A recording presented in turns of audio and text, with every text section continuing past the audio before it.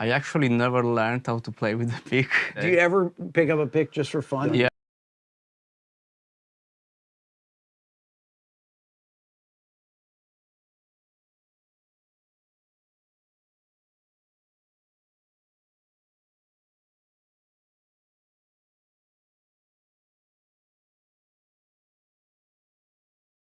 We've been following very closely the Arab and Muslim revolt against Joe Biden's 2024 candidacy, which has really spread across multiple swing states now, but the epicenter of that earthquake, if you will, is in the state of Michigan.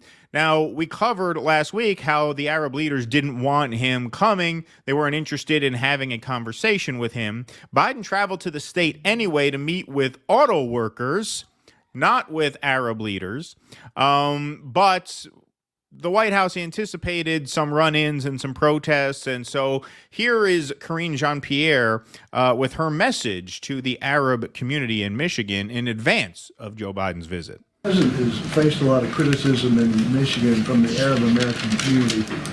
What did he say? What's his message to them, those who feel disenchanted by the Gaza operation? So a couple of things. Obviously, as Armor was asking me, tomorrow he's going to be going to Michigan. It's going to be a political organized trip that is going to be done by the campaign. So any itinerary or pieces like that are related to that particular trip, the campaign could answer to that more broadly, obviously. But what I would want to say is that the president has met with Americans with varying opinions about the conflict that we're seeing, sadly, in Israel and Hamas. Officials at the White House have had numerous conversations and in regular contact with Muslim and Arab Americans, leaders in Michigan and across the country. Hopefully Sam is okay. Get some water. Concerned for him. Look, the president's going to continues to believe that Israel has a right to defend himself. They have a right to defend itself as long as they continue. It is done in accordance of international humanitarian law. So I love that. Did you see that? Did you see that slip up? First of all, look how nervous she is. Karine Jean-Pierre, she comes out of MoveOn.org. She's probably to the left of Joe Biden. I'm sure she has a lot of, SJW, like progressive sensibilities. Mm-hmm. Yeah. And a lot of those SJW types are out on the streets protesting for a ceasefire. So I think she's pretty against what she's saying right now. You could tell she's sort of stammering and backing up and very hesitant. She seems pretty nervous, but look at what she says here.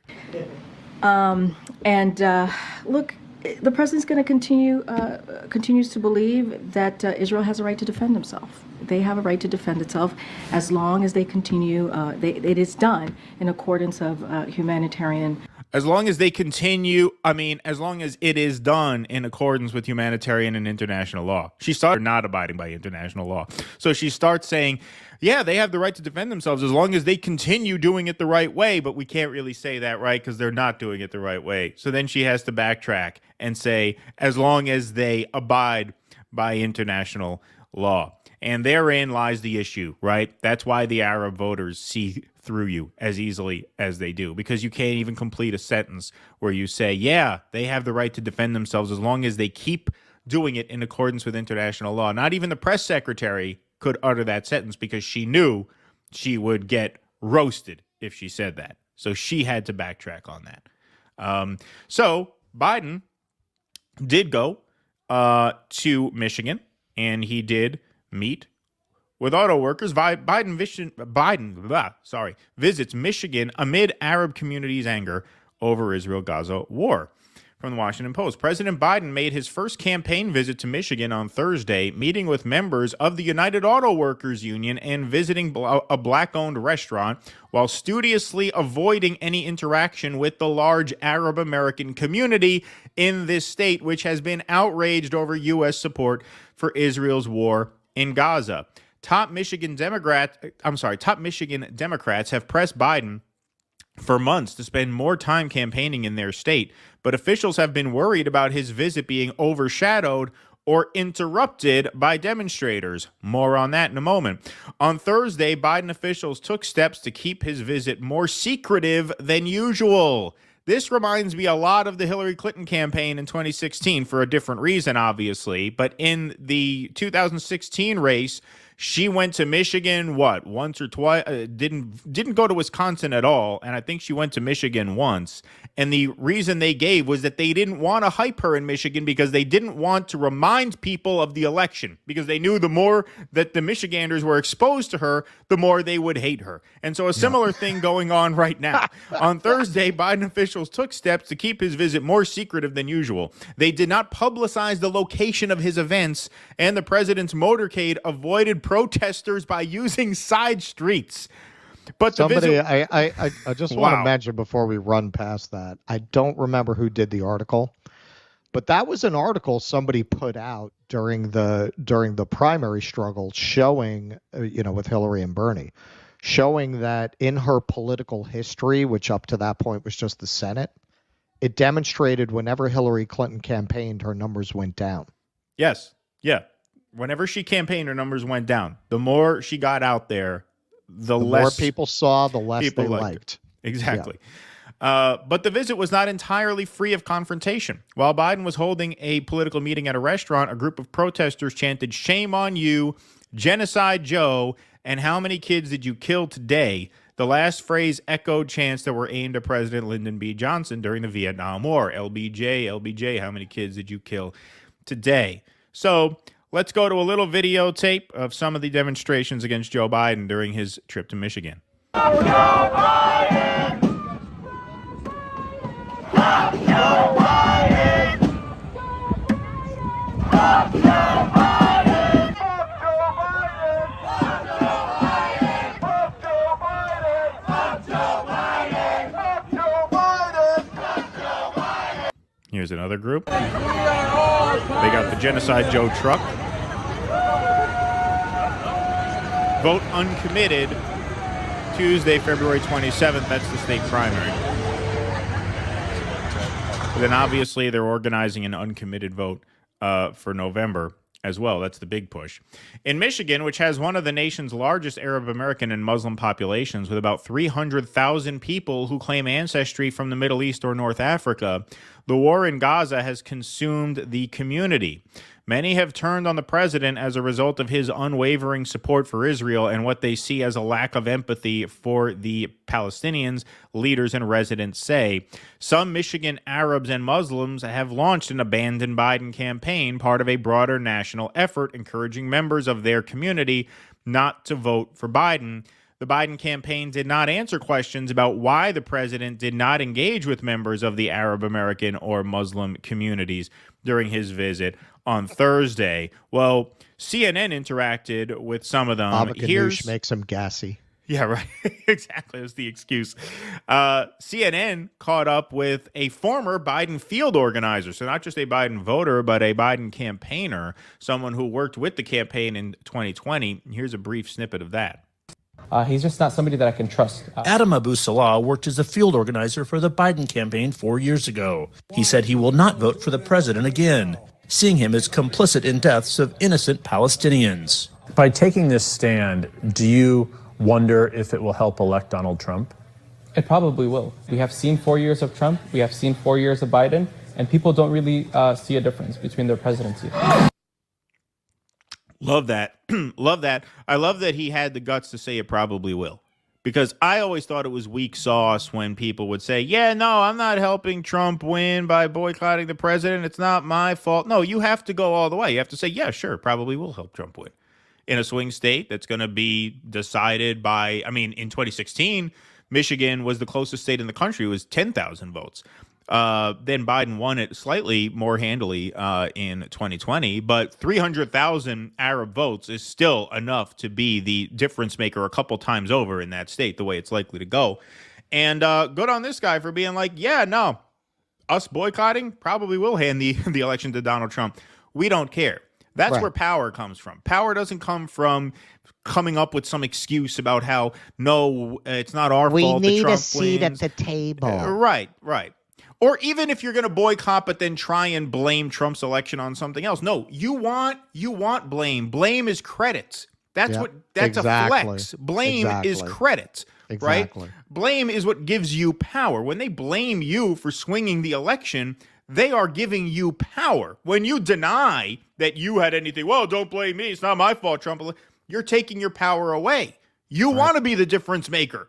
Right? Every voter should want to be the difference maker between red team winning and blue team winning. Whoever makes the difference is the most powerful voter in the country. Everybody should want that. Everybody should want that. You don't deny that. Don't push that away. And we've seen over and over and over again. Progressives, no, it's not our fault. You have to come for our vote. Don't feel entitled to our vote. No, fuck that. Say yes. Yes, we're likely to swing the election to Trump, and we don't care. See how they react to that. I know how they react to that because I've said that to these people. They don't like that. They expect you to squirm. They expect you to try and wiggle out of any responsibility for a Trump win. No, you sit back and you say, yes, we are going to swing the election to Trump. Well, this is why Roe v. Wade got overturned. Because for 2 generations, the Christian right said, fuck it, we'll let the Democrats win. Right. If you don't serve our agenda. Yep. And that's how they got what they wanted. Yep. Right? I don't like what they wanted, but tactically, they were correct. They always made it very clear, if you do not deliver on our issues. I mean, over time, they got more and more radical. At first, lip service was enough. But then when they saw that Republicans like Bush the first were just paying lip service and weren't going to actually deliver, by the time you get to Bush the second, they've made it clear, no, we'll just not vote for you if you don't actually do it. And that was how they got their justices, and that's how we got here. If the left doesn't do that, you're never going to have any control. And granted, you're going to get a kind of shit from the media and the establishment at a whole different level. But if you can't take that, man, you deserve what you get from the political system. Fuck them.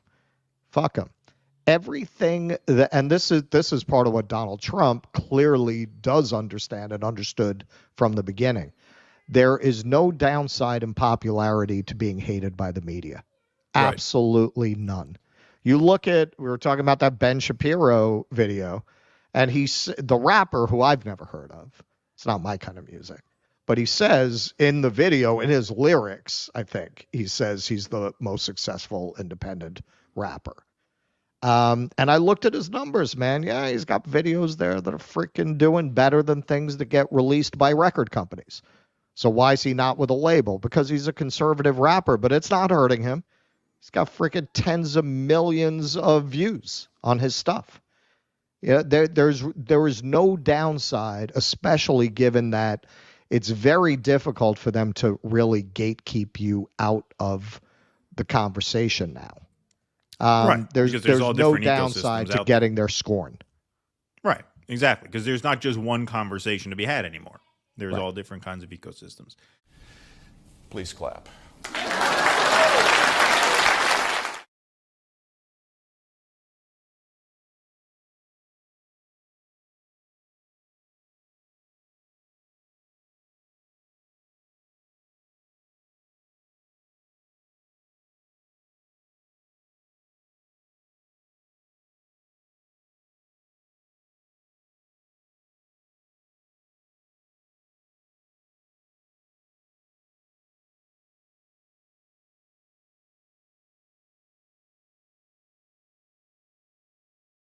This is a clip from our documentary Ruckus. The full movie is available for free on this platform. Just click the link in the description to watch the full thing.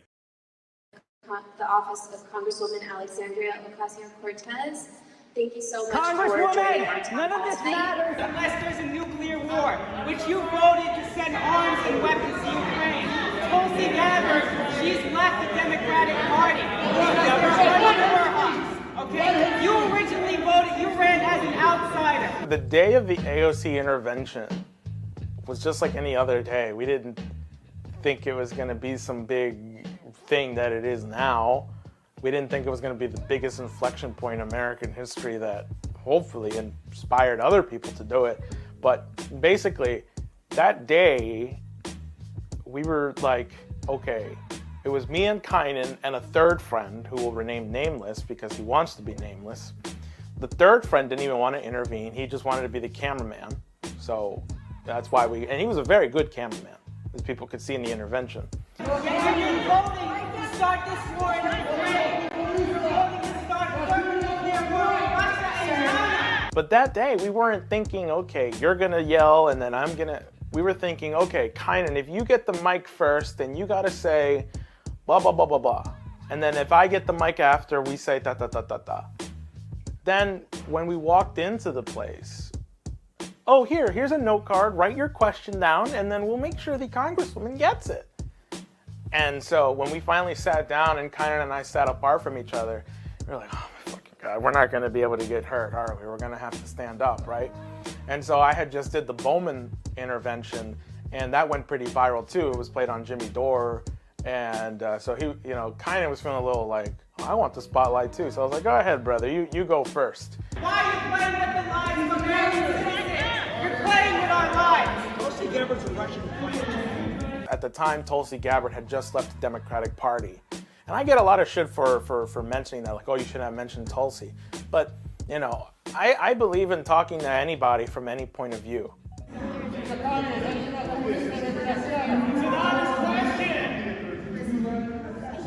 I'm not asking you to respect me. I'm not asking anybody. All right, y'all. I'm not asking anybody here to respect me. I'm asking you to respect your neighbors. Kynan went off, and he got dragged away. And then I went off.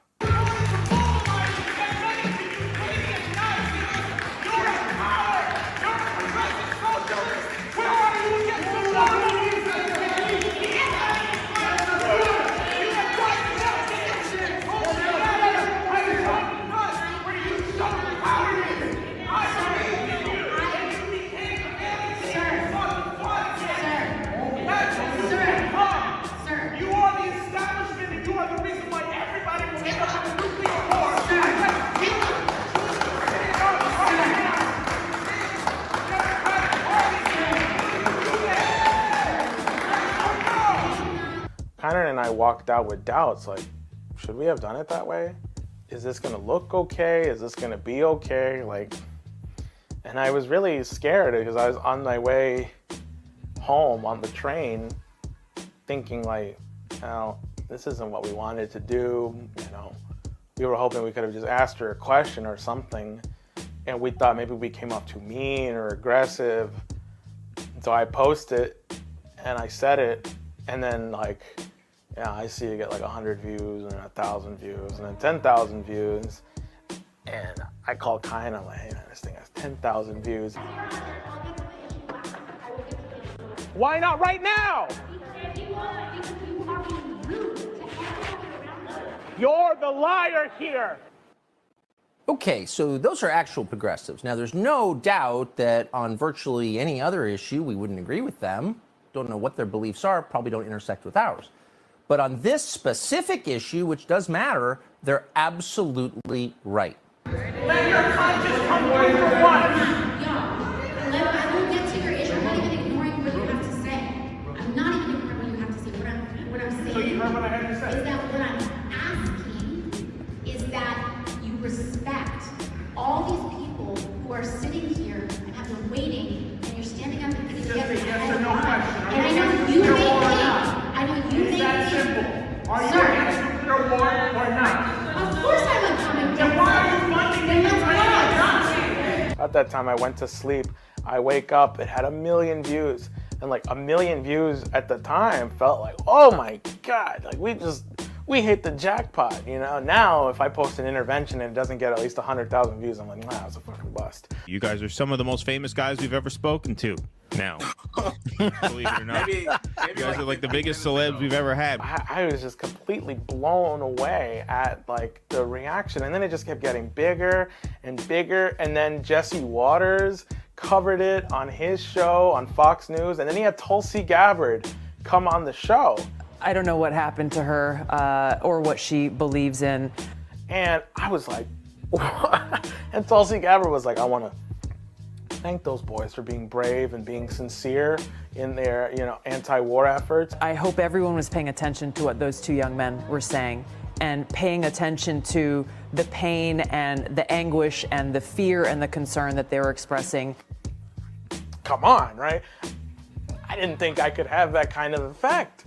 And then Tucker Carlson did it. I was like, oh shit, that's like the most viewed, conservative news source, everything, right? Her response, "You are being rude. Oh, you're being rude now," says the very same Sandy Cortez who instructed activists to terrorize their political opponents. Quote, "The whole point of protesting is to make people uncomfortable." Oh, is that right? So they were kind of following your instructions, weren't they? Honestly, I was very happy to see the unity between the disgruntled left. So people who were upset with the Democratic Party, who may have left the Democratic Party, people who maybe were like, I'm on the left, I think we should have like a socialist-like government. We thought AOC was the real deal and we're not. Agreeing with people who were conservatives, for a moment there was this beautiful window. Everybody was saying the same thing. This intervention was legit and it was good. So how did you feel about AOC's dismissive reaction to your intervention, claiming you're not really anti-war, that you're in a cult? I think the fact that she had to respond at all showed that we really kicked her ass on that, because the best PR strategy in anything is ignore and let it go. And if they can ignore it, well, that means we had a real breakthrough on something.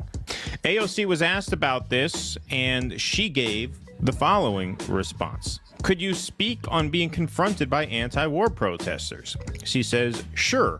They were actually not anti-war protesters. They were right-wing Trumpers, and some were LaRouche cult members, not progressives as they claimed. Their own social media history shows this. So now they got to send the pro-war shit-lib army out to defend AOC and smear the activists. You guys think I was making this up? So this is Mehdi Hassan. This is one of the dumbest things I've ever seen. What? Screaming hysterically about opposing war while praising Tulsi Gabbard, avoiding any mention of Putin, and blaming AOC. It was a stunt that they do from time to time. Last time they showed up to a town hall yelling about eating babies or something. It's a thing they do to go viral and draw in people. One protester accused AOC of voting to start this war in Ukraine. So this is Mehdi going after you. God know who else have chimed in since before you go to AOC's tweet though, just like I heard of Mehdi's name. Who is he?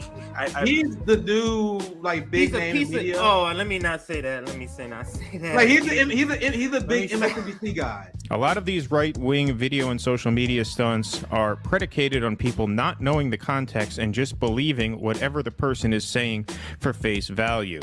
For example, in the video, they cut out the part where they waited to yell until a deaf constituent was trying to ask a question so it would look like everyone was mad at their words instead of the fact that they were harming a person with a disability. She initially tried to dismiss it by saying that I was speaking over a deaf constituent, or that Kynan was speaking over a deaf constituent, which, total lie, by the way. People can just go back to the live stream and see they were reading a question that came in via email from a deaf constituent. If you don't believe me, just go into her town hall that she live streamed, go to about 49 minutes or so.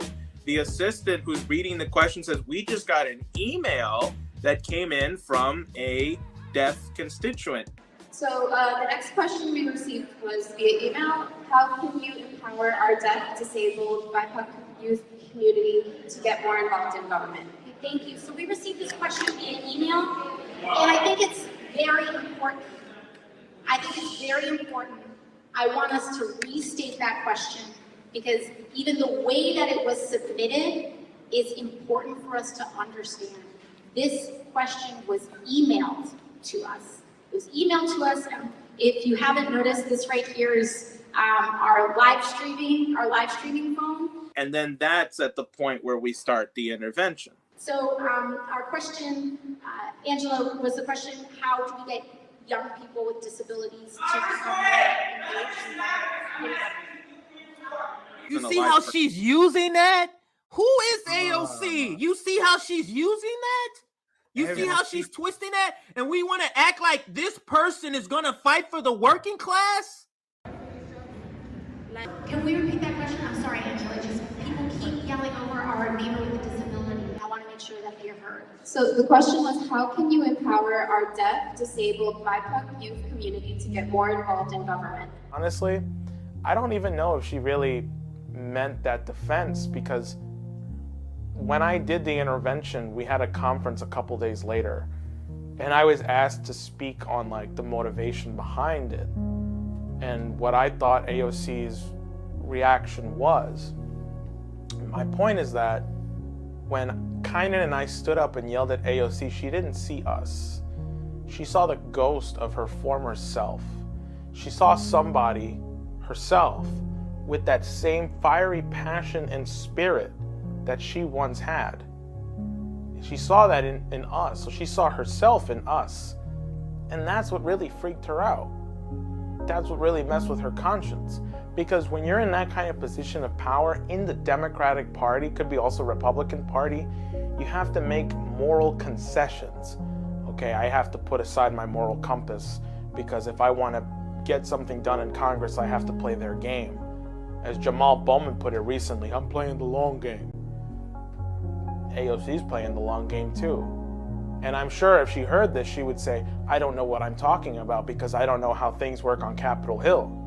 You know, things aren't as great as I'd like them to be. You have to do this and that. You have to work with this person and that person in order to get what you want. But there was once a time when AOC was saying, I don't care if I'm a one-term congressman. You have to go cause a ruckus. And I think what freaked her out is that she was on the other side of that. And that's what happened. And that's what she saw. And that's why she was forced to respond, because she had to make it make sense in her own mind to justify what she's doing right now, which is voting for arms and weapons to Ukraine, funding this proxy war, funding Azov Battalion. It's the only way she can live with herself.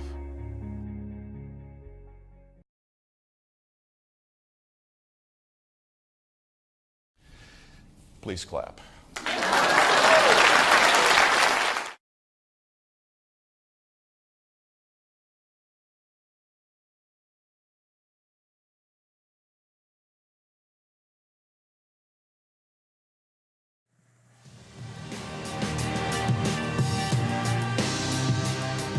MSNBC's Joanne Reed had a hot mic slip-up while delivering a report on the situation at the southern border yesterday.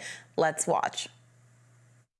Over the weekend, President Biden said he's ready to take action if Congress is serious about solving the border issue.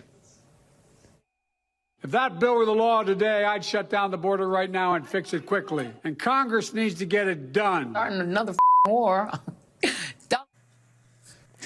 Now, Reed addressed the moment later in the show and apologized.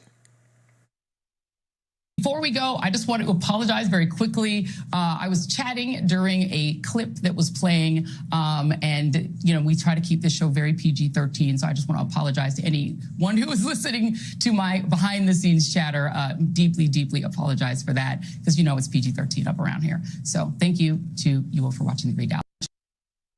No worries, Joy. I know that happens sometimes. While some are hopeful a border deal could make its way to President Biden's desk soon, former President Donald Trump seems hell-bent on making sure that never happens. On his website, Truth Social, Trump posted, quote, "A border bill is not necessary to stop the millions of people pouring into our country. They are using this horrific Senate bill as a way of being able to put the border disaster onto the shoulders of the Republicans. The Democrats broke the border. They should fix it. No legislation is needed. It's already there." Trump appears to have allies in the Republican-controlled House, where Speaker Mike Johnson posted, quote, "Any border shutdown authority that allows even one illegal crossing is a non-starter. Thousands each day is outrageous. The number must be zero." Trump's aggressive stance against a border deal comes as Biden seems to recognize the severity of the crisis in the South. At a campaign stop in South Carolina, Biden said if the proposed legislation became law, he would shut down the border if necessary. It also give me, as president, the emergency authority to shut down the border until it could get back under control. If that bill were the law today, I'd shut down the border right now and fix it quickly. When pressed on what shutting down the border actually meant, White House Press Secretary Karine Jean-Pierre seemed unable to define it. Here she is at a presser yesterday. There are different definitions, right, of what that looks like, of what actually shutting down the border looks like, right? All right, that may be true, but the legislation is what's being debated right now. And what seems clear, even Republicans seem to be acknowledging, is that there is a lot of what they asked for in this, what is it, an $8 billion package. But what they're also telegraphing really loudly, not just in Donald Trump's Truth, but other Republican members of Congress, they're saying, this is Kevin Cramer, a Republican from North Dakota, quote, a border deal that actually reduced the flow of illegal immigration, that would be good for President Biden politically.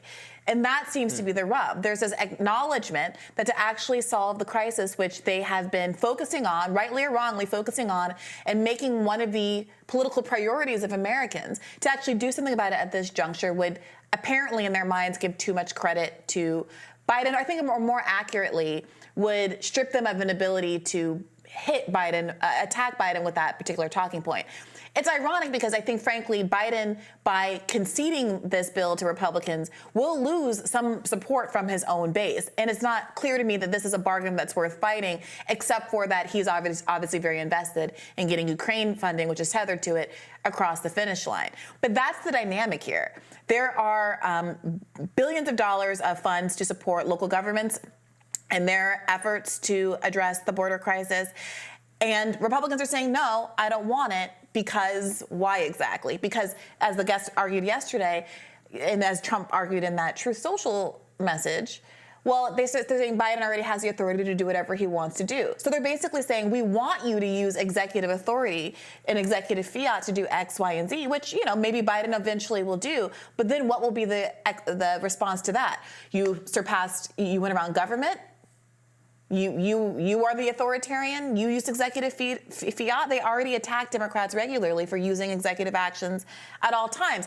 So it is becoming a very confusing game of hot potato here. So I agree in part and I disagree in part. Sure. I think that, look, I'm not naive and no one should be naive. Of course, Republicans don't want to help pass a bill right now, which they don't want to give Joe Biden any kind of win. They want to keep his momentum as a president is stalling, and I think political considerations are absolutely a part of this. Now, the guest we had on yesterday talked about, maybe people should go watch that interview, talked about things he thought the President Biden did have the authority to do right now, absent legislation that could help. Now, one reason that illegal border crossings are way, way, way up, and they are, I looked at the numbers, they are way up over the course of the last few years, has a lot to do, or something at least to do, with the expiring of that Title 42, the pandemic era policy. But Biden tried to keep that in effect. Let me finish. Yes. Sure. So, but that is an example of legislation. So, if you want to keep that going, you could pass a law. I mean, it wouldn't make any sense because it was designed to keep COVID out of the country, right? Which is totally arbitrary. Which is not something that you want to do. But that is an example of an authority like that. I don't think President Biden. I don't think any president should have the authority to expel people for that reason because it's a BS reason. All that said, look, the bill proposed has caps at 5,000. We're debating what the actual caps are, but I mean, the Republican base, the conservative base, has been furious about illegal immigration for 20 years. That they were mad about back in the aughts when it was kind of overlooked as an issue by Republican elites at the time. Zero is what the Republican base wants. So a bill that codifies or enshrines a threshold of illegal crossings that then it's okay to do something about it. I think many Republican vote, not just their representatives fighting this for political reason, but the actual voters will be furious. And the way this is being received by conservatives, I'm reading on social media, is that Langford has committed one of the greatest betrayals of the Republican Party in recent memory. I saw all sorts of people talking about, like, why did Trump endorse this guy? Who were his opponents last time? Can we get him a new primary opponent? There is fury at him and at this bill. So. Again, I'm not, that's just the reality on the right. For my part, I don't. Republicans are giving the game away by saying we're not going to endorse any border legislation unless the crossings are zero. There hasn't been a time since before human beings crossed the Arctic land bridge into North America. The border crossings between what is now Mexico and what's America has ever been zero. There wasn't a federal government then to stop that. There is now. They're saying in the policy at no should be day zero. during the Trump administration was the immigrant crossings ever zero. At no day during any presidential legislation administration in the history of America, border crossings ever been zero. And on no days are there zero murders, but it's still the goal. But that's not the point, Robbie. The policy is zero murders. This is like saying, I will pay you what you're owed on the day that you don't breathe. It's letting myself off the hook from ever having to pay you sums that you are owed. The Republicans are intentionally setting a bar that cannot be met. At no point are border crossings zero. Well, right, but the bill sets a bar that they're not willing to accept. Okay, fine. They want to set the bar as zero. And again, this is not coming from me. This is what they're saying. Robbie. Set the bar at zero. That's not true. And enforce it to get it to zero. That's not true. They could say the new number is X. And that could be a potential reasonable number. They could look at, let's say, hypothetically, the average daily border crossings under Donald Trump, average it out over the course of the 4 years of his term, and say this is the number that at which all of the provisions in Biden's bill. I mean, the border apprehensions are now. Yeah, but I'm not disputing that, Robbie. The question is whether or not Republicans are obstructing legislation that could bring border crossings down, that already is very, frankly, draconian policy with setting a low number of 5,000, that if it's violated, kicks down to being like 3,500 for weeks until it gets back, until it's below 5,000 for weeks and weeks and weeks, which is about on par for what the average border crossings were when Donald Trump was in office. But instead of saying that that's a number, or 2,000 is a number, or any other number that could be at all tethered to reality, they're saying if a single person, unless you can find a policy that magically prevents a single person from ever crossing the American border, we're not going to pass it. And that is plainly a political choice. I mean, the policy, from my standpoint, just seems pretty arbitrary. Well, why 5,000? Why not 4,000? Why not 6,000? Why not? Well, yeah, and so I don't want to support it then. I mean. If it's a families, they're going to be dealt differently than if it's a single individual, and it depends their country of origin. We can send people back to Mexico, but we can't send them back. That's not arbitrary at all. You treat families differently because of the public bipartisan outroar about the idea of families being separated. People think that's horrifying. People with families understand that that's horrifying. Trump got a lot of blowback for it, and nobody wants to go into that space again, Republican or Democrat. It's not arbitrary. It's humanitarian. All right. Well, I think Republican primary voters feel differently, but that's where the crux of the opposition to this policy. Well, people who live in Texas and people who live in parts of the country that are actually they want the border crossings brought down to zero. Yeah, they're not going to get it because they're not going to get it if they co-sign this policy because it doesn't do anything until it gets to 5,000. Not true. First of all, border crossings are already over 5,000, so the policy would immediately go into effect. So what are you talking about? What the Republicans are saying is we're not doing anything. There's a horrible crisis on the border, but we're not going to do anything about it for 10 months. Because as much as we're hand-wringing about how this is a threat to national security, and now ISIS is going to come over the border and all of the wild things that are being said, and the legitimate concerns that people have about safety and the burden on the social safety net and those kind of things, we're going to do nothing about it for 10 months because it's more important for us to get a few more jabs in at Biden, who's going to lose anyway in all likelihood, polls suggest, than to actually address the crisis that I'm purporting to think is so important. That's the stance of the Republican Party right now. There's a Republican Party in no uncertain terms that is thwarting any effort to address the crisis that they say is a public priority. I think that's part of it, but also there is sincere opposition to this bill in particular, Robbie, for the reasons do you know if I say that I won't support any bill that doesn't achieve something that's unachievable, that's constructively saying there's no bill that I'm going to support. I don't think they think it's unachievable. Zero border crossings? Well, it could say, I mean, the plan could say that there's a shutdown of the border until we achieve zero border crossings, which is what that's what Republican voters want. So they just want some Republican political leader to actually propose that and give that to them, which is why they picked Trump in the first place. What does it mean to shut down the border? To have more border security, to have the barriers that the Supreme Court is ordering taken down so the Biden administration can get rid of them. You know that the Supreme Court, because you sat here right now and agreed with me, you know that the Supreme Court did not order them to take any barriers down. Allowing them to take them down. Was that federal border enforcement workers can do what they need to do to enforce the border without interference from state actors. They're taking down the barriers. They're taking down some razor wire that was put up. That so federal they can law deport more people? So that because the federal law enforcement border security agents were saying that it was impeding their ability to patrol and protect the border. That is the rationale. So you don't have to like. I remember a day when federal border agents were the heroes that people wanted to fund more. Now Republicans are saying don't fund them, don't help them, obstruct them, and that apparently is going to help the border crisis. I'm not even giving you what my perspective is. I'm giving you what my understanding of the conservative perspective is. So you can take that or leave that. More Rising after this.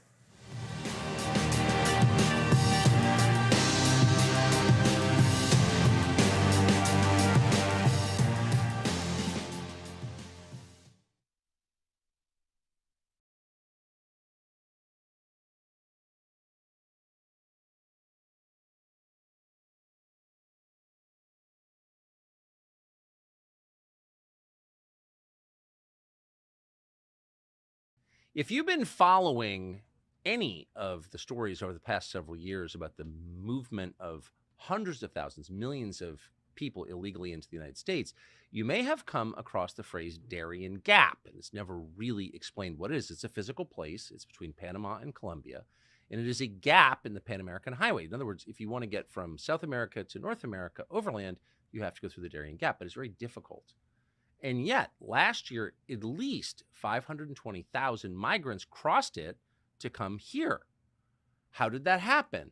What is it? What is going on in the Darien Gap? It's the key, in some ways, to this story, this immigration story. Well, almost no one has taken the time to go to the Darien Gap and find out what's happening there. Leave it to a world-renowned biologist to do that, not a journalist, a biologist. That would be Dr. Brett Weinstein, who is the host, along with his wife, Heather, of the Dark Horse podcast. And he was just there last week because he wanted to see it for himself. We're honored to have him join us now to tell us what he found. Dr. Weinstein, thank you so much. Very good to be back with you, Tucker. So can you, that was my feeble attempt to ad-lib an explanation of the Darien Gap, but can you a little more precisely tell us what it is? Sure. You did a pretty good job. The Pan American Highway is a road that literally goes from Prudhoe Bay, Alaska to the southern tip of South America. It is unbroken but for a 60-mile stretch between Panama and Colombia. It is not a canyon, as many people imagine the gap must be. It's an impenetrable piece of jungle, and the road has never been completed there, not because it's technically impossible to do, but because the combination of the difficulty of putting a road through that jungle and the danger of doing so has meant that North and South America have been separated in this way for the entire history of that road. So you often hear people say it's a perilous journey to get across that 60 miles of the Darien Gap.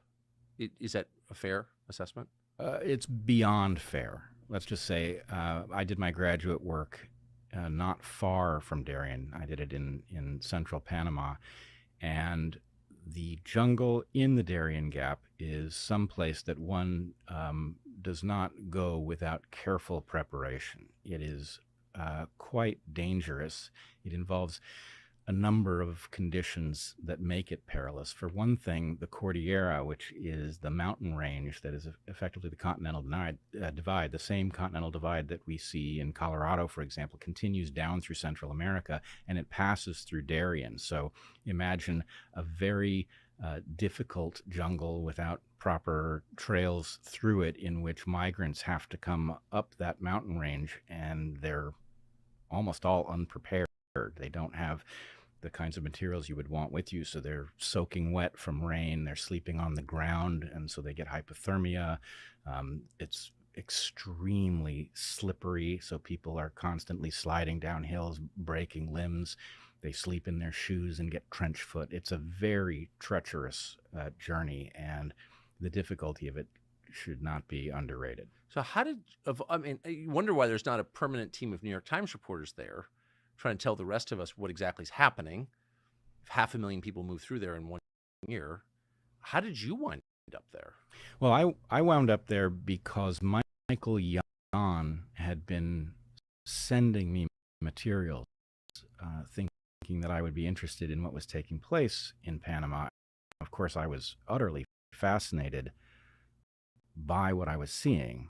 Now, some of your viewers may not know Michael. Michael is a former Green Beret who has refashioned himself. Well, the last time I was on your program, I talked about Goliath. Yes. And if there's a Goliath, there's a David, and I would argue that Michael Yon is like David's eyes. He's been traversing the world trying to understand a story that as yet has no name, and that story is partially in the Darien of Panama, and it's all sorts of other places, including in various UN installations. There's some story that is difficult to piece together, and he's been physically traveling to all of its various epicenters and showing people. And that is the story of mass migration. Mass migration, I now think, is a piece of it. Now, when I went to Panama, I had a hard time explaining to myself why I was going, because those are the best trips, aren't they? Yes, they are. The serendipity of it is important, but it was hard for me to justify in my head going to such a place when it wasn't going to change. You know, the videos he had sent me were quite clear. So what was it I was going to learn by standing there that I couldn't also learn by looking at these things? Well, I'm very glad I went, because it did actually radically change my understanding of what I was looking at for reasons I better understand now. One needs to see the physical relationship between the various sites that he showed us in order to really piece together what this story is. So you went, if I can summarize what I think you're saying, because you're a researcher and you wanted to know what's actually happening.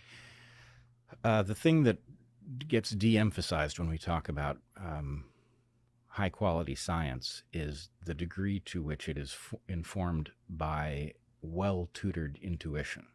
So I had a sense that I needed to see it for reasons that my conscious mind wasn't certain of at the time, and I followed that, and I'm very glad I did. Follow your instincts. Boy, that is the lesson of so many moments in life. So what did you find, and what did you conclude? Well, I concluded a number of things, and the whole thing was so mentally disruptive that I'm still in the process of unpacking what it was and debating with myself about what it means. But I'll give you some basics. But I do have to ask something of your audience. There's part of this that is just me reporting what I saw and what I learned from Michael and others on our trip. And there's part of it that's me speculating, and I'm trying to do it as responsibly as possible, because a great deal hinges on what the actual explanation for what we looked at is. So when I'm speculating, I'm going to be careful to tell you that that's what I'm doing, and people should, treat hypotheses as hypotheses and nothing more. But the first place that this trip really changed my understanding was I went down thinking that I was going to see a migration. And other people have called it an invasion. And there's something troubling to me about the tension between these two things. I mean, which is it? And I came away with the sense that it's probably literally both. And the way that manifests is you have a massive movement of people through the Darien from Colombia. Now, I did not know when I went down. I now know that most of those people actually start in Ecuador.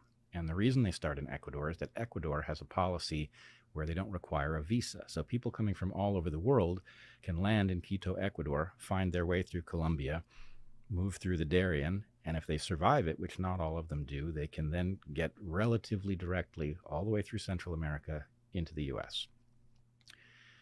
But that's not all that's going on. So we went to several of the, I guess you would call them, transit camps. These are places where people who have come by whatever route to Darien, where they recover if they're injured, and they have to accumulate money, because even if they set out on their journey with enough money to buy a bus ticket to get them through Central America, by the time they've come through Darien, almost all of them have been robbed. And much worse, actually. People are being robbed, women are being raped, and lots of people are dying. The migrants talk about stepping over bodies in Darien, and for somebody with experience in these kinds of jungles, it's not hard to see how, without a support network, the kinds of stuff that can happen in a jungle can become deadly very quickly. Things can spiral out of control. So you have all of these migrants from all over the world. Many of them are South American, but that is by no means the whole story. People are coming from the Middle East. We met Afghans, we met people from the Caribbean, Haitians, there are people from Yemen, Iran. It's shocking, really. This looks superficially like the migration of Central Americans that you and I remember from when we were kids. Yes. And there is some of that, but that's not the whole story. Now, there's a camp we went to called Canán Membrillo. It's on the Canán River at the town of Membrillo. And Canán Membrillo, we were allowed to walk around at will, and we could interact with the migrants at will. We were allowed to take pictures. There was no concern about this. We just had to check in with the Senafront. The Senafront is the Panamanian Border Authority. But once we had checked in, we were on our own, and people were interested in talking, including migrants. So we had many conversations with migrants. And these migrants, I have to tell you, when they come to the southern border of the U.S., they get through on the basis that they are political refugees. They aren't. When we talk to them in the transit camp, everybody tells the same story. They are fleeing economic collapse, and they are fleeing in the direction of what they perceive to be economic opportunity. And of course, in American law, these two things are very different. We protect people who are seeking political asylum, but we do not offer automatic economic asylum. And the reason for that is fairly clear, which is that in order to protect people economically, we end up robbing Americans of their economic well-being. And that's just not something that people are entitled to, no matter how much compassion you may have for people fleeing Venezuela. It is not our responsibility, especially not without some sort of a plan, an agreement about how many people are going to come through and in what way we're going to take care of them and how that's going to get paid for. We don't do that. But in any case, you get the same story from everybody. They're fleeing an economic crisis, and they're moving north, and many of them have terrible stories about what happened to them in the Darien Gap.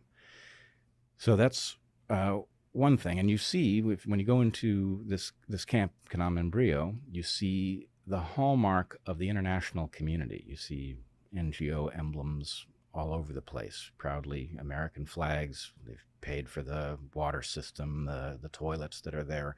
The United States government is facilitating this economic migration, and it's unmistakable, as is an organization called the IOM, which is the International Organization for Migration. It's a branch of the UN. And if you read their charter, you will discover that this organization believes that migration is an inherently good thing, that it's always good. And so they see it as their job to bring it about, to facilitate it. And in this case, that's particularly tragic because their desire to induce people to migrate is causing people who are woefully unprepared for the Darien Gap to try to make that journey. And the humanitarian tragedy is immense. So the UN, of which the United States is, I think, the largest donor by far, is paying for this with the U.S. government. Yep. Apparently they are. Now, Panamanians are largely unaware. Some are aware that there's a migration, but in large measure, this migration, once it gets through the Darien Gap, boards buses, and effectively what I now understand is that all of the countries in Central America are effectively waving the migrants through because those migrants are not going to stop in these countries. As long as they keep going to the U.S., these countries are willing to remain silent about it. Now, in 1991, Heather and I actually traveled the other direction through Central America, through all of the countries south to Costa Rica. And all of those borders are tightly controlled. Oh, I've been, yeah. And so it is very surprising to find those controls are effectively lifted here. That's clearly the result of a massive coordination. And of course, it's resulting in a large migration. But what I was going to tell you about the fact that this migration doesn't appear to me to be just one thing is that we went to another camp called San Vicente. And everything in San Vicente is different than it was at Canán Mombrío. San Vicente, first of all, it's not a town. This is a camp that is built as a transit camp. It's built of containers and various objects to house people. And it is almost entirely Chinese. Now, there were Chinese folks. Chinese. That's a long way from China. It sure is. And what's more, in this camp, the rule that you're able to go in and walk around and talk to people is not in evidence. The Senafront, the Panamanian border control, actually forbid us to go into the camp. So we had to stay on the outside of it. We were also forbidden to photograph it. So what photographs we have were taken covertly. But the most striking thing... Wait, may I ask, is it the government of China? Do you believe that's funding this? Well, let me tell you the other thing I found, and then I think the answer to that will become clearer. Outside of the San Vicente camp, the Chinese migrants are, you can interact with them. There are a couple of shops where they go to buy water or snacks or whatever. And so you can interact with them at those places. They are the opposite of forthcoming. They have no interest in talking to outsiders. And I've been to dangerous places before. I've been to places where people fear their government and can't talk to you because they feel it's not safe. This didn't feel like that at all. This felt like people who did not want to share information because it would be a mistake to do so. And what's more, there was an incident where Michael, who has lived in China, he's been all over the world, and he started up or tried to start up a conversation with a guy who claimed to be from Korea. And Michael tripped him up and got him to speak Chinese. And then there was uproarious laughter at the fact that he had tried to pull this caper on Michael. So it is not a friendly migration. These Chinese folks who are overwhelmingly male, military age, there are women present. I realized only this morning that in thinking back, I saw few, if any, children in the Chinese migration. They were everywhere in the other places we visited, but they were not present, as far as I remember, in the San Vicente camp. So what I have pieced together, and this is a place where I'm going to speculate. This is a hypothesis. This is not a conclusion. But what I began to suspect was that the Chinese migration is actually being cloaked by the economic migration coming from South America.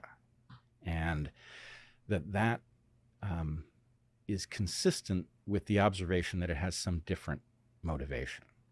Now, I learned from Michael that the Chinese migrants in the San Vicente camp largely bypassed the Darien. Because they have money, they can go by boat and they can skip most of the peril of the Darien Gap. And in any case, it's a very different phenomenon. And to see it housed so separately is quite conspicuous. I do not know what the rationale for this Can you would estimate, do you have any sense of how many Chinese, these are Chinese nationals? They seem to be. How many did you see, Ish? Talking 60 or 600 or? It's very hard to say because we were held at one edge of the camp. So I probably saw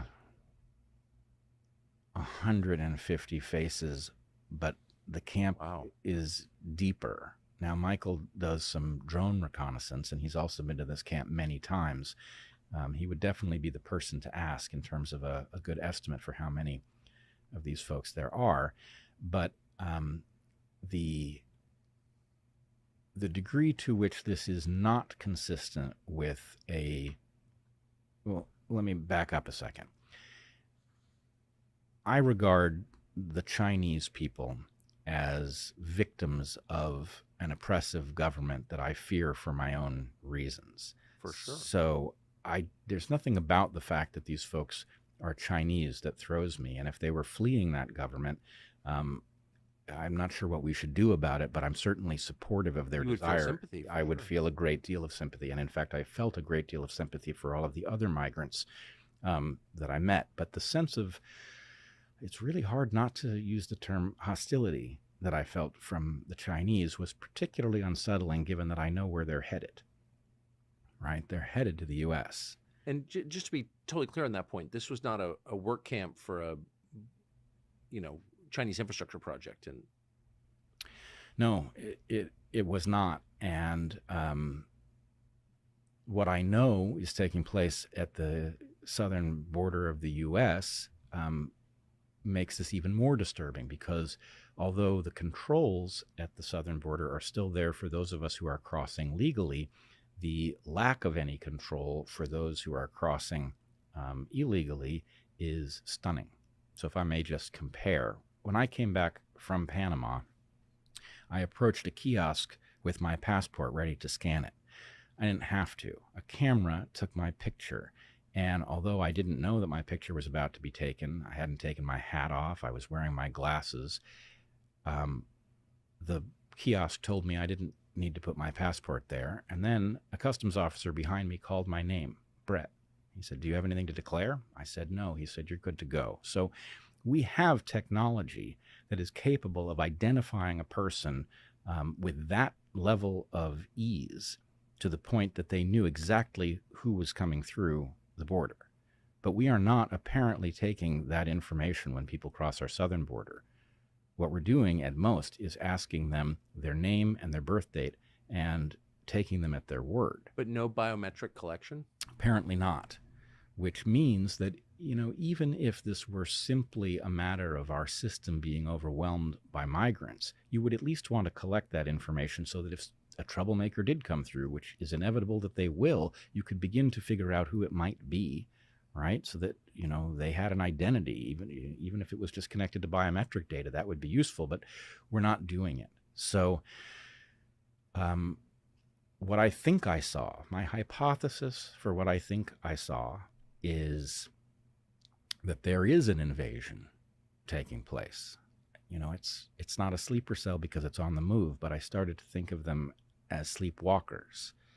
And there's also a massive migration, and the migration is causing us to have difficulty discussing the invasion, which is a distinct phenomenon. And different simply from desperate peasants from poor countries coming here for work. There was no desperation in evidence, and Michael also gave us a video, which I can't establish the origin of, but it is a Chinese cartoon set to happy music of a migrant moving through Central America, changing modes of transportation, and it basically indicates, here's the route you will travel. Now, was it produced by the CCP? I can't be certain of that, but that certainly is suggested, that this is a message about how to make this journey. For what purpose, I don't know. But I do not believe that the people I encountered had left China without the knowledge of their government.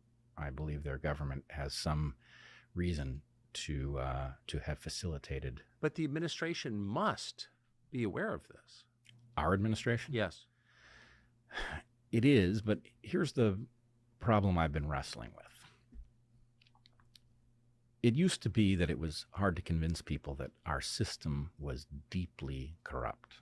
Back in the days when those of us who were focused on this issue used to talk about campaign finance reform, right? It was a problem, that you could grapple with. It was of that scale. Now it's like a whole different level of corruption, right? And here's the question that I've never heard a good answer to. What stops our enemies internationally from buying influence over our system in the same way that corporations do and did? I can't think of anything, and I've never heard patriotism. Right. Sorry, just kidding. I don't think there is any such safeguard. And if there is such a safeguard, I would like to know how often it has been triggered. Certainly our enemies will have noticed that we have a system that's pay for play. And it's certainly, I mean, it's perfectly in keeping with Sun Tzu, at the very least. It would be far cheaper, easier, safer from their perspective to persuade us to harm ourselves than to go to war with us. So again, I don't know. I'm a biologist.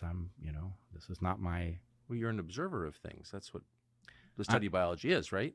It is, and unfortunately, this is the most parsimonious explanation for what I've seen now, is that somebody has persuaded us to endorse a policy that is decidedly not in our interest. And I will also say that I've become aware in the process of doing this that the Chinese have a rather famous plan for the world called the Belt and Road Initiative, yes, in which they have scoped out where the resources are and how they're to get from one place to another. What many people who know about the Belt and Road Initiative don't know is that they have also, the Belt and Road Initiative is largely about Africa and Asia. Yes. But apparently there's been a considerable amount of thinking in China about how Belt and Road would work in the New World as well. And it's in full operation. I mean, St. Croix, which is an American protectorate, St. Croix next to, it's American Virgin Islands. Its road system is built by China. There you go. And there's an awful lot of investment in Panama, and there is certainly talk in China about opening the Darien Gap. Opening it, paving it. Paving it, right. And another thing that Michael showed us, which it's maybe the most surprising thing I saw, is a bridge building project at Yavitsa, which is the town at the very end of the Pan American Highway in Darien. So there is a massive bridge being built. Not a bamboo and vine bridge. Oh no, this is a massive concrete and steel highway bridge being built over the Chuquenake River into the Darien. What's on the other side is impenetrable jungle and a few villages. This bridge does not make any sense. So, any idea who's paying for that? That is much less clear. There are no signs. Most people in Panama are completely unaware that any such project exists. There are no proud signs as there are in the transit camps. I will say we spoke to the foreman of the project. I mean, the project is actually pretty impressive. It's a construction site. Nobody's standing around. They are building a bridge, and they are doing so impressively. Do the workers seem to be local Panamanians? They do. The foreman was Panamanian, and we asked him what the purpose of the bridge was. And he didn't know, but he speculated that it was to bring yucca from Darien, from the villages on the other side, into Panama. That's a low margin agricultural product for those who are watching. It doesn't justify a steel reinforced bridge across a river. There's nothing about this that makes any sense. I mean, yucca, it's like a potato. Yeah. It grows all over Panama, indeed all over the world's tropics. There would be no reason to grow it in Darien. In fact, there are very good reasons not to encourage more of it to be grown in Darien, given the priceless habitat that will be cleared to grow yucca there for no good reason. There's lots of better places to do it. So what I was left with is the sense that there's a bridge going in, and it has a purpose that has not been shared with the Panamanians. That purpose really has to be, as far as I can tell, it's got to be one of two things. Either this is about bringing lumber out of Darien National Park, which would be obscene. Cutting hardwood. Cutting hardwood. This is priceless hardwood that is in part still standing because it is such a difficult jungle to access. So it's possible that somebody has targeted that wood and not told the Panamanians, and they're building this bridge for that purpose. But the other potential purpose is that they're intending to finish the Pan American Highway through Darien, which is something that would certainly need to be discussed to be reasonable. Now, in the aftermath of our trip, Ann Vandersteel put up a video sharing just a view of this construction site and her perspective on it. And this caused a small scandal in Panama because the Panamanians weren't aware, and suddenly this was on the internet, and they were talking about what is this bridge at the southern end of the Pan American Highway in Panama. And the Panamanians claimed that it was just to reach the villages on the other side. So I'm left with the very odd sense that their cover story is that this is a boondoggle, right? If this was a boondoggle and they were just putting money into a project that meant nothing, then that would explain the bridge to nowhere. But this didn't look like a boondoggle. This looked like somebody wanted the bridge, and given the Belt and Road Initiative and the sense that the Chinese have about what the future should look like and in which direction resources should move and for what purpose, it's hard for me not to connect the dots between these things, right? You have a massive migration of people, labor. You have a likely invasion of military age, largely Chinese males, who are not forthcoming about why they have embarked on their journey and appear to be encouraged by something in China to do this. So, I don't know. Is there... Given what you're describing and what you saw with your own eyes, doubtless you have seen Senator Dick Durbin of Illinois' comments in the Senate where he said, hey, we should let people who came here illegally join the U.S. military. What does that make you think? Well, this makes me think back to the COVID crisis and some thoughts that I was developing then about the insanity of throwing highly trained people, in many cases, out of the U.S. military for refusing to take the so-called vaccines. Now, my sense at the time was that likely had the purpose of getting rid of the kinds of people who refuse moral orders. That's right. And that it created a much more compliant force. Now, what happens if migrants are given citizenship in exchange for military service in the U.S. military? That seems to create a major hazard because the perverse incentives for a migrant and the lack of allegiance to fundamental American values means that would be just the kind of force that could be used to impose tyranny on other Americans because they would have, no history with us that would cause them to think twice. We've seen this before with the Roman legions. That's exactly my conclusion. Does that sound like a crazy conclusion? I think we have to stop punishing ourselves for considering things that once seemed crazy. That the pattern of recent history... I'm sorry, I want to repeat that. I think we have to stop punishing ourselves for considering things that once seemed crazy. Yep. Getting that tattoo. Yeah, well, I mean, this is where we are, and it is... it's causing me to do something that I'm reluctant to do. My training is as a scientist, and scientists have to have a substantial degree of caution and self-skepticism to do the work. But in order even to reach the possibilities that do fully explain what we're seeing, we have to be ready to consider the larger picture. Now, I was talking to Chris Martinson while we were in Panama. We were on our last day trying to just unpack what we had seen and what it meant to us. Chris is also a scientist. And people can check this out on the Dark Horse Locals community. We've posted the entire conversation in which he and I reached I think we spooked ourselves trying to reason through what this might be. And he reminded me of the massive number of surplus males that China now has as a result. I was thinking the exact same thing as a result of the one-child policy. The one-child policy. Now, here's the part that I suddenly realized as soon as he reminded me of that. I wrote an essay years ago about the one-child policy and the paradox of a heavy bias in favor of males.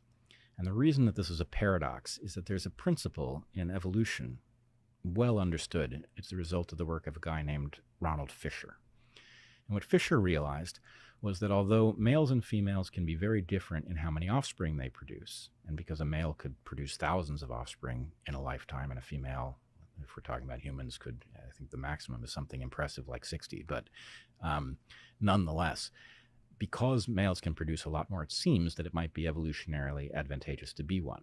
But it's not, because for every overperforming male, there's an underperforming male, or at least one. And the result is that sex ratios, no matter how different males and females are in their maximum reproductive capacity, they tend to default to 1-to-1.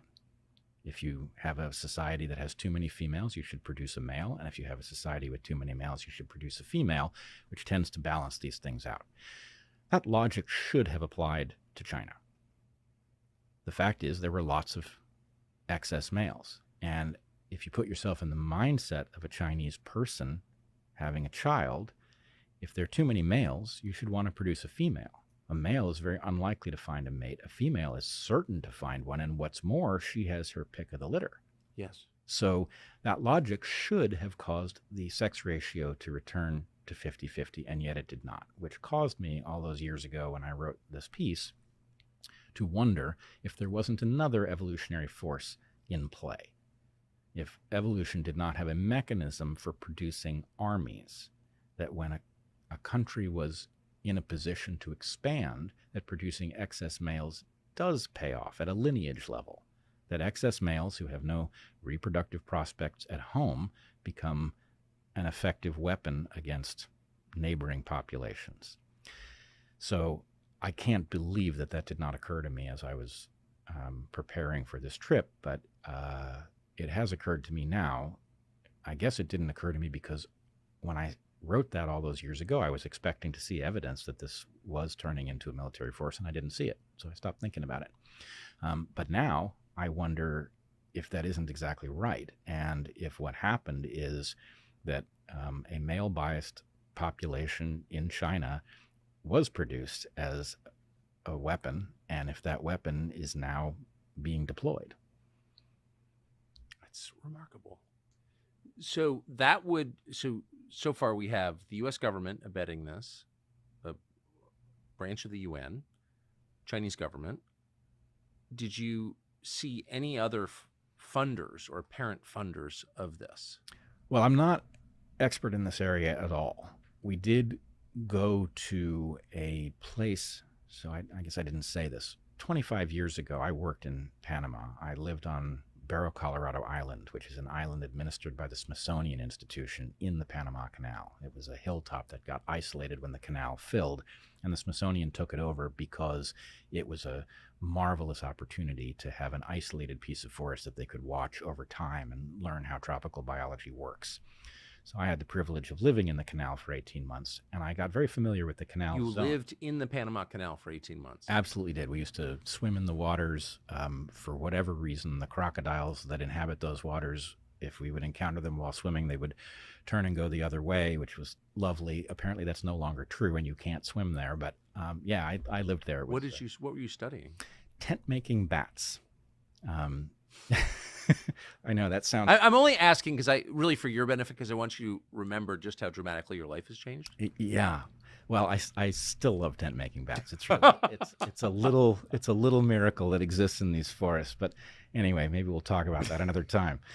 But I was well familiar with the canal zone because the canal zone, in fact, the military, this was before the handover to the Panamanians. So the military made it possible for the Smithsonian to work there, and we were constantly interacting. We were going on their bases. We'd go on their bases to watch a movie. So we were using this military infrastructure, which has now all been handed over to Panama. And what impressed me was when we went back specifically to Fort Clayton, something that is now called the City of Knowledge. The City of Knowledge is housed in, or its central building is the former Army South building from the U.S. Southern Command. So this is both an important fact for the military, that the U.S. Southern Command is a segment of the military dedicated to protecting American interests in the Caribbean and all of Latin America south of Mexico. And it has this impressive structure in Fort Clayton, immediately above the Las Flores locks. So it was both physically there to protect the canal, and it was metaphorically this imposing presence looking out over... To project power south. Absolutely. And after the handover, all of the military bases that were in the canal zone were handed over, and this one has been taken over by the UN and the international community, and all the NGOs have offices there. And it reminded me of how many things in our society have had their purpose inverted. Right? Universities used to exist to make young people smarter and more analytically capable. Universities now make people stupider and convince them of things that just simply aren't true. Yes. Newspapers used to help us understand what the facts were about events that were taking place that involve us. Now newspapers obscure the facts from us. They're the last to report the news after we embarrass them into doing it. So this structure that once was a testament to the achievement of the Panama Canal and the importance of protecting the Panama Canal is now involved in what looks like obvious subterfuge against American interests, right? An organization that is dedicated to facilitating migration without asking Americans, without there being any plan at all for how the well-being of these people is going to be financed, that their office, IOM, is sitting, if this building, U.S. Army South at the Las Flores locks, it's like a person, and at that person's left knee is the IOM looking out at the Bridge of the Americas, which when I was there was the only way to cross the Panama Canal. Right? It's almost the exact inversion of what these structures were built for. And how many times do you have to see the inversion of something to begin to get the sense that something has taken over our system and it's become sick? Well, it's all, and I'm sure there's a biological term to describe the process of, well, maybe cancer, the body eating itself. I mean, it seems like the structures set in place to protect the country are now at war with the country. I do have the sense that the country, the structures, and it's not even just the country, it's the West. And, I view myself as very much a patriot of the country, but I'm also a patriot of the West, which I see the country as having, maybe it's slightly overstated to say invented the concept, but in any case, yes, the West appears to be sick with an infection. And again, I don't want to drag you into too much biology, but everybody knows what a parasite is. There's also something called a parasitoid. And a parasitoid is a parasite that kills its host in the process of doing its job. And I'm concerned that we may have a parasitoid that is actually at least indifferent to the destruction of the United States and the West and is acting accordingly.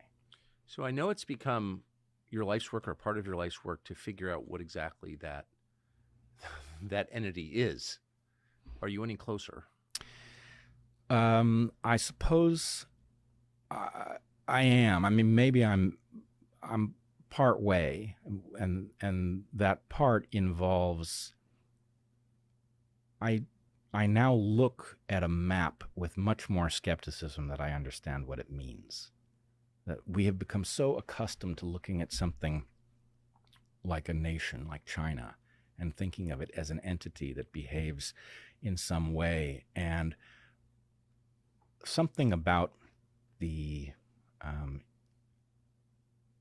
ease with which various power structures interact suggests that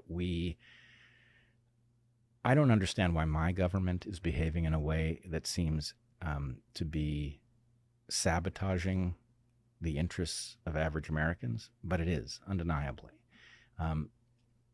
It seems to be acting on behalf of our enemies.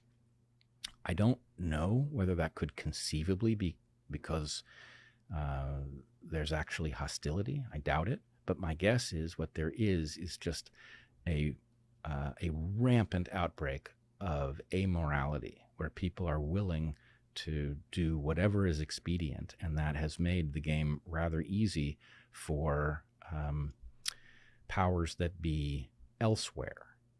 And I don't know where the analysis becomes absurd. I have watched policy on the West Coast make the quality of life drop spectacularly so that people are fleeing, including wealthy people. And I look at wealthy people fleeing California, for example, and I think something about this story doesn't add up. It's rather a lot like building up a population with too many males. There's something else that explains this, because at the end of the day, wealthy elites are going to end up with the best real estate.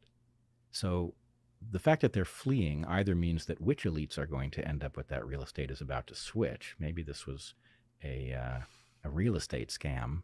Malibu will always be occupied by rich people. It will, but which rich people? Yes. And I wonder, having seen something that very much looks like an undeclared invasion moving through Central America, knowing that the Chinese Communist Party thinks in terms of long-term planning over the movement of people and resources, that our system, we have effectively opened the gates of the city to anybody who's willing to pay to corrupt our political structures. There is a story you could tell in which the CCP has a different understanding of what the future of our country is than most Americans do. And, well, let's just put it this way. Maybe I'm imagining what I saw, but if I'm not, then all of those Chinese migrants who don't want to talk about what they're doing moving into the U.S., they're going to do something. I don't know what it's going to be, but I don't know when we became so naive about the fact that we have, there are parties abroad who do not wish us well and would not mind at all seeing us removed from our position of power. And who knows, maybe, some of us displaced from the continent we live on. I can't say. I mean, China is literally the other side of the world.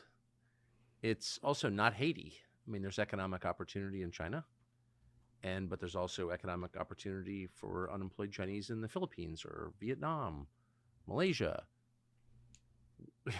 It's not obvious that they would come to the Darien Gap to get here. Well, the Darien Gap is a very strange place to have gone.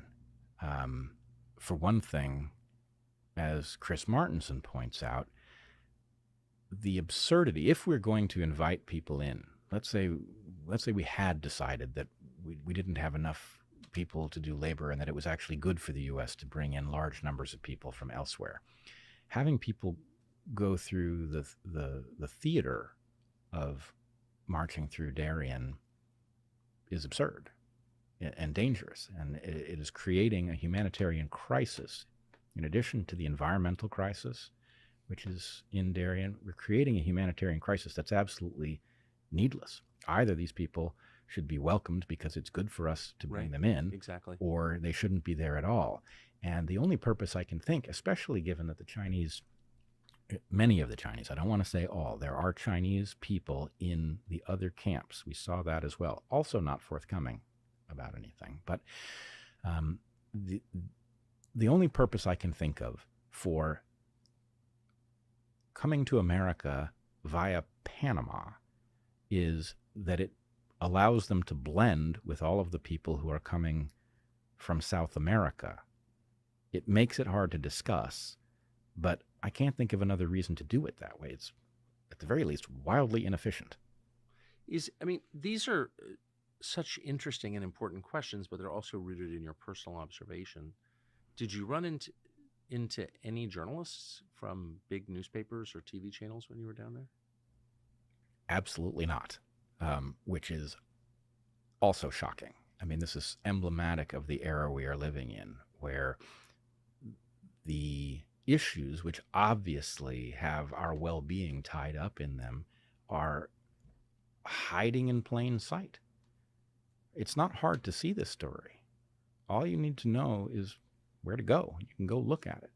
And the fact that that's not happening, that our major news organizations are disinterested in this story, again, suggests a system that has been corrupted across the board. You would imagine that even if the New York Times didn't want to report this story, that some reporter with ambition would chase it down anyway. But so universal is the complicity here that nobody reports it. And if they do report it, they report it wrong. They report it so that it leads you to have a confused sense, or a sense that this is more minor than it is. But we're talking literally about millions of people, and millions of people is not a minor issue, in a country with 300 million, right? This is a major demographic shift one way or the other. Yeah, and a permanent one.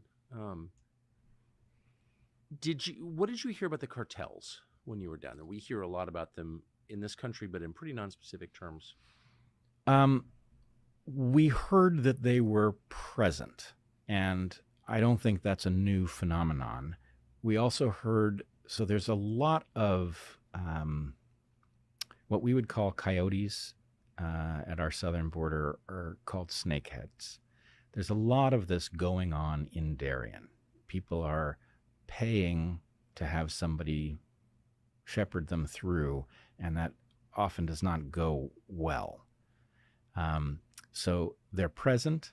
The cartels appear to be making a great deal of money from this. They're probably not happy to have it discussed. I don't know what that implies. But also, I would point out, the farther north this migration obviously has a relationship with the cartels. The cartels are largely about American demand for illicit substances. And a massive, uncontrolled wave of migrants is an obvious mechanism whereby fentanyl and other things are entering the U.S. in an unmonitored way. I mean, and in fact, to the extent that they come in with migrants, we are apparently facilitating their transport into the interior. We're spreading them around. And so what I can say is the cartels are not directly visible to a visitor, but their influence is felt and discussed. You're describing a lot of different crimes happening simultaneously. Yep. What's the solution? Well, I mean, and strangely, it goes back to the idea of giving ourselves permission to entertain all kinds of possibilities, even things that are crazy and we have to ultimately reject. But we have to not talk ourselves out of noticing what is taking That's a place. scientific principle, is it not? Well, it's funny. Scientists are losing their way as well, and I think how science is actually done is being forgotten. And I think we are actually literally in a cryptic dark age. Now, every dark age has a small number of people, I call them keepers of the flame, who do remember how to do science and keep that knowledge alive in one way or another. But it's time to dust it off and bring it out into the mainstream. And, you know, the toolkit for figuring out what a story like this means is not different from the toolkit you use to figure out what's going on in a tropical forest. It's hypothesis testing. And what you don't want, you know, people have heard from me now, they've heard some things, they may be shocked by them. You don't know. This is one person's view of what they saw. What you really want is many people to have seen it, and then you want them to pool their understanding, to point out what doesn't make sense about one story, one explanation, or another.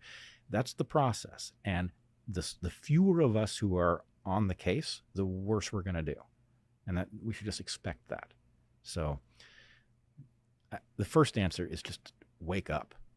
Something is afoot that none of us have seen before, even to the extent that there are echoes of historical processes here. Much of this is quite new. I mean, for one thing, a mass migration through a dense jungle where people have been informed about how to transit it, you know, by cell phone, where money can be wired by Western Union to buy yourself a bus ticket after you've been robbed by bandits in the forest. Right? This is some weird combination of very low tech and very high tech. What percentage of the migrants have smartphones? Well, I don't know, but my guess is much larger percentage have them at the beginning of their trek than have them at the end. In part, that's because of rampant theft. Yeah, I talked to a woman. Her name was Jen. She's Venezuelan. She was a college student in Venezuela and is fleeing the collapse of her society. She was robbed of everything she had. Ugh. In Darien. I'm almost certain she was raped.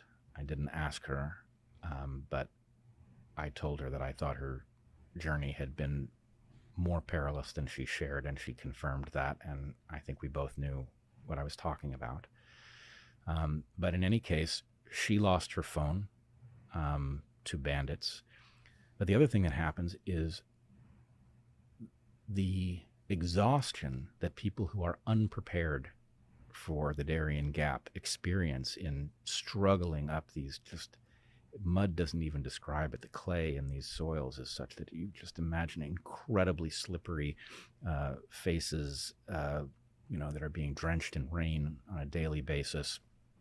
People are so exhausted that they rid themselves of the possessions that they thought they would somehow bring through.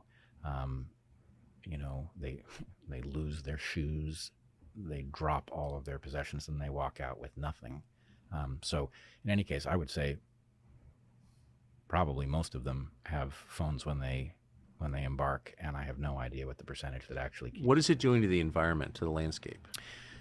It's a catastrophe. I mean, it's certainly going to be limited at this point to I think there are 3 major routes through the Darien Gap at the moment. They are absolutely littered with trash and bodies, and it's apparently quite hellish. In fact, Jen told me that on her trek, she spoke pretty good English. She said that she didn't see a single animal. I'm sure she meant mammal, but the idea of walking across Darien and not seeing a single mammal suggests that this is just absolutely devastating. Now, it's nothing compared to what will happen if a road gets put through. Roads have a very well understood impact on a forest like this. Once you have roads, you're going to have hunters, and they're going to empty the forest. You're going to have empty forest syndrome. After that, you're going to have loggers. They're going to be pulling out all of these priceless tropical hardwoods. You're going to get miners who are going to illegally go in there and mine and leave big tailing piles and toxins. It's a devastating impact. At the moment, my guess would be that the forest is rescuable, but the process has to stop. If it continues to go down this road, it will be unsavable. Has the government of Panama said anything about this? I mean, it's their territory. Mostly they don't say anything, and what we were told was that this was kind of the deal, that if they ushered people through, they facilitated their movement, then those people would keep going, and this is a temporary cost for Panama. I think if the people of Panama thought that the migration was going to stop and they were going to have to absorb all of these migrants, there would be riots in the streets. That's my guess. Panama's, for other reasons, in rather perilous situation, because after the handover, the Panamanians upgraded the canal. And they did so according to plans that Americans had drawn up. They put in a third lane for boat traffic. But so every time a boat transits the canal, a huge amount of water is lost in the process of lifting and lowering boats. When the Americans drew up the plans for a third lane, which the Americans did not complete, the Panamanians now have, it involved the damming of a second river to provide more water. So that never happened. Panama is now in a drought, and the drought combined with the massive extra losses of water is resulting in the Panama Canal having greatly reduced traffic, which is a huge hit to the Panamanian economy, because each of the ships that transits the canal hands over a huge pile of cash to be allowed to do it. And this is a major piece of the Panamanian economy. We're at the beginning of the dry season. I don't know what's going to happen by the end of the dry season, but it may go from a greatly reduced number of transits per day to, I don't know, could it go to none? Maybe, which would be a big hit to the world economy, actually. This is why the Nicaraguans are considering completing that canal, right? The Nicaraguans, that has been long under discussion for... 150 years. Yeah, right. So I don't know if the Nicaraguans are going to. At the moment, the Panamanians are using the train that parallels the canal, and basically lots of ships are offloading their cargo onto a train, and it's going overland to a ship on the other side. So in any case, Panama has a stability problem of its own, and that combined with the hazard posed by this migration, and, you know, if America closes the door on this migration, where do these people go? So last question, if you were to, I know that you will continue your journey of inquiry in this topic, but where else would you go to get answers to what exactly is happening? Well, if I was initiating an effort to figure out that question, I would bring the people who have navigated the story this far together with whatever experts still exist on the various related topics. I mean, frankly, I would talk to Michael Yon about all of the things that are connected to this story, all the things he's seen all over the world. He has a very good sense for who the players are, and what he knows has to be brought together with an understanding of how these dynamics might play out.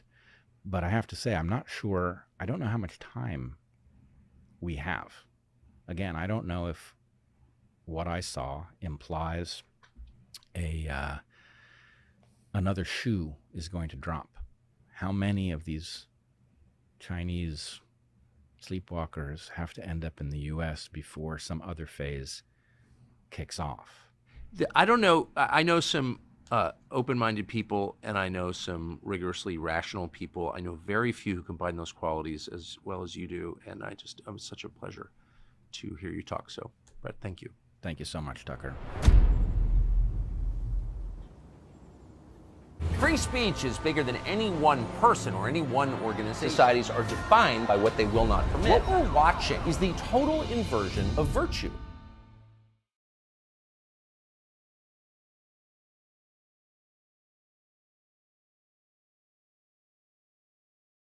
Elon Musk spoon-fed you his cherry-picked information, which you must have suspected promotes a slanted viewpoint, or at the very least generates another right-wing conspiracy theory. This isn't just a matter of what data was given to these so-called journalists before us now. My name is Matt Taibbi. I'm not a so-called journalist. I've won the National Magazine Award, the I.F. Stone Award for Independent Journalism, and I've written 10 books, including 4 New York Times bestsellers. Before Matt Taibbi was sparring with Democratic members of Congress on Capitol Hill earlier this year over the Twitter files, he was a darling of the progressive left, appearing regularly on shows like Democracy Now!, Bill Moyers, and Rachel Maddow. Matt Taibbi, his new article for Rolling Stone magazine, Why Isn't Wall Street in Jail? The Bush administration, these are some of the people, these are some of the greatest liars in the history of politics, and even they couldn't come up with a connection between al-Qaeda and Saddam Hussein. Though he was always a fierce critic of the Democratic establishment, the rise of Donald Trump suddenly meant that anyone nominally left of center, even progressive journalists like Taibbi, were expected to support Hillary Clinton unconditionally. So when he attacked her as a sellout, argued that the Russiagate narrative was mostly bullshit, and equated the manipulative tactics of both right and left media personalities, he found himself cold-shouldered by progressives. And Democrats started treating him like a puppet for the right. Do you think it's a legitimate objective of the FBI to stop foreign interference in our elections? I think it's a legitimate objective to stop actual foreign interference. Okay. I mean, I don't know what the difference is, but that's fine. In 2020, Taibbi started publishing his work on Substack and quickly became one of the platform's most popular writers, earning far more revenue than he ever did at Rolling Stone. You yourself posted on your I guess it's kind of like a web page. I don't quite understand what Substack is, but he became even more of a pariah by publishing exhaustive reports that documented extensive governmental interference, seeking to control what was said on Twitter about COVID-19 and efforts by Russia to influence U.S. elections. Congressional Democrats pilloried him as a fake journalist, a Putin apologist, and a stooge for Elon Musk. It's quite obvious that you've profited from the Twitter files. I think it's probably a wash, honestly. no. Then you consider Mr. Musk to be the direct source of all this. No, now you're trying to get me to say that he is the source. I just can't answer your question. Or he isn't. He's a journalist. No, he can't, because either Musk is the source and he can't talk about it, or Musk is not the source.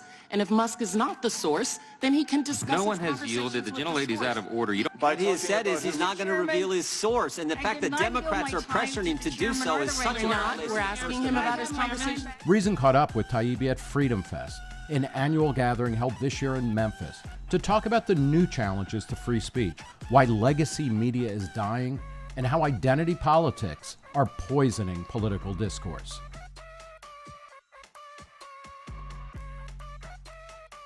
Matt Taibbi, thanks for talking to Reason. It's so great to talk to you again, Nick.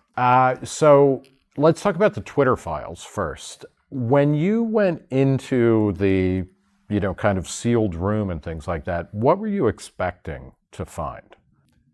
Not much. I went into the Twitter files with a very old school, antiquated kind of First Amendment conception of what we might find, or what questions we might answer.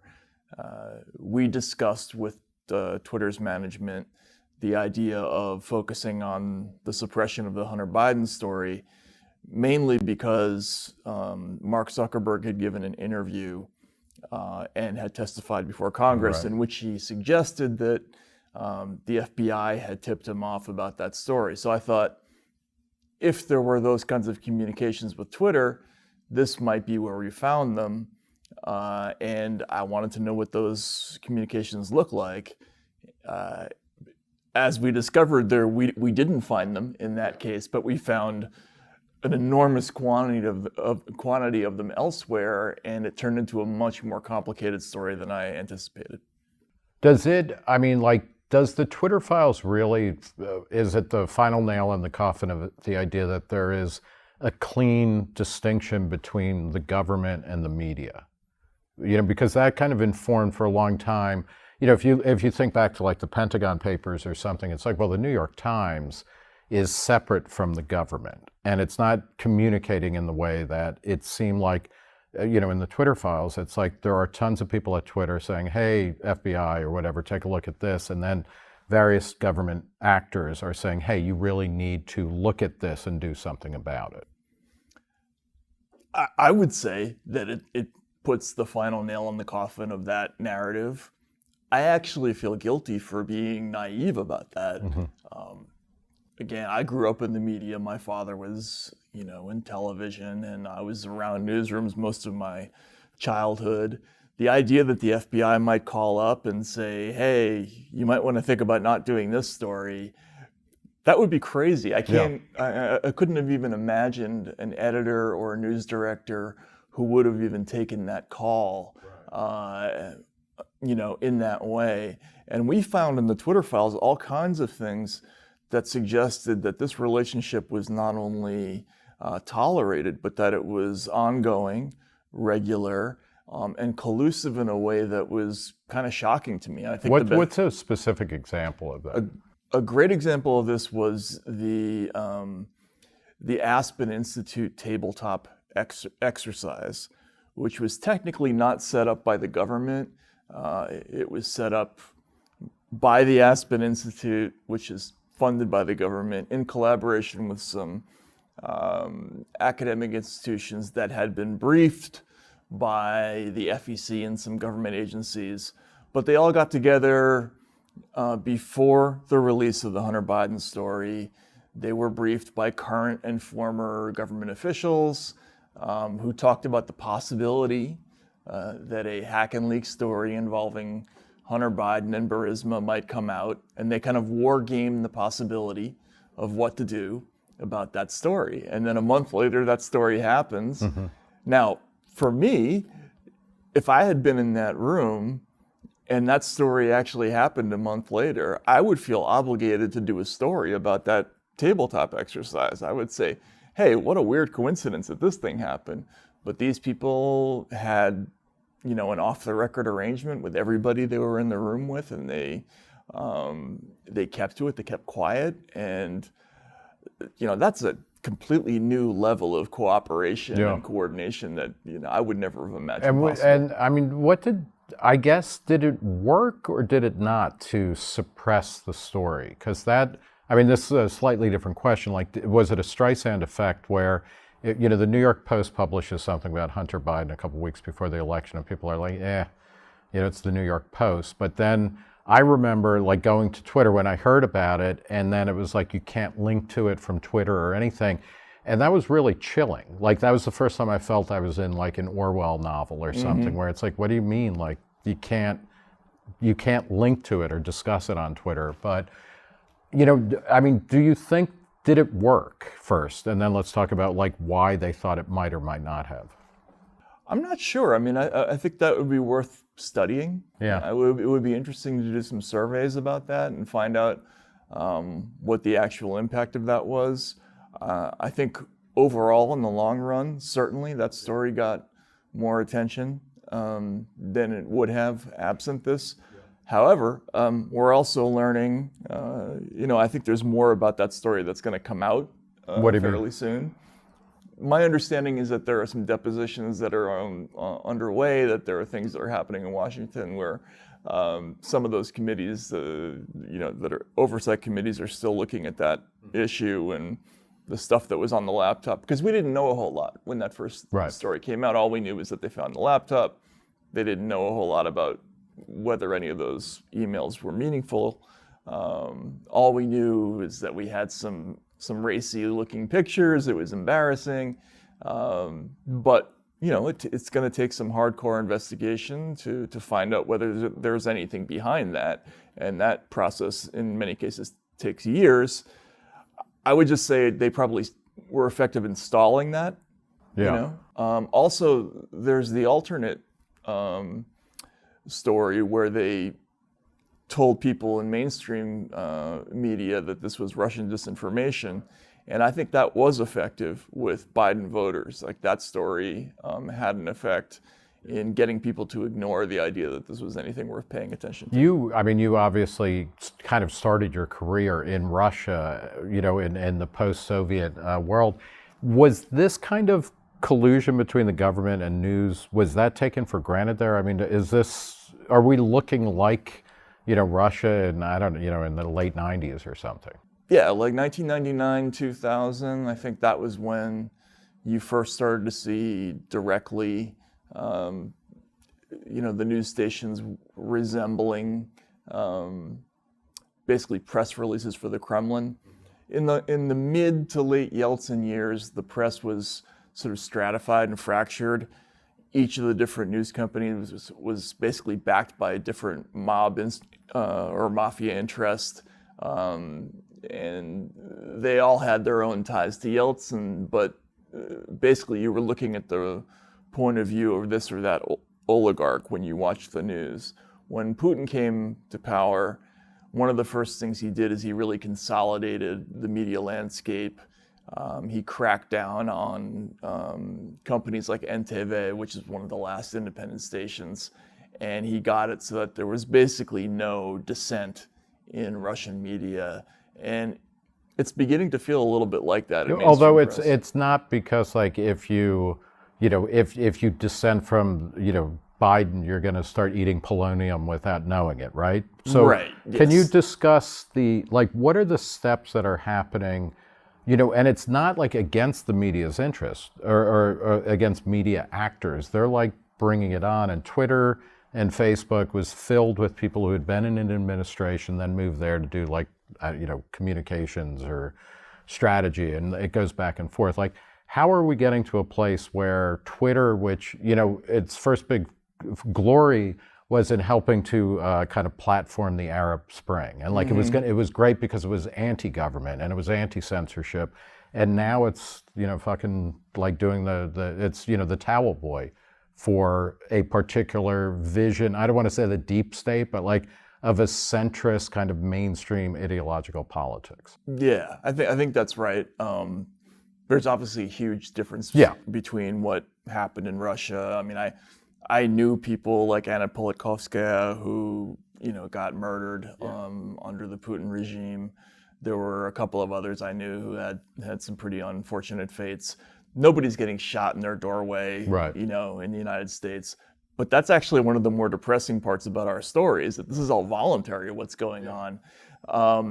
The overarching narrative that we collectively, working on the Twitter files, decided was happening was that there was a huge infrastructure that had been built up for counterproliferation, counterterrorism within the government. It was aimed at the messaging apparatus of groups like ISIS to prevent the successful recruitment of white kids in suburban England and California. Well, when that threat dissipated, they moved over to populism in the United States, because, as you say, Twitter, which had been this incredible force for anarchy and the irrepressible political urges of the population in the Arab Spring, it kind of came out again with Trump. I mean, Trump bypassed the ordinary media in 2016, and his amazing insight was that I can just use my own Twitter account and I'll have much more reach than all of these different stations combined. And I think that freaked out a lot of people in power. And what we saw in the Twitter files essentially was a long period of rollback, which they achieved through various different means. Did they do that? And I realize you may not be in a position to know, but like, did they do that against the wishes of people like Jack Dorsey and the top kind of creators of Twitter? Because there's one narrative, which is that what's going wrong in kind of social media companies, it's not the people at the top or who started it, but it's like mid-level managers who are all like, we are good liberal/progressives, and we're really scared of like America, and so we are going to censor people. And Dorsey and these other guys are kind of walking around the C-suite like Howard Hughes. They're like, oh, we don't have any power. I mean, who made these kind of operative decisions? It's funny. Before the first Twitter files, I had one fairly senior Twitter executive joke to me that Jack Dorsey was more like the company's spirit animal than its CEO. Yeah. I had talked to Jack before. I like him. Yeah. I think he's at heart got a lot of sympathy for free speech principles. I think they're important to him. Yeah. But if you look at the Twitter files, you see that he's not in the loop of a lot of these key decisions. The things that happened, particularly around that one incident involving the Hunter Biden story, he was definitely not involved in that. One of the weird ways that I know about that is because I found, believe it or not, on my first day looking at the Twitter files, that Jack Dorsey had forwarded to Vijaya God, the woman who was basically running things, one of my articles complaining about the censorship of that article. He was definitely a free speech advocate, but he was not. He really wasn't at the helm when they came to the decision to take Trump off the platform. I think he was dragged kicking and screaming to that decision, and most of the company was against him at that point. Yeah. With the kind of Russiagate, or the Russiagate narrative is that the Russians wanted, and correct me, or massage this into what you believe, is that Russia was proactive. They wanted Trump to win, and they were going to, and more than that, it was also that the Trump campaign was actively working with them.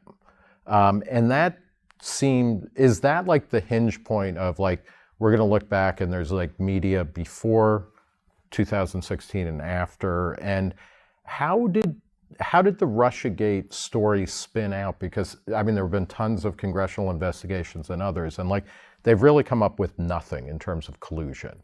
Right. So why is it, why did it get started, and then why is it persisting after, like, just, we got nothing except, wish, a dream, a desire that it's true? Well, the Russiagate story, oddly enough, became sort of involuntarily very important in my life personally. I think it's really the reason I ended up leaving mainstream media, where I was very happy. I had You had the job everybody wanted. Right? Yeah. I mean, who doesn't want to be the campaign reporter for Rolling Stone magazine, right? It's like the coolest thing in the world. It's one of the iconic gigs you can have. But when the Russiagate story happened, as you mentioned, there were really two different storylines. One was that Russia had interfered somehow, and they had a couple of different inflection points that they were looking at. There was the hack, then there was working with WikiLeaks and some other things. But the more important narrative that I thought they were pushing was this idea of collusion. And I never saw anything that indicated anything like hard proof for that. And at first, all I said, I wrote a couple of very gentle columns in the beginning saying, this looks a little bit like the WMD mistake, where we have an awful lot of anonymous state officials who are telling us things that we can't reproduce in the laboratory independently. Like, there's no way to check this story, right? But everybody was going for it. And I think, it's as simple as people thought everything was permitted in pursuit of getting rid of Donald Trump. I mean, there was a very influential article in the New York Times in August of 2016 called Trump is Testing the Norms of Objectivity in Journalism. And the columnist Jim Rutenberg argued, we can't just be true anymore. We have to be true to history's judgment. And so... And that's also great where Trump was, it's just so weird. Like, everybody's like, he is destroying norms, therefore we are going to throw over our norms preemptively to get rid of him. And it's like, okay, yeah, whatever. I mean, it worked great in Iraq, right? Preemptive war against Trump has worked out pretty well. It's like they're incapable of learning anything, from any of these mistakes. And with the Russiagate thing, it was like it was happening in slow motion the entire time. I mean, they kept stepping in it, one story after another. And instead of walking it back or, re-examining the evidence, they would double down. They would say, okay. I realize this is, asking you to psychologize, but like, why were mainstream people, and it's, mostly it's kind of like liberals, centrist liberals, legacy media types, but also, I don't know, like people in newer publications, like they wanted that to be true. And it was like, I'm old enough to remember reruns of I Dream of Jeannie or like Three's Company, where it's like every week Mr. Roper is finally going to catch Jack Tripper in a homosexual tryst. And then Billy it never Gonzalez, happens. they're gonna get off, yeah, yeah. and like, Dr. Bellows is this time he's got Tony down to rights. And it's like it never happened. And you would think 15 times in, you'd be like, maybe let's write a different plot. Right, exactly. You still enjoy the show, though. That's true. That's true. Yeah, right? yeah. And and they're still doing it, right? They are still doing it. If you go back and look, you can see why it was compelling television. You can see why MSNBC shot to the top of the ratings for the first time in 20 years. This looked like, the end of the world. This was the Millerite prediction, of, the world was going to come to an end, and it was going to happen on live TV, and you better not turn it off because, it might happen while we're on the air. Right. They would even do, if you watch the tosses between one show to another, they would sort of guide you from one show to the next and warn you that you better not turn the dial because between Lawrence O'Donnell and Rachel, it might happen, and this was very compelling TV. I mean, I understand why they did it, but the problem was, you were setting yourself up, you were writing checks that you were going to have to cash at some point. And, that's a very dangerous place to be. I mean, one of the things I always liked about journalism is that when you're done with the story, it's done. You go to sleep and you don't have to think about it anymore. This thing was like the sword of Damocles hanging over the whole business. And I don't understand what people were thinking. I know a lot of the old timers were very worried about it, but they're kind of all gone. They're all gone. Exactly. Yeah. So, what's interesting is that Russiagate was primarily among liberals who, and none of this, I guess, is true, but like during the Cold War, it was like, well, the conservatives were the real Americans, and they understood that the Soviet Union and by extension, the Russian people were evil, and you can't really do business with evil. And the liberals were more like, no, we have to work peacefully. And now it's weird because it's liberals who are like, Russia, like they're evil. And now we have conservatives who are like, Putin, give Putin a chance or something. Like, how do you explain like these weird flips? It's like, every million years or something, the North and South Pole flip. Right. And then but then it feels like, okay, it's always been this way. Like, where is that coming from? Well, I originally thought it was because I had gone crazy, that something was wrong with me personally. I think that was a common experience of a lot of people. Like, it must be me. Like, this must all make sense somewhere outside of my understanding. But if you look back, I can't remember which one of them said it. I feel like it's either Jim Clapper or Ted Lieu. But there was a prominent politician that said something like the Russian is genetically predisposed to deceive or something like that. And like this was a comment a politician made, and it flew all over social media, and it wasn't condemned. It was like, sort of upheld. And again, as you say, back in the Soviet days, one of the principal liberal ideas was that, the Russian person is not guilty. It's There their was leader. the Sting song, Russian mothers love their children too. Right, exactly. Yeah. That was Sting, and Richard Pryor said, hey, if you don't have that hat on, I don't know. If the Russians don't have the hat on, I don't know who the fuck he is. Yeah, right. They're just people just like us. Yeah. That all went out the window when this started, and why? I have no idea. Let's talk a little bit about leaving Rolling Stone. When did you leave exactly? I guess I left in 2019. Right, and you went to Substack immediately. You were one of the original people, which also was fascinating when Substack started, and then when it came out, they were paying some people. Mm-hmm. Then there was like, again, from kind of legacy media or like Cub reporters who were pissed they weren't getting $200,000 advances. were like, that's wrong. Like, why should people be paid to do independent journalism? Right? It was bizarre. But what led to the rupture with Rolling Stone? Because like you were saying, I mean, what a great position to be in.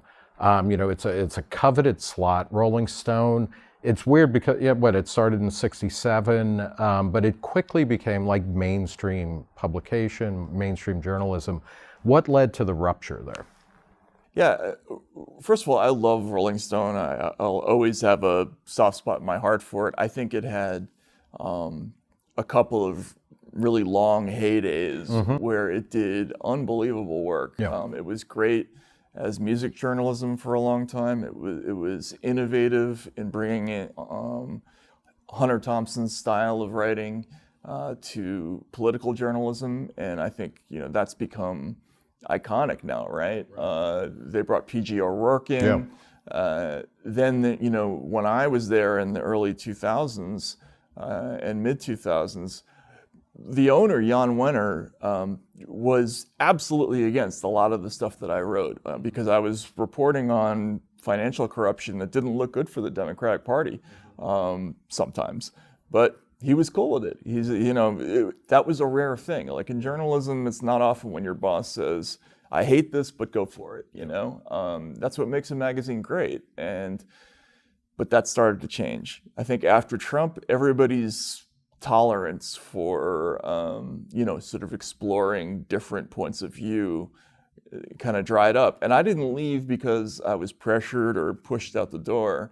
It was really more that I had a sense that there was something more lucrative and more rewarding out there on the independent front.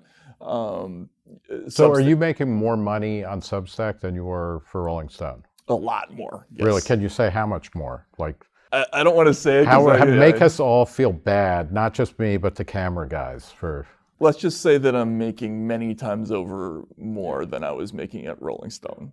What accounts for that? I mean, part of it is Substack. I mean, the code they kind of cracked was allowing people to be able to easily monetize an audience, right? But, how do you account for like the idea? So basically what you showed, and I think Matt Iglesias leaving Vox has done this. I think Glenn Greenwald, it's interesting since he started The Intercept and then was like, God, I hate this place. And the feelings were mutual. But like when you get to a place where a writer like you somehow, if you're making, 5 times what you were making at Rolling Stone, you were carrying a ton of people at Rolling Stone. Mm-hmm. Like what's the appeal, do you think, like for you, Unbound? Well, there's a couple of things. One, any writer who's ever worked for editors, and I've benefited massively from the editors I've had, like, Will Dana, Eric Bates. Right. I had great editors at Rolling Stone. And, I would never say that they're bad for a writer. Right. But there is something to be said for when you turn 50 and you want to write what you want to write about, and there's nobody to say no.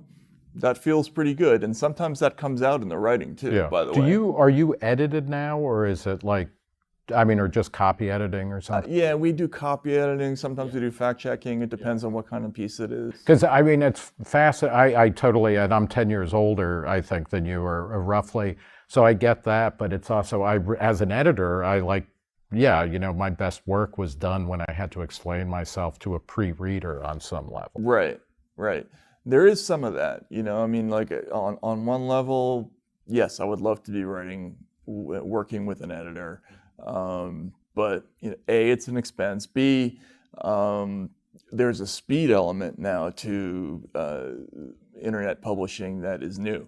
Yeah. Even a delay of an hour can be consequential in how well a piece does, and that's different. So, how do you describe your audience? Like, your Substack subscribers. Like, can you give kind of a psychographic of them? Who are the people who are reading you and paying you, gratefully out of their own pockets, tons of dollars? Yeah, so my overall list, which includes the non-paying people, it's around 400-something thousand subscribers now. And it's funny, originally, I would say they were all sort of center-lefty people who knew me from Rolling Stone.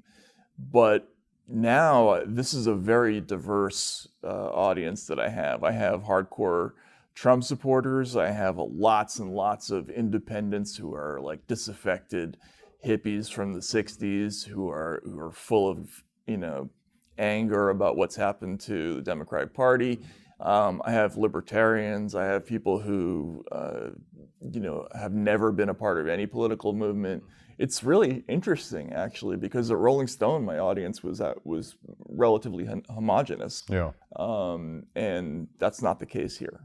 How you mentioned Jan Wenner, who is kind of like a archetypal baby boomer, right? And a late 60s boomer who, among other things, was one of those guys who is like, I'm in favor of free speech no matter what.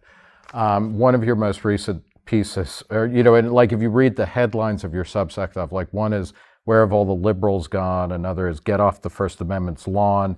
Why Julian Assange must be freed, the elite war on free thought. Like something has happened among people who broadly call themselves liberals or progressives, where generationally up through probably Gen X, that was like, if not the most important issue, like free speech uber alles, then it was like in the top 3.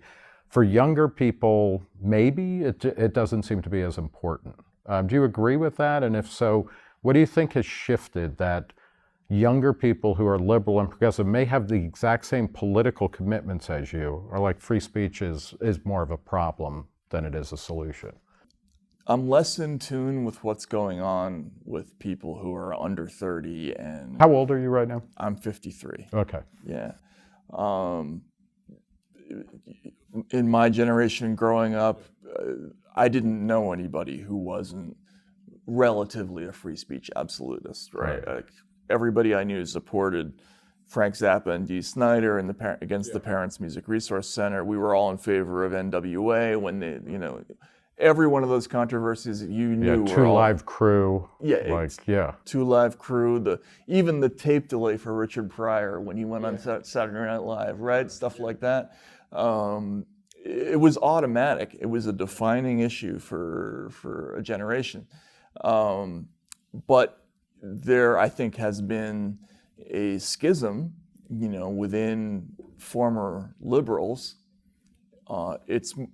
It's clearer to me between boomers and Gen Xers like me. You brought up Jan Wenner. There was actually a moment at Rolling Stone that I think was kind of significant where in the primary season for 2016, Jan did a big official Rolling Stone editorial supporting Hillary Clinton. And I was a little bit shocked by that given the magazine's history. Yeah. And I went to Jan personally and I said, hey, would you mind if I wrote a dissenting editorial? And I wrote one in favor of Bernie. And Jan's whole idea there was that the world has changed since 1972. George McGovern got beat. We were wrong then. We have to win now, and winning is the most important thing. And so forget about idealism and all that stuff we cared about in the 60s and 70s and all that. I thought, this is supposed to be a magazine for young people, theoretically. Right. How is that going to fly? But it did, And I was a little bit surprised by the reaction to both my editorial and his. That's fascinating that he, as a boomer, is like, yeah, free speech, we can leave it.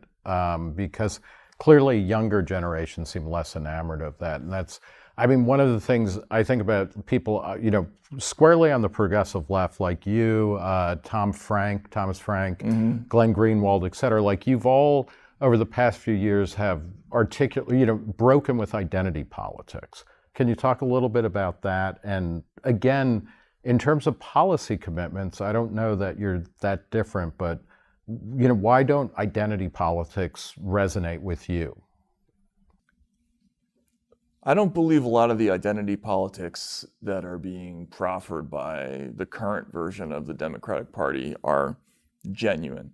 And my first experience with this, where I really, really thought about this, was when I was following Bernie Sanders' campaign in 2016. And there was a moment in that campaign where he first started to really draw blood against Hillary. Right. You might remember it was like in February or late January of 2016. He was hammering her on her ties to Goldman Sachs and other banks. The New York Post, interestingly, did this, published this big list of all of her speech commitments, and it was kind of amazing. And she wouldn't release the transcripts, right? She wouldn't release the transcripts, but I mean, even the schedule was amazing. She was doing $300,000 in the morning and then flying to someplace and doing 400 grand. Gestalt or something. Yeah, exactly, right. The inner circle of the Bilderbergers or whatever. And they tried everything to hit back, and nothing worked until she said, if we break up the banks tomorrow, will that end racism? Yeah. And Bernie was paralyzed by that. You know, Bernie's an old school.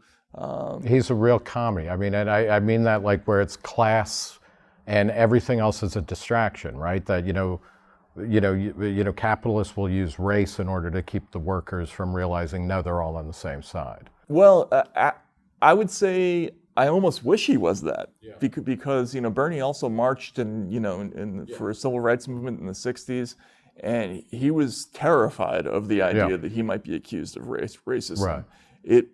It mortified him, and I think it really slowed his campaign down. Yeah, there was also that moment, I think it might have been in Seattle or something, where he was almost literally pushed off the stage by a couple of black activists who were like, we need to be talking about racial concerns, not whatever he was talking about. Right, not your class thing, whatever that is, right? And that was when they started to sort of demonize the white working class, right? Which is a brilliant strategic move. Yeah.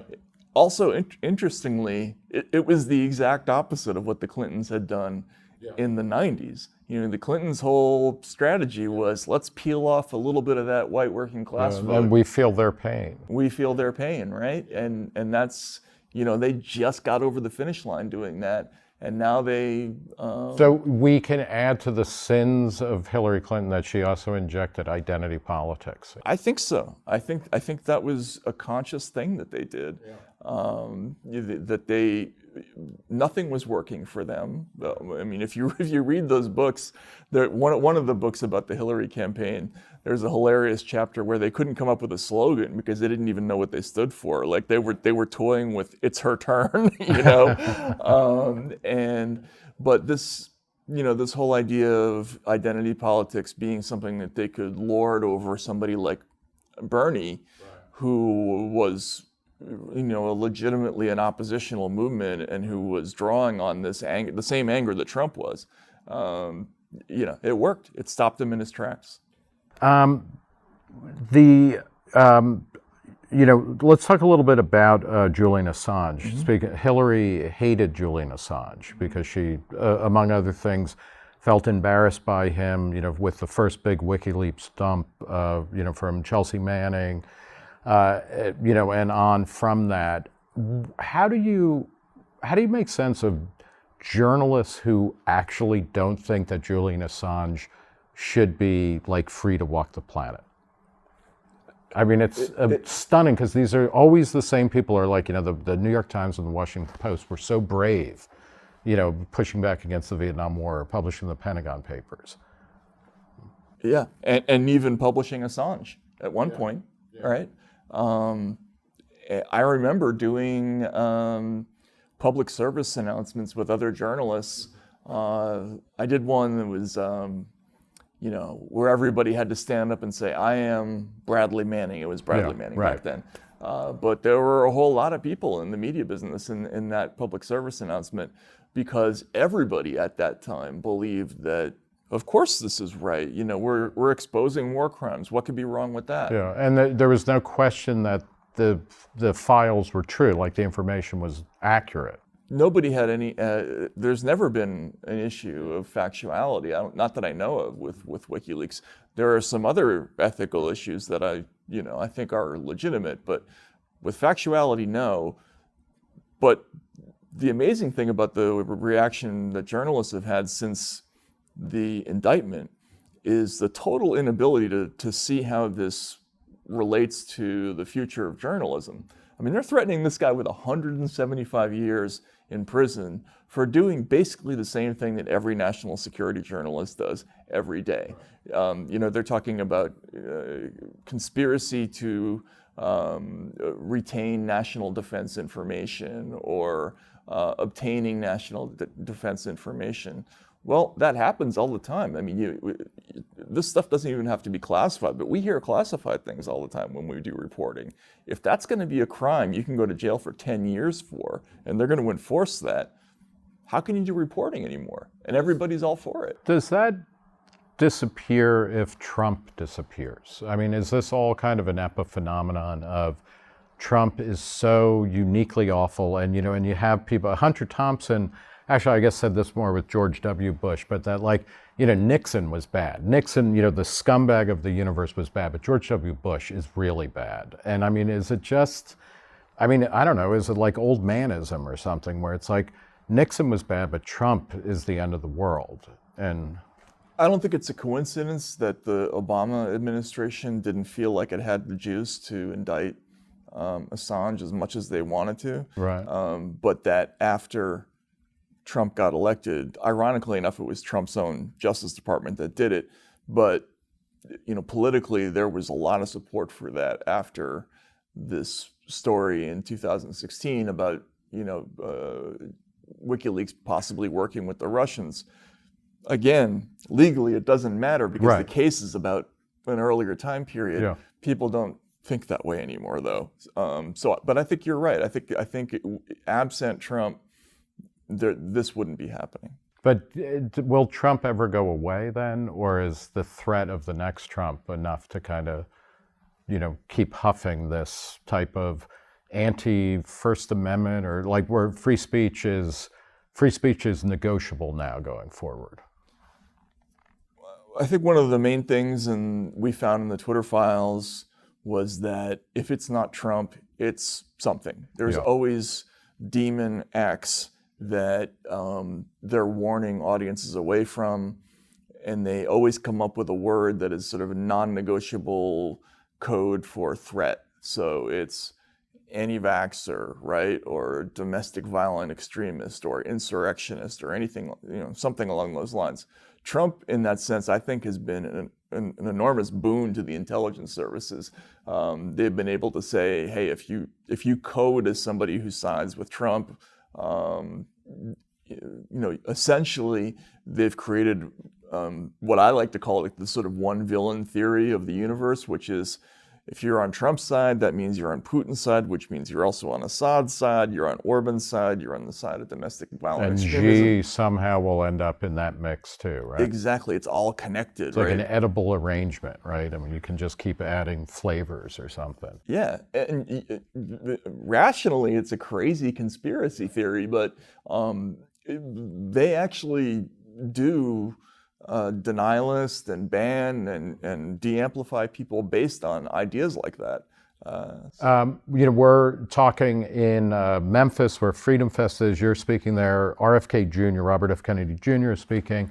One of the things that's interesting about RFK, Reason has talked to him and we've critiqued him and all of this, but he self-consciously says he is following a lot of Trump's playbook. Like I saw an interview with him where he said, he misunderstood Trump's appeal. He was very anti-Trump, but now he's starting to understand why people looked at Trump seriously, and he wants to kind of grab some of that. What is going on? Like, why do people like Trump and now RFK Jr., what are they giving to people that they're not getting out of traditional candidates? I don't think it's that big of a mystery. I mean, the very first time that I saw Trump in person, I remember having the thought 20 minutes into his speech, this is going to work. Yeah. I mean, I didn't know if he was going to win, but what he was doing was scoring. You could feel it in the audience. And why was that? Well, America, since 2008 especially, had become incredibly dysfunctional. We had had a massive financial collapse where the elite and wealthy class had been completely bailed out when a lot of them should have gone to jail, and everybody else sort of paid the bill. including millions of people who got thrown out of their homes, in some cases justifiably, but in some cases not. And you add that to the ongoing wars in the Middle East. There were lots of vets in Trump's crowds, who had gripes about all kinds of things. And Trump picked up on anger at institutional America that I think had a legitimate basis. If you've read Martin Gurry's book, The Revolt of the Public, he predicted this before Trump came on the scene. He said people are going to be pissed about all these different things. And all it takes is somebody who's tuned into that. And my only concern about Trump was that he was going to promise a lot but not really deliver. He was going to be a fake reformer. So if somebody were to come along and be a real reformer, if they were actually going to try to do something about some of these things, that would probably have a lot of appeal to the public. Do you think RFK is that person? I think he's more honest than Donald Trump. I think, the people that he surrounded himself with are real politicians. I think they actually care about a lot of these issues. Trump, for me, was a master at the appearance side of the game, right? He was just so good at visual politics and virality and all these things that people didn't understand very well back then. But he wasn't a policy wonk. He wasn't staying up at night reading position papers. With Kennedy, it's still unknown, I would say, how sincere he is, what he's really up to. I think we have to get to know him a little bit better. He's also coming onto the scene post-COVID, and Trump occupied a weird space during COVID, right? Because it was kind of like, I'm not going to tell you what to do. I have experts, but, he was criticized for not implementing a single policy, which in the end may have been better. But then he also, he did Operation Warp Speed, which actually worked to get vaccines out quickly. They didn't come before the election, which he's obviously still pissed about. But he's also kind of an anti-vaxxer. How, if 2008 was a moment where, like, okay, American institutions, people are like, fuck it, we're, these are not working for us. How much worse is it post-COVID, do you think? I think it's a lot worse post-COVID. COVID has added to the dynamic that 2008, Iraq, WMDs, all that stuff. Even the 2000 election where we couldn't really decide. Yeah, that too, right? You add that on top of it. But COVID has a whole long list of things that have added to Middle America's grievances, beginning with the fact that it increasingly looks like they lied to us about the origins of the disease for some pretty weak reasons, maybe. They were trying to cover up some research they were doing. That's thing one. That's looking increasingly likely. At the very least, they excluded the possibility of that illegitimately. And that was where the government was telling Twitter and Facebook at all, like, don't run this stuff or squelch it. Right, exactly. Squelch that. Then there was, this whole idea of tying anti-vaccine sentiment to anti-mandate sentiment. Right. And they consciously blurred the lines about that. There were a lot of people. I did a story about Loudoun County, Virginia, when the Republicans won the gubernatorial election there, and there were people there who were furious at the way they had been portrayed in the media as racists or anti-vaxxers. Really, they wanted their kids to go back to school because they had done their own research online. They found the kids weren't really at risk, and their kids weren't learning anything, and it was a burden on them personally, right? So there's a million things like this that have added to ordinary people's dissatisfaction. And again, with COVID, there's the additional complicating factor of kids being involved. Like, once, people feel strongly, but once there's something about their kids, they go. And it became clear pretty early on that kids were not affected, and yet they were the ones whose lives were most clearly upended by this, right? By lockdowns and what. Where are you on, like, vaccines? Are you an anti-COVID vaxxer? Are you anti-mandate? Are you pro-mandate, pro-vaccine? Or I'm anti-mandate for sure. And my wife's a doctor. I'm pretty reliably convinced that vaccines have been a good thing overall in the world. I'm not a scientist. This is one of the reasons why I stayed away from this story, is because this is not my area of expertise. But I do think lockdowns have been bad. I do think the press lied about the threat to kids, and I don't understand why they had to do that. I'm not so sure about the efficacy of vaccinating children at all. This recent Missouri v. Biden case involves some doctors who just said some very logical things, like if there's any risk at all with this vaccine, even if it's infinitesimal, it's probably more than the risk of sending your kid to school, because this thing doesn't really hurt kids. And they tossed them off Twitter for that, or they tossed them off Facebook for that. That's crazy, and I think people see that as crazy. The other big story that paralleled COVID and the lockdowns obviously was George Floyd and kind of racial reckoning and whatnot. Was it 2019 when you wrote the Eric Garner book? Or earlier than 18, that? I think. Yeah. I mean, which is before the lockdown and things like that. But how, obviously, the George Floyd story was huge, and it was, again, it probably wouldn't have been as big if we weren't in lockdown and whatnot. But go back to Eric Garner, who was arrested for selling loose cigarettes in Staten Island and then died while the police were arresting him.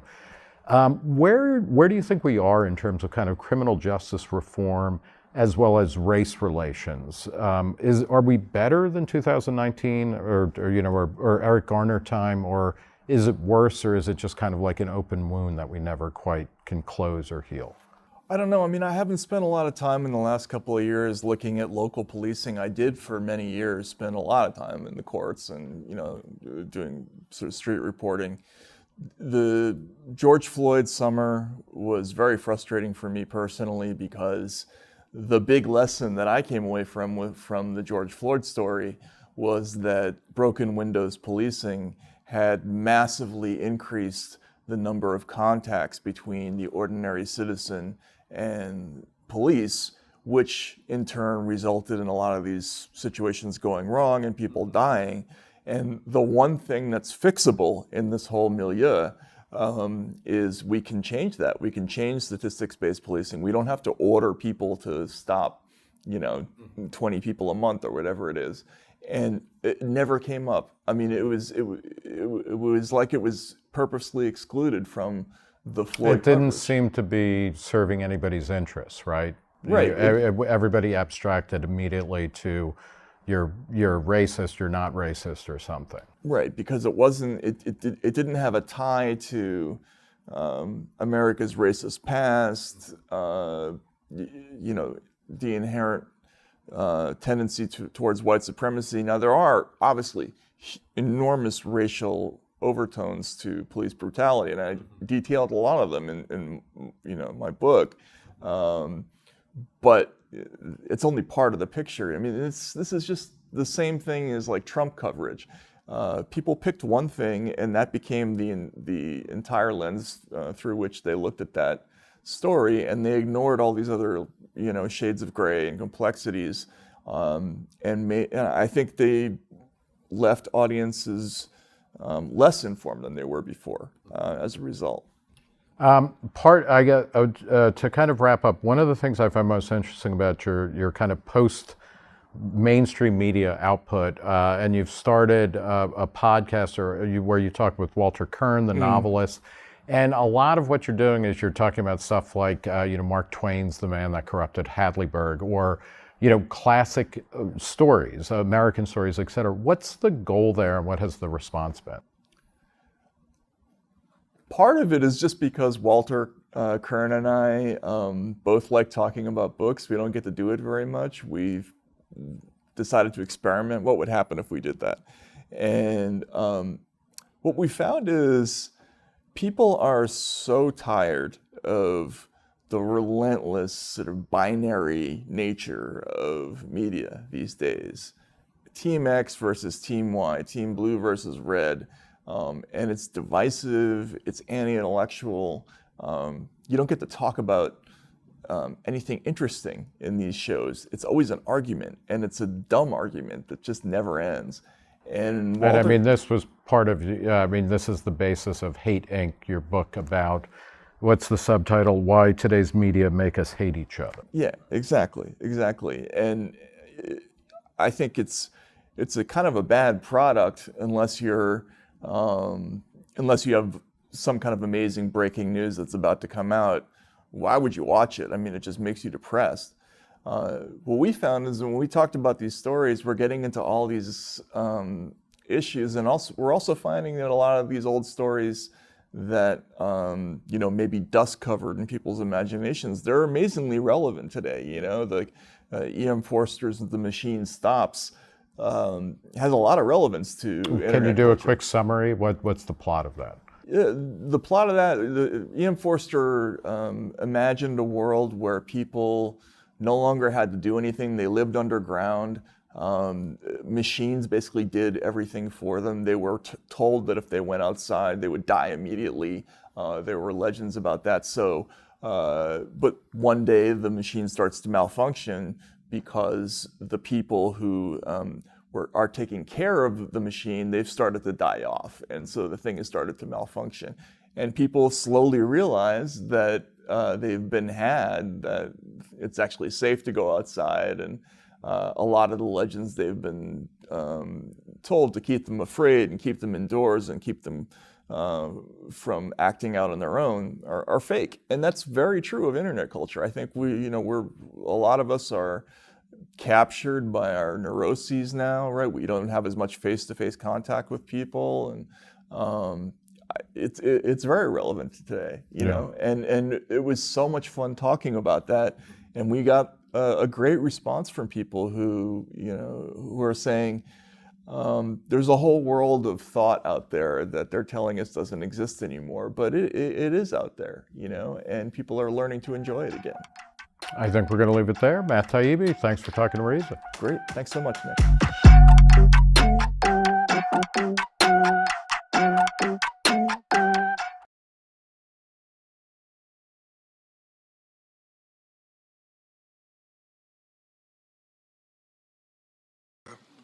In 2013, the National Center for Missing and Exploited Children, known as NCMEC, received approximately 1,380 cyber tips per day. By 2023, just 10 years later, the number of cyber tips has risen to 100,000 reports a day. That's 100,000 daily reports of child sexual abuse material, also known as CSAM. In recent years, we've also seen an explosion in the so-called financial sextortion, in which a predator uses a fake social media account to trick a minor into sending explicit photos or videos, then threatens to release them unless the victim sends money. In 2021, NCMEC received a total of 139 reports of sextortion, 2021. In 2023, through the end of October alone, this number skyrocketed to more than 22,000. More than a dozen children have died by suicide after becoming victims of this crime. This disturbing growth in child sexual exploitation is driven by one thing: changes in technology. In 1996, the world's best-selling cell phone was the Motorola StarTAC. While groundbreaking at the time, the clamshell-style cell phone wasn't much different from a traditional phone. It allowed users to make and receive calls and even receive text messages, but that was about it. Fast forward to today. Smartphones are in the pockets of seemingly every man, woman, and teenager on the planet. Like the StarTAC today, today's smartphones allow users to make and receive calls and text, but they can also take photos and videos, support live streaming, and offer countless apps. With the touch of your finger, that smartphone that can entertain and inform you can become a back alley where the lives of your children are damaged and destroyed. These apps have changed the ways we live, work, and play. But as investigations have detailed, social media and messaging apps have also given predators powerful new tools to sexually exploit children. Your carefully crafted algorithms can be more powerful force on the lives of our children than even the most best-intentioned parent. Discord has been used to groom, abduct, and abuse children. Meta's Instagram helped connect and promote a network of pedophiles. Snapchat's disappearing messages have been co-opted by criminals who financially extort young victims. TikTok has become a, quote, platform of choice for predators to access, engage, and groom children for abuse. And the prevalence of CSAM on X has grown as the company has gutted its trust and safety workforce. Today, we'll hear from the CEOs of those companies. They are not only the tech companies that have contributed to this crisis, they are responsible for many of the dangers our children face online.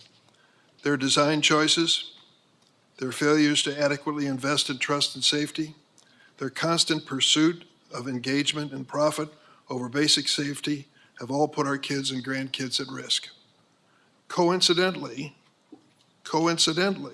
several of these companies implemented common sense child safety improvements within the last week, days before their CEOs would have to justify their lack of action before this committee. But the tech industry alone is not to blame for the situation we're in. Those of us in Congress need to look in the mirror. In 1996, the same year the Motorola StarTAC was flying off shelves, and years before social media went mainstream, we passed Section 230 of the Communications Decency Act. This law immunized the then fledgling internet platforms from liability for user-generated content. Interesting, only one other industry in America has an immunity from civil liability. We'll leave that for another day. For the past 30 years, Section 230 has remained largely unchanged, allowing big tech to grow into the most profitable industry in the history of capitalism without fear of liability for unsafe practices. That has to change. Over the past year, this committee has unanimously reported 5 bills that would finally hold tech companies accountable for child sexual exploitation on their platforms. Unanimous. Take a look at the composition and membership of the Senate Judiciary Committee and imagine, if you will, there's anything we could agree on unanimously. These 5 bills were the object of agreement. One of these bills is by Stop CSAM Act. Critically, it would let victims sue online providers that promote or aid and abet online child sexual exploitation or that host or store CSAM. This stand against online child sexual exploitation is bipartisan and absolutely necessary.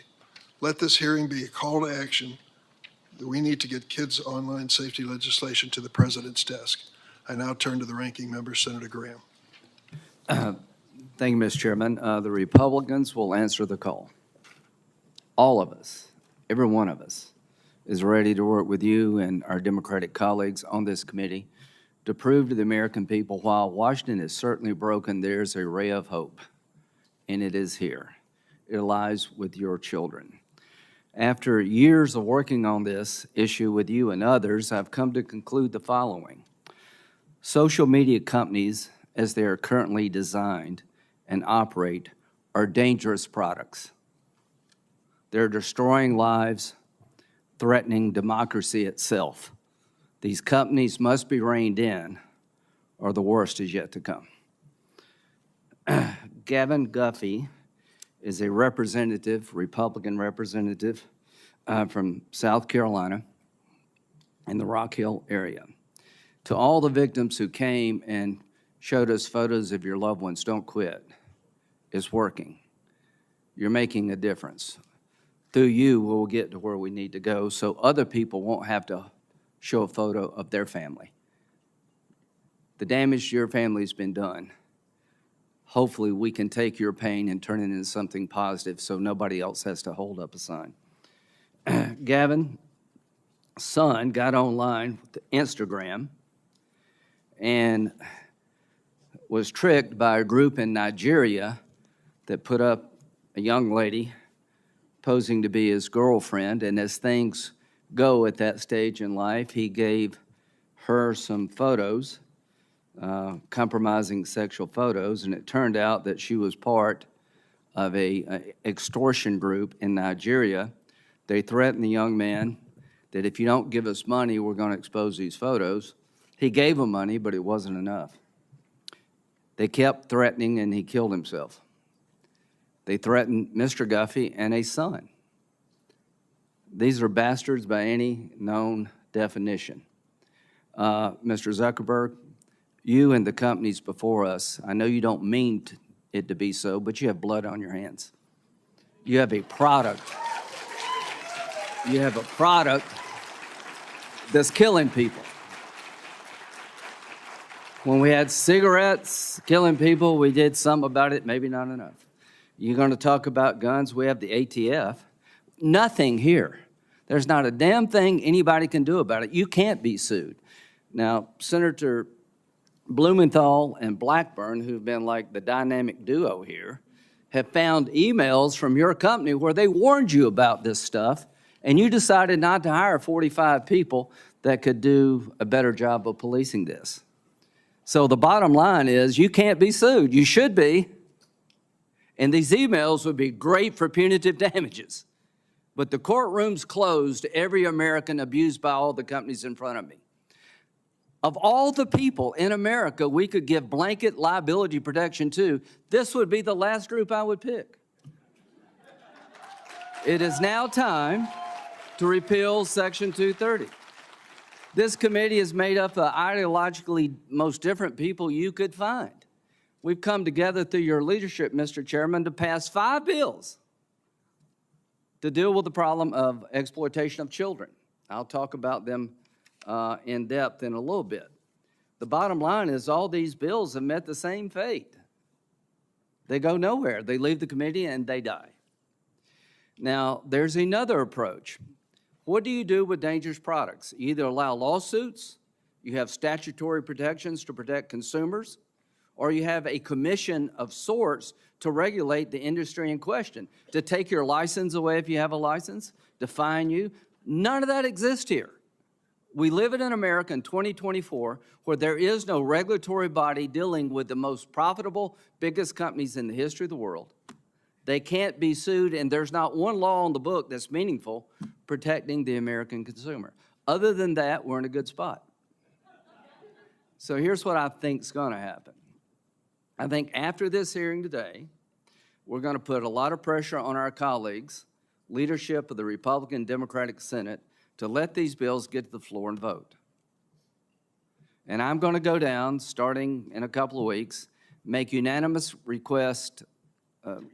consent request to do CSAM, do the Earn It Act, do your bill, do all of the bills, and you can be famous, come and object. I'm going to give you a chance to be famous. Now, Elizabeth Warren and Lindsey Graham have almost nothing in common. I promised her I would say that publicly.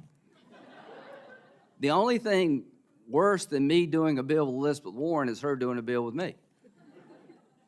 We have sort of parked that because Elizabeth and I see an abuse here that needs to be dealt with. Senator Durbin and I have different political philosophies, but I appreciate what you've done on this committee.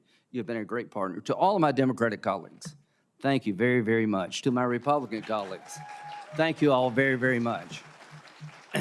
Save the applause for when we get a result. It's all talk right now. But there'll come a day, if we keep pressing, to get the right answer for the American people. What is that answer? Accountability. Now, these products have an upside. You've enriched our lives in many ways. Mr. Zuckerberg, you created a product I use. The idea, I think, when you first came up with this, be able to talk to your friends and your family and pass on your life, to be able to have a place where you could talk to your friends and family about good things going on in life. And I use it. We all use it. There's an upside to everything here, but the dark side hasn't been dealt with. It's now time to deal with the dark side because people have taken your idea and they've turned it into a nightmare for the American people. They've turned it into a nightmare for the world at large. TikTok. We had a great discussion about how maybe Larry Ellison through Oracle can protect American data from Chinese communist influence. But TikTok, your representative in Israel quit the company because TikTok is being used in a way to basically destroy the Jewish state. This is not just about individuals. I worry that in 2024, our democracy will be attacked again through these platforms by foreign actors. We're exposed, and AI is just starting. So to my colleagues, we're here for a reason. This committee has a history of being tough, but also doing things that need to be done. This committee has risen to the occasion. There's more that we can do, but to the members of this committee, let's insist that our colleagues rise to the occasion also. Let's make sure that in the 118th Congress, we have votes that would fix this problem. All you can do is cast your vote at the end of the day, but you can urge the system to require others to cast their vote. Mr. Chairman, I will continue to work with you and everybody on this committee to have a day of reckoning on the floor of the United States Senate. Thank you. Thank you, Senator Graham. Today we welcome 5 witnesses whom I'll introduce now. Jason Citron, the CEO of Discord Incorporated. Mark Zuckerberg, the founder and CEO of Meta. Evan Spiegel, the co-founder and CEO of Snap Incorporated. Shou Chu, the CEO of TikTok. And Linda Yaccarino, the CEO of X Corporation, formerly known as Twitter. I will note for the record that Mr. Zuckerberg and Mr. Chu are appearing voluntarily. I am disappointed that our other witnesses did not offer that same degree of cooperation. Mr. Citron, Mr. Spiegel, and Ms. Yaccarino are here pursuant to subpoenas. And Mr. Citron only accepted service of his subpoena after U.S. Marshals were sent to Discord's headquarters at taxpayers' expense. I hope this is not a sign of your commitment or lack of commitment to addressing the serious issue before us. After I swear in the witnesses, each witness will have 5 minutes to make an opening statement. Then senators will ask questions in an opening round, each of 7 minutes. I expect to take a short break at some point during questioning to allow the witnesses to stretch their legs. If anyone is in need of a break at any point, please let my staff know. Before I turn to the witnesses, I'd also like to take a moment to acknowledge that this hearing has gathered a lot of attention, as we expected. We have a large audience, the largest I've seen in this room today.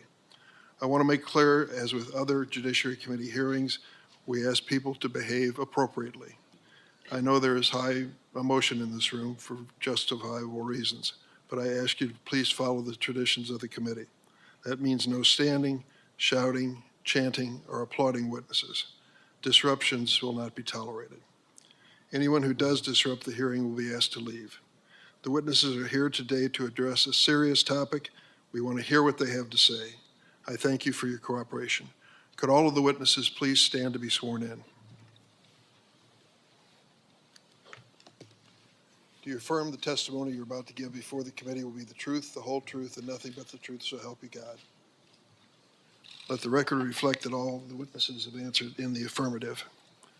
Mr. Citron, please proceed with your opening statement. Good morning. Good morning. My name is Jason Citron, and I am the co-founder and CEO of Discord. We are an American company with about 800 employees living and working in 33 states. Today, Discord has grown to more than 150 million monthly active users. Discord is a communications platform where friends hang out and talk online about shared interests, from fantasy sports to writing music to video games. I've been playing video games since I was 5 years old, and as a kid, it's how I had fun and found friendship. Many of my fondest memories are of playing video games with friends. We built Discord so that anyone could build friendships playing video games, from Minecraft to Wordle and everything in between. Games have always brought us together, and Discord makes that happen today. Discord is one of the many services that have revolutionized how we communicate with each other in the different moments of our lives. iMessage, Zoom, Gmail, and on and on. They enrich our lives, create communities, accelerate commerce, healthcare, and education. Just like with all technology and tools, there are people who exploit and abuse our platforms for immoral and illegal purposes.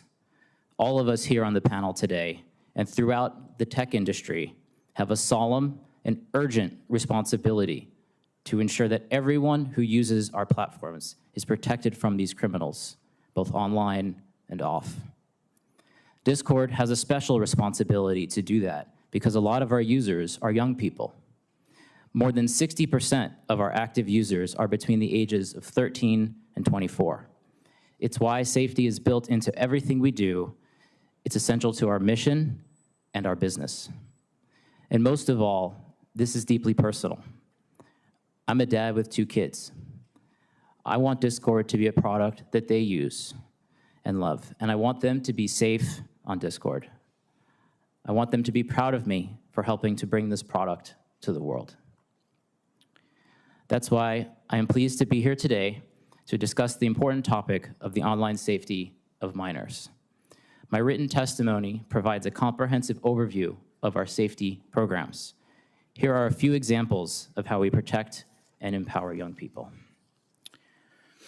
First, we've put our money into safety. The tech sector has a reputation of larger companies buying smaller ones to increase user numbers and boost financial results. But the largest acquisition we've ever made at Discord was a company called Centropy. It didn't help us expand our market share or improve our bottom line. In fact, because it uses AI to help us identify, ban, and report criminals and bad behavior, it has actually lowered our user count by getting rid of bad actors. Second, you've heard of end-to-end encryption that blocks anyone, including the platform itself, from seeing users' communications. It's a feature on dozens of platforms, but not on Discord. That's a choice we've made. We don't believe we can fulfill our safety obligations if the text messages of teens are fully encrypted, because encryption would block our ability to investigate a serious situation and, when appropriate, report to law enforcement. Third, we have a zero-tolerance policy on child sexual abuse material, or CSAM. We scan images uploaded to Discord to detect and block the sharing of this abhorrent material. We've also built an innovative tool, Teen Safety Assist, that blocks explicit images and helps young people easily report unwelcome conversations. We've also developed a new semantic hashing technology for detecting novel forms of CSAM called CLIP, and we're sharing this technology with other platforms through the Tech Coalition. Finally, we recognize that improving online safety requires all of us to work together. So we partner with nonprofits, law enforcement, and our tech colleagues to stay ahead of the curve in protecting young people online. We want to be the platform that empowers our users to have better online experiences, to build true connections, genuine friendships, and to have fun. Senators, I sincerely hope today is the beginning of an ongoing dialogue that results in real improvements in online safety.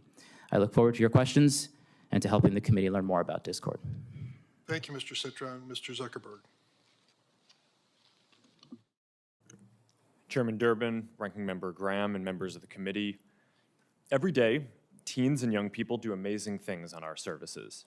They use our apps to create new things, express themselves, explore the world around them, and feel more connected to the people they care about.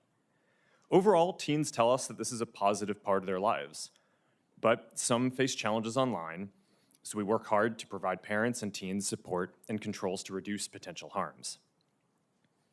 Being a parent is one of the hardest jobs in the world.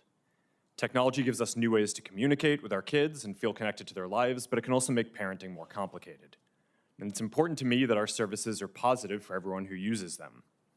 We are on the side of parents everywhere working hard to raise their kids. Over the last 8 years, we've built more than 30 different tools, resources, and features that parents can set time limits for their teens using our apps, see who they're following, or if they report someone for bullying. For teens, we've added nudges that remind them when they've been using Instagram for a while or if it's getting late and they should go to sleep, as well as ways to hide words or people without those people finding out. We put special restrictions on teen accounts on Instagram. By default, accounts for under 16s are set to private, have the most restrictive content settings, and can't be messaged by adults that they don't follow or people they aren't connected to. With so much of our lives spent on mobile devices and social media, it's important to look into the effects on teen mental health and well-being. I take this very seriously. Mental health is a complex issue, and the existing body of scientific work has not shown a causal link between using social media and young people having worse mental health outcomes. A recent National Academies of Science report evaluated over 300 studies and found that research, quote, did not support the conclusion that social media causes changes in adolescent mental health at the population level, end quote. It also suggested that social media can provide significant positive benefits when young people use it to express themselves, explore and connect with others. Still, we're going to continue to monitor the research and use it to inform our roadmap. Keeping young people safe online has been a challenge since the internet began, and as criminals evolve their tactics, we have to evolve our defenses too. We work closely with law enforcement to find bad actors and help bring them to justice, but the difficult reality is that no matter how much we invest or how effective our tools are, there's always more to learn and more improvements to make. But we remain ready to work with members of this committee, industry, and parents to make the internet safer for everyone. I'm proud of the work that our teams do to improve online child safety on our services and across the entire internet. We have around 40,000 people overall working on safety and security, and we've invested more than $20 billion in this since 2016, including around $5 billion in the last year alone. We have many teams dedicated to child safety and teen well-being, and we lead the industry in a lot of the areas that we're discussing today. We build technology to tackle the worst online risks and share it to help our whole industry get better, like Project Lantern, which helps companies share data about people who break child safety rules, and we're founding members of Take It Down, a platform which helps young people prevent their nude images from being spread online. We also go beyond legal requirements and use sophisticated technology to proactively discover abusive material.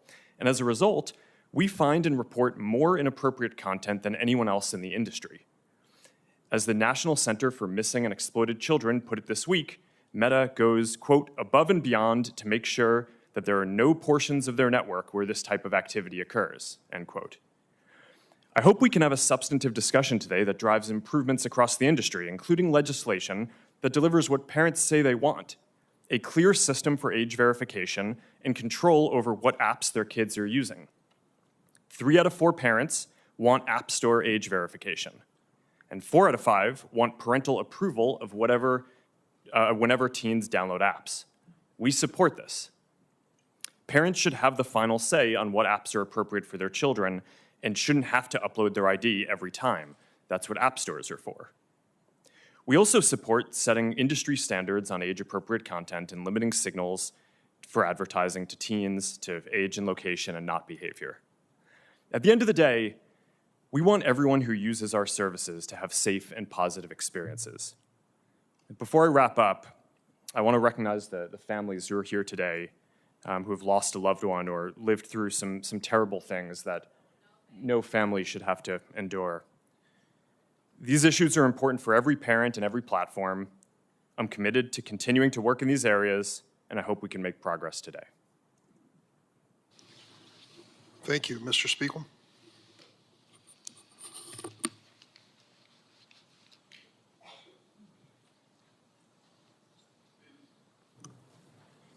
Chairman Durbin, Ranking Member Graham, and members of the committee, thank you for convening this hearing and for moving forward important legislation to protect children online. I'm Evan Spiegel, the co-founder and CEO of Snap. We created Snapchat, an online service that is used by more than 800 million people worldwide to communicate with their friends and family. I know that many of you have been working to protect children online since before Snapchat was created, and we are grateful for your long-term dedication to this cause and your willingness to work together to help keep our community safe. I want to acknowledge the survivors of online harms and the families who are here today who have suffered the loss of a loved one. Words cannot begin to express the profound sorrow I feel that a service we designed to bring people happiness and joy has been abused to cause harm. I want to be clear that we understand our responsibility to keep our community safe. I also want to recognize the many families who have worked to raise awareness on these issues, pushed for change, and collaborated with lawmakers on important legislation like the Cooper-Davis Act, which can help save lives. I started building Snapchat with my co-founder Bobby Murphy when I was 20 years old. We designed Snapchat to solve some of the problems that we experienced online when we were teenagers. We didn't have an alternative to social media. That meant pictures shared online were permanent, public, and subject to popularity metrics. It didn't feel very good. We built Snapchat differently because we wanted a new way to communicate with our friends that was fast, fun, and private. A picture is worth 1,000 words, so people communicate with images and videos on Snapchat. We don't have public likes or comments when you share your story with friends. Snapchat is private by default, meaning that people need to opt in to add friends and choose who can contact them. When we built Snapchat, we chose to have the images and videos sent through our service delete by default. Unlike prior generations who've enjoyed the privacy afforded by phone calls, which aren't recorded, our generation has benefited from the ability to share moments through Snapchat that may not be picture perfect, but instead convey emotion without permanence. Even though Snapchat messages are deleted by default, we let everyone know that images and videos can be saved by the recipient. When we take action on illegal or potentially harmful content, we also retain the evidence for an extended period, which allows us to support law enforcement and hold criminals accountable. To help prevent the spread of harmful content on Snapchat, we approve the content that is recommended on our service using a combination of automated processes and human review. We apply our content rules consistently and fairly across all accounts. We run samples of our enforcement actions through quality assurance to verify that we're getting it right. We also proactively scan for known child sexual abuse material, drug-related content, and other types of harmful content, remove that content, deactivate and device block offending accounts, preserve the evidence for law enforcement, and report certain content to the relevant authorities for further action. Last year, we made 690,000 reports to the National Center for Missing and Exploited Children, leading to more than 1,000 arrests.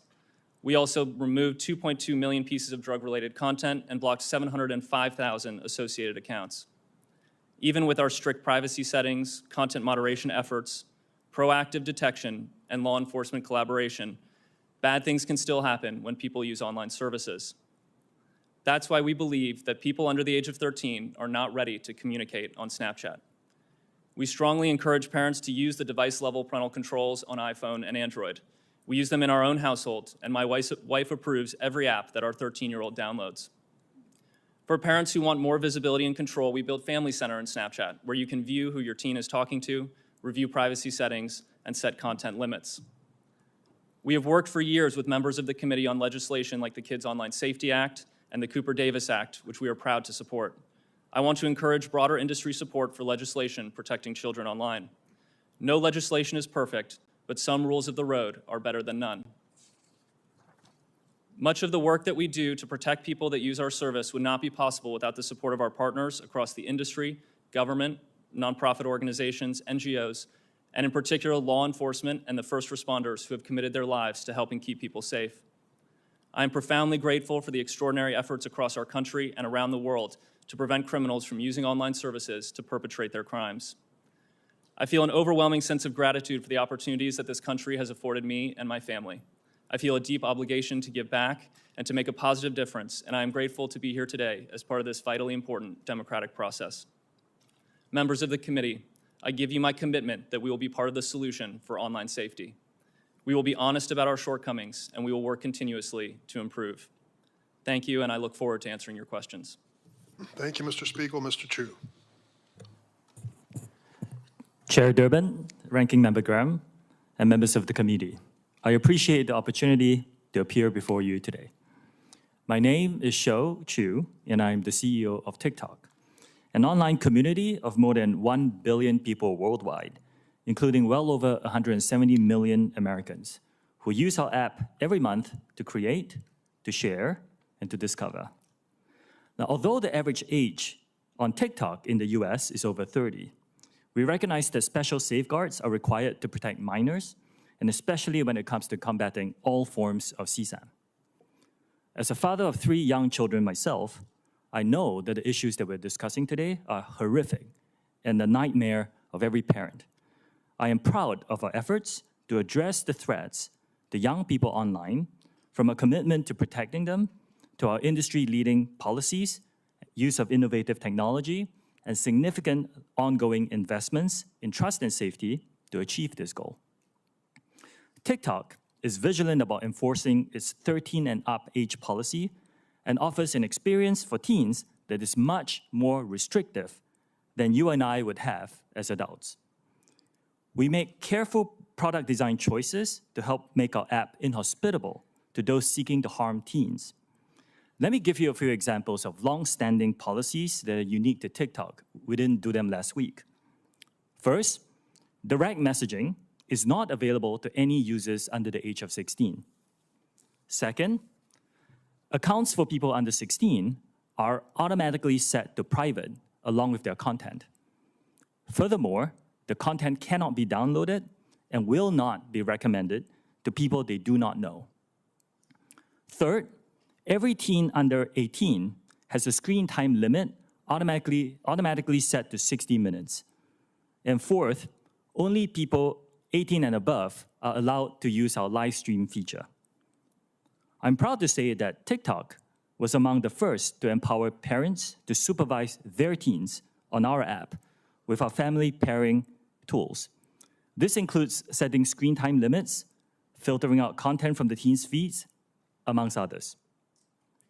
We made these choices after consulting with doctors and safety experts who understand the unique stages of teenage development to ensure that we have the appropriate safeguards to prevent harm and minimize risk.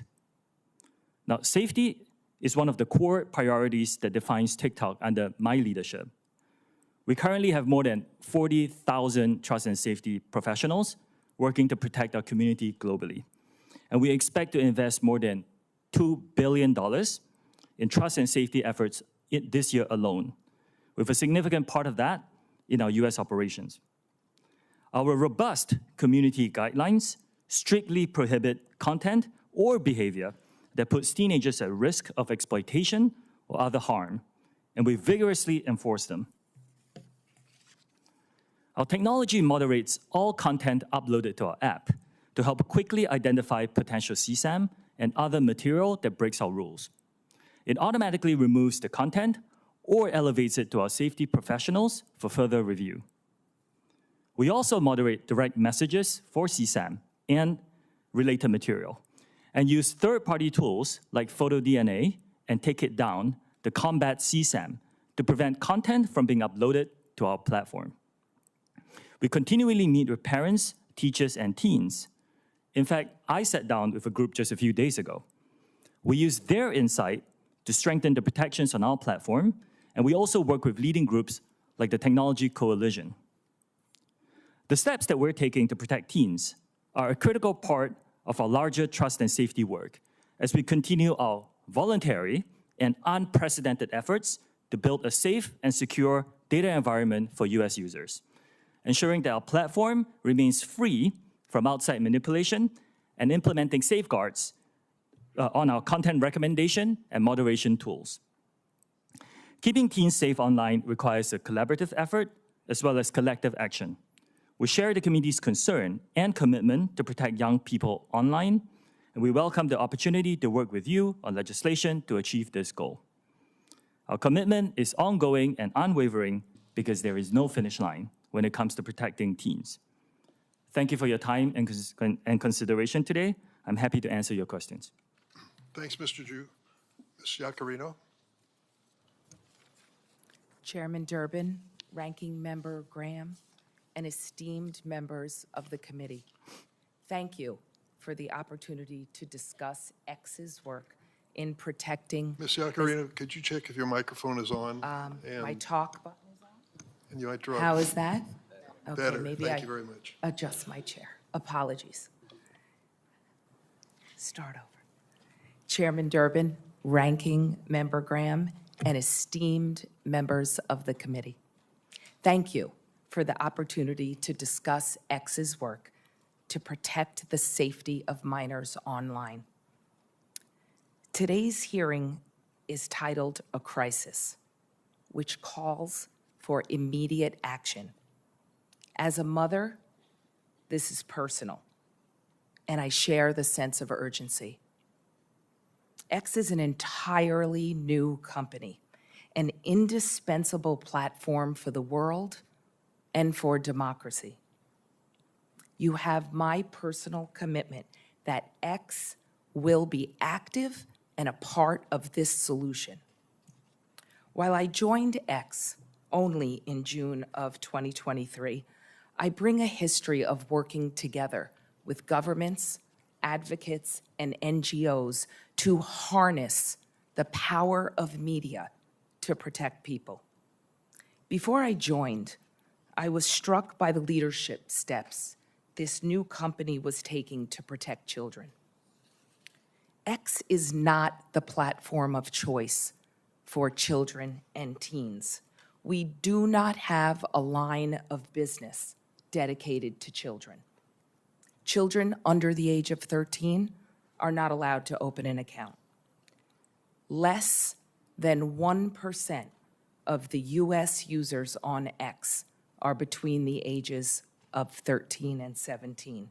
And those users are automatically set to a private default setting and cannot accept a message from anyone they do not approve. In the last 14 months, X has made material changes to protect minors. Our policy is clear. X has zero tolerance towards any material that features or promotes child sexual exploitation. My written testimony details X's extensive policies on content or actions that are prohibited and include grooming, blackmail, and identifying alleged victims of CSE. We've also strengthened our enforcement with more tools and technology to prevent those bad actors from distributing, searching for, and engaging with CSE content. If CSE content is posted on X, we remove it. And now, we also remove any account that engages with CSE content, whether it is real or computer-generated.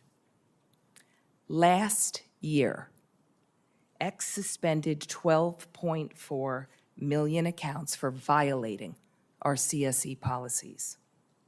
This is up from 2.3 million accounts that were removed by Twitter in 2022. In 2023, 850,000 reports were sent to NCMEC, including our first ever auto-generated report. This is 8 times more than was reported by Twitter in 2022. We've changed our priorities. We've restructured our trust and safety teams to remain strong and agile. We are building a trust and safety center of excellence in Austin, Texas, to bring more agents in-house to accelerate our impact. We're applying to the Technology Coalition's Project Lantern to make further industry-wide progress and impact. We've also opened up our algorithms for increased transparency. We want America to lead in this solution. X commends the Senate for passing the REPORT Act, and we support the SHIELD Act. It is time for a federal standard to criminalize the sharing of non-consensual intimate material. We need to raise the standards across the entire internet ecosystem, especially for those tech companies that are not here today and not stepping up.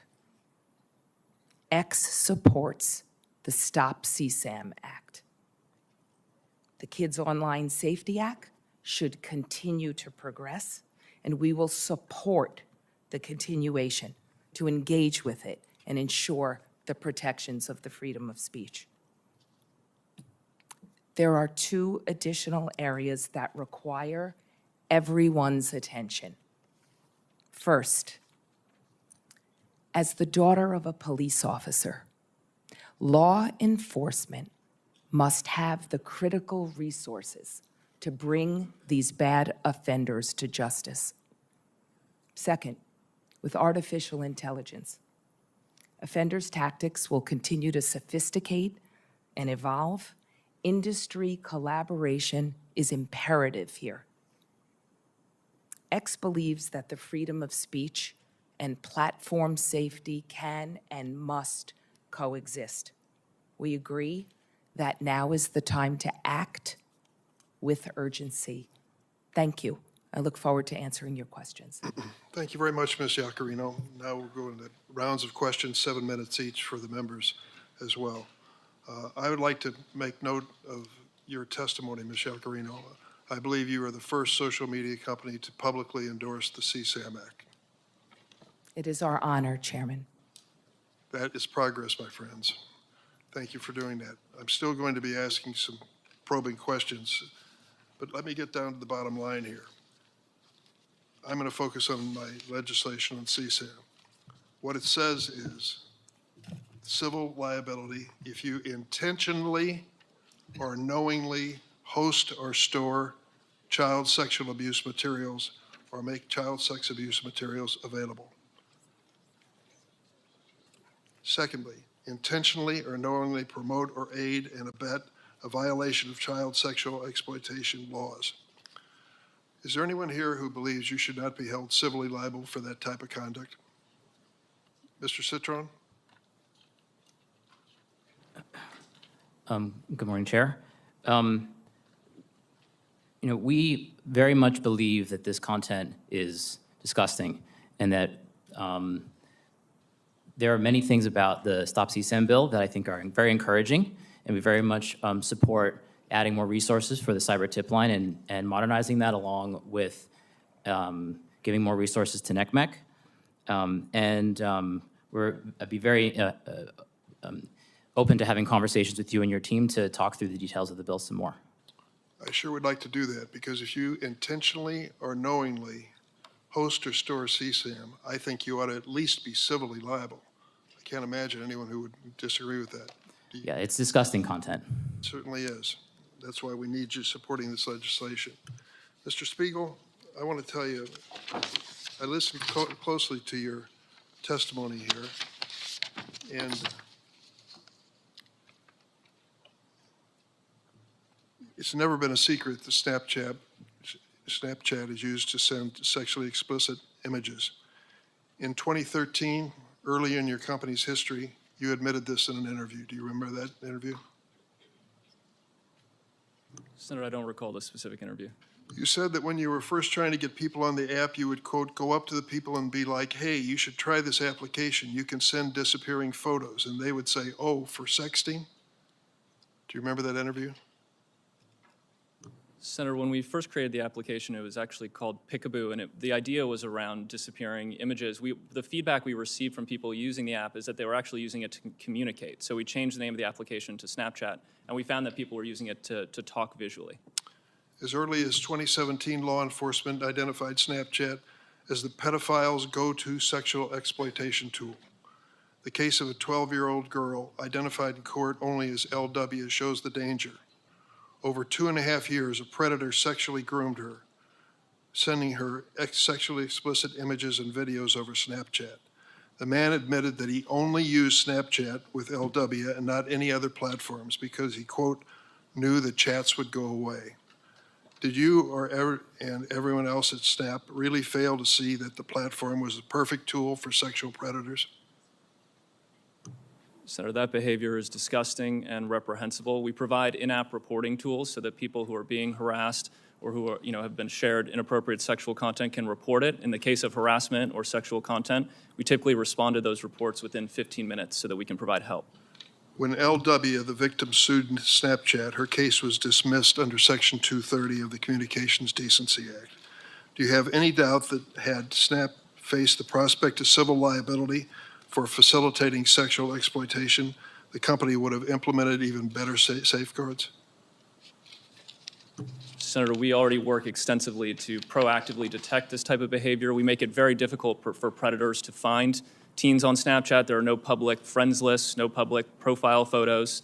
When we recommend friends for teens, we make sure that they have several mutual friends in common before making that recommendation. We believe those safeguards are important to preventing predators from misusing our platform. Mr. Citron, according to Discord's website, it takes a, quote, proactive and automated approach to safety only on servers with more than 200 members. Smaller servers rely on server owners and community moderators to define and enforce behavior. So how do you defend an approach to safety that relies on groups of fewer than 200 sexual predators to report themselves for things like grooming, trading a CSAM, or sextortion?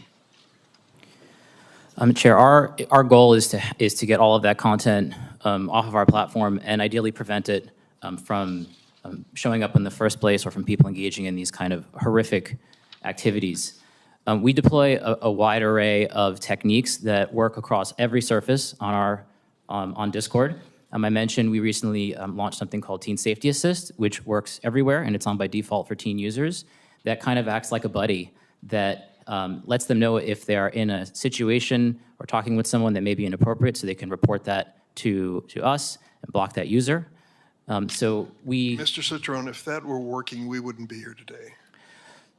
Chair, this is an ongoing challenge for all of us. That is why we're here today.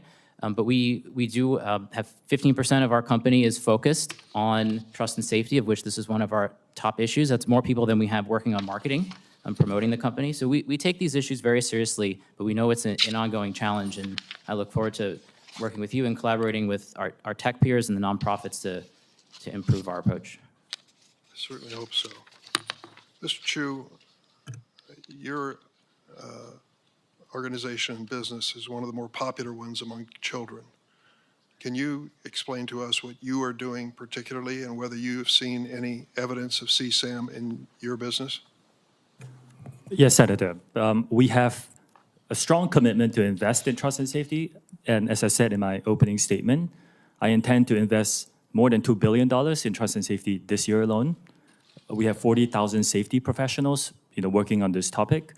We have built a specialized child safety team to help us identify specialized issues, horrific issues like material like the ones you have mentioned. If we identify any on our platform and we proactively do detection, we will remove it and we will report them to NCMEC and other authorities. Why is it TikTok allowing children to be exploited into performing commercialized sex acts? Senator, I respectfully disagree with that characterization. Our live streaming product is not for anyone below the age of 18. We have taken action to identify anyone who violates that, and we remove them from using that service. At this point, I'm going to turn to my ranking member, Senator Graham. Thank you, Mr. Citron. You said we need to start a discussion. Be honest with you, we've been having this discussion for a very long time. We need to get a result, not a discussion. Do you agree with that? Ranking member, I agree this is an issue that we've also been very focused on since we started our company in 2015, but this is the first time. Are you familiar with the Earn It Act, authored by myself and Senator Blumenthal? A little bit, yes. Okay, or do you support that? Like yes or no? We're not prepared to support it today, but we believe that section... Do you support the CSAM Act? The Stop CSAM Act, we are not prepared to support today, but we think do you support the SHIELD Act? We believe that the cyber tip line... Do you support it, yes or no? We believe that the cyber tip line and NCMEC... I'll tell you that to be no. The Project Safe Childhood Act, do you support it? We believe that... I'll take that to be no. The Report Act, do you support it? Ranking Member Graham, we very much look forward to having conversations with you and your team. We Well, want I to be part look of the forward to passing solution. a bill that will solve the problem. Do you support removing Section 230 liability protections for social media companies? I believe that Section 230 needs to be updated. It's a very old law. Do you support repealing it so people can sue if they believe they're harmed? I think that Section 230, as written, while it has many downsides, has enabled innovation on the internet, which I think has largely been... Thank you very much. So here you are. If you're waiting on these guys to solve the problem, we're going to die waiting. Mr. Zuckerberg,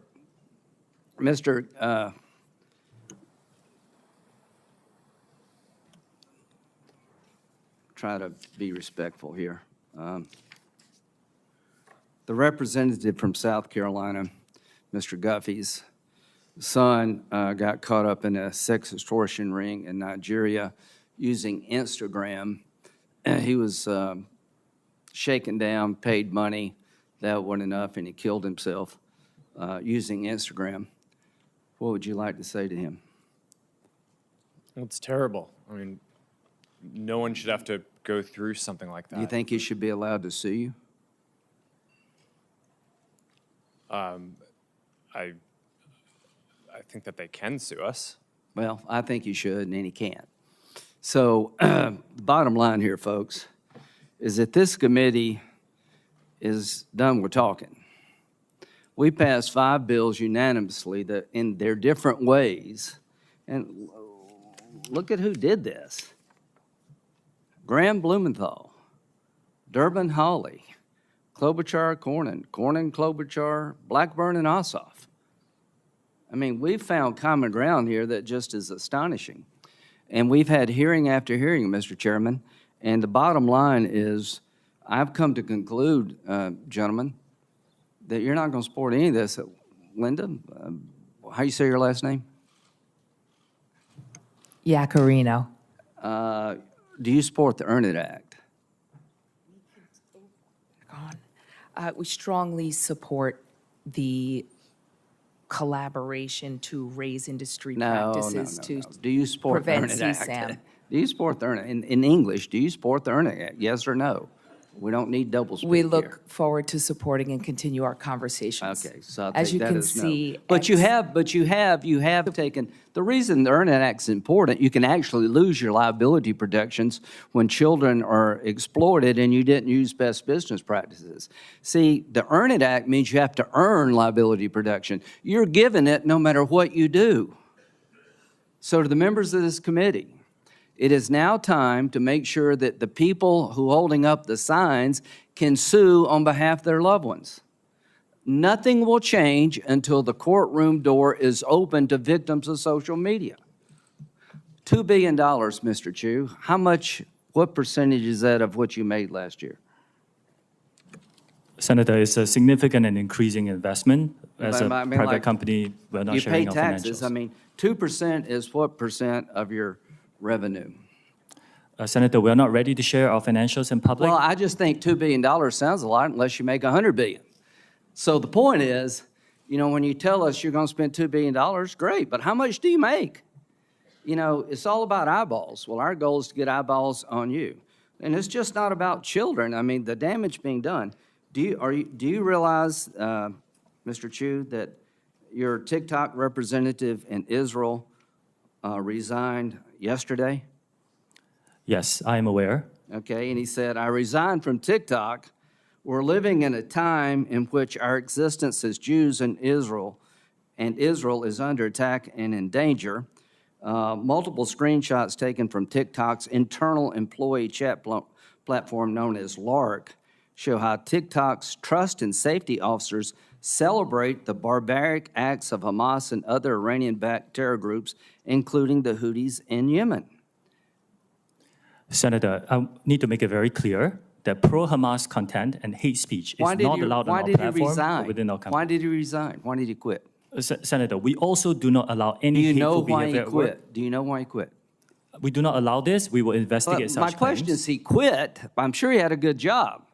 He gave up a good job because thinks your platform is being used to help people who want to destroy the Jewish state. And I'm not saying you want that. Mr. Zuckerberg, I'm not saying you want, as an individual, any of the harms.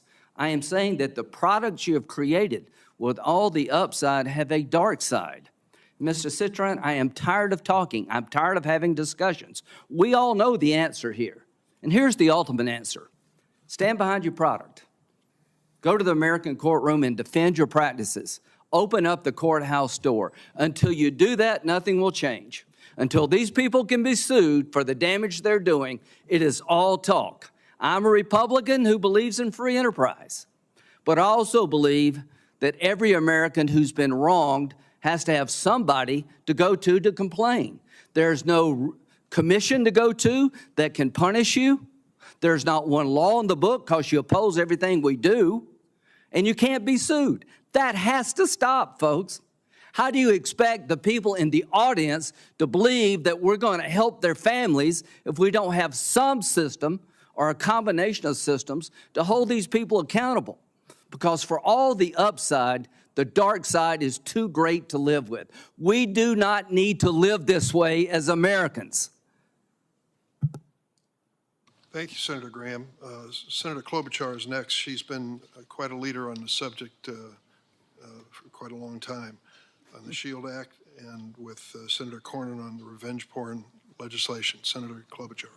Thank you very much, Chairman Durbin, and thank you, Ranking Member Graham, for those words. I couldn't agree more. For too long, we have been seeing the social media companies turn a blind eye when kids have joined these platforms in record numbers. They have used algorithms that push harmful content because that content got popular. They provided a venue, maybe not knowingly at first, but for dealers to sell deadly drugs like fentanyl. Our own head of our Drug Enforcement Administration has said they've basically been captured by the cartels in Mexico and in China. So I strongly support, first of all, the Stop CSAM bill. I agree with Senator Graham that nothing is going to change unless we open up the courtroom doors. I think the time for all of this immunity is done because I think money talks even stronger than we talk up here. 2 of the 5 bills, as noted, are my bills with Senator Cornyn. One has actually passed through the Senate, but is waiting action in the House. But the other one is the SHIELD Act, and I do support, appreciate the support of that bill. This is about revenge porn. The FBI director testified before this committee. There's been over 20 suicides of kids attributed to online revenge porn in just the last year. But for those parents out there and those families, this is for them about their own child, but it's also about making sure this doesn't happen to other children. I know because I've talked to these parents. Parents like Bridget Noring from Hastings, Minnesota, who is out there today. Bridget lost her teenage son after he took a fentanyl lace pill that he purchased on the internet. Amy Neville is also here. Platform got the pill. Amy Neville is also here. Her son Alexander was only 14 when he died after taking a pill he didn't know was actually fentanyl. We're starting a law enforcement campaign, One Pill Kills in Minnesota, going to the schools with the sheriffs and law enforcement. But the way to stop it is, yes, at the border and at the points of entry, but we know that 30% some of the people that are getting the fentanyl are getting it off the platforms. Meanwhile, social media platforms generated $11 billion in revenue in 2022 from advertising directed at children and teenagers, including nearly $2 billion in ad profits derived from users age 12 and under. When a Boeing plane lost a door in mid-flight several weeks ago, nobody questioned the decision to ground a fleet of over 700 planes. So why aren't we taking the same type of decisive action on the danger of these platforms when we know these kids are dying?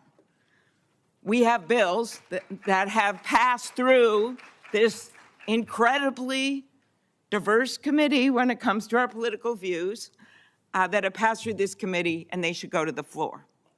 We should do something finally about liability, and then we should turn to some of the other issues that a number of us have worked on when it comes to the charges for app stores and when it comes to some of the monopoly behavior and the self-preferencing. But I'm going to stick with this today. Facts. 1/3 of fentanyl cases investigated over 5 months had direct ties to social media. That's from the DEA. Facts. Between 2012 and 2022, cyber tip line reports of online child sexual exploitation increased from 415,000 to more than 32 million. And as I noted, at least 20 victims committed suicide in sextortion cases. So I'm going to start with that, with you, Mr. Citron. My bill with Senator Cornyn, the SHIELD Act, includes a threat provision that would help protection and accountability for those that are threatened by these predators. Young kids get a picture, send it in, think they got a new girlfriend or a new boyfriend, ruins their life, or they think it's going to be ruined, and they kill themselves. So could you tell me why you're not supporting the SHIELD Act?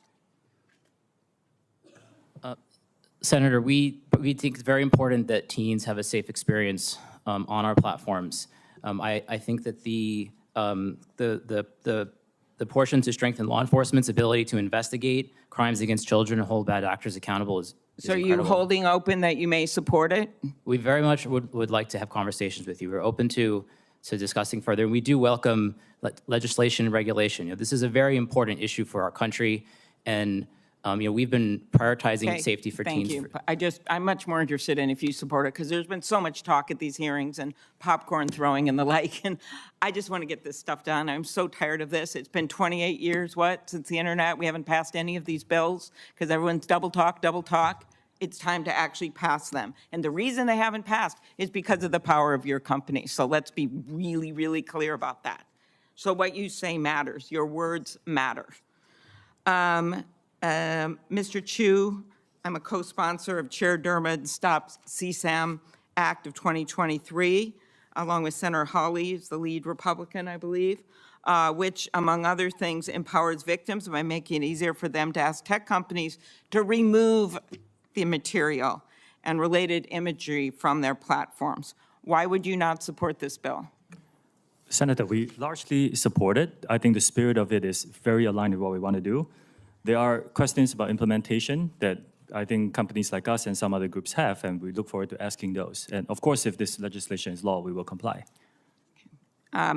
Mr. Spiegel, I know we talked ahead of time. I do appreciate your company's support for the Cooper Davis Act, which will finally, it's a bill with Senator Shaheen and Marshall, which will allow law enforcement to do more when it comes to fentanyl. I think you know what a problem this is. Devin Noring, teenager from Hastings, I mentioned his mom here, suffered dental pain and migraines, so he bought what he thought was a Percocet over Snap, but instead he bought a counterfeit drug laced with a lethal dose of fentanyl.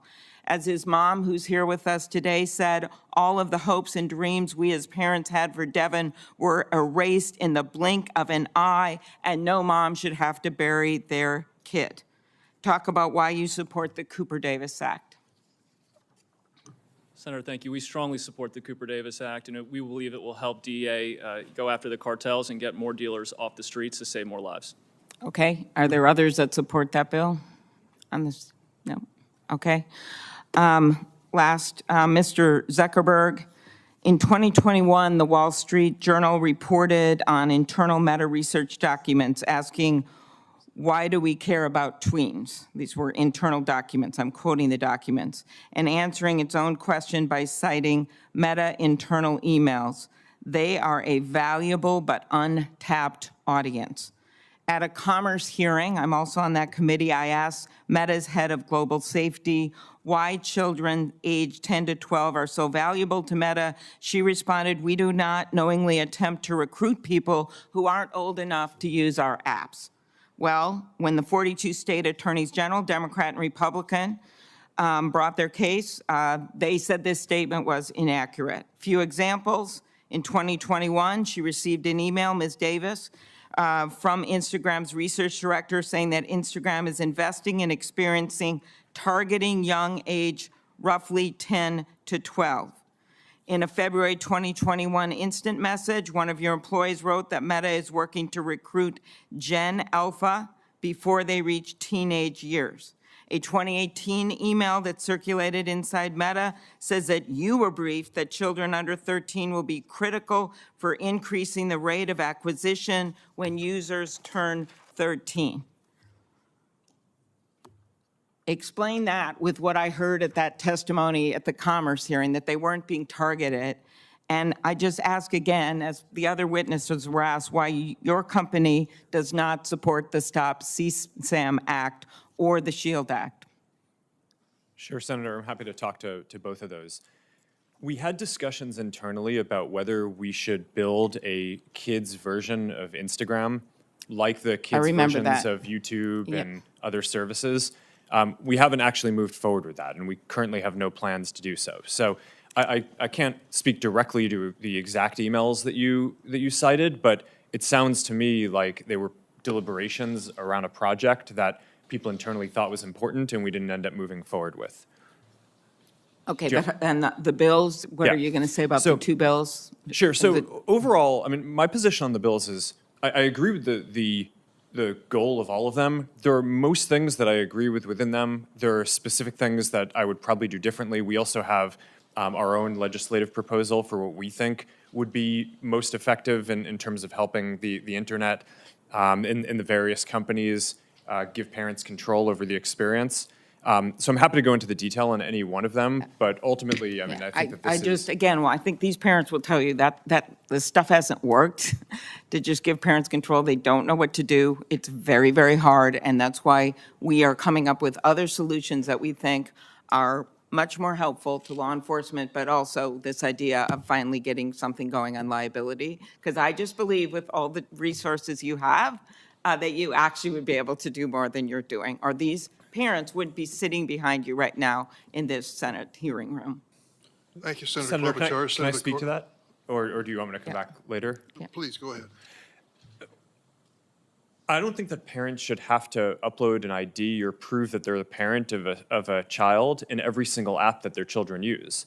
I think the right place to do this, and a place where it'd be actually very easy for it to work, is within the app stores themselves, where my understanding is Apple and Google already, or at least Apple, already requires parental consent when a child does a payment with an app.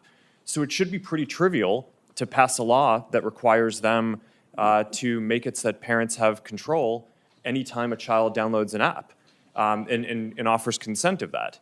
And the research that we've done shows that the vast majority of parents want that.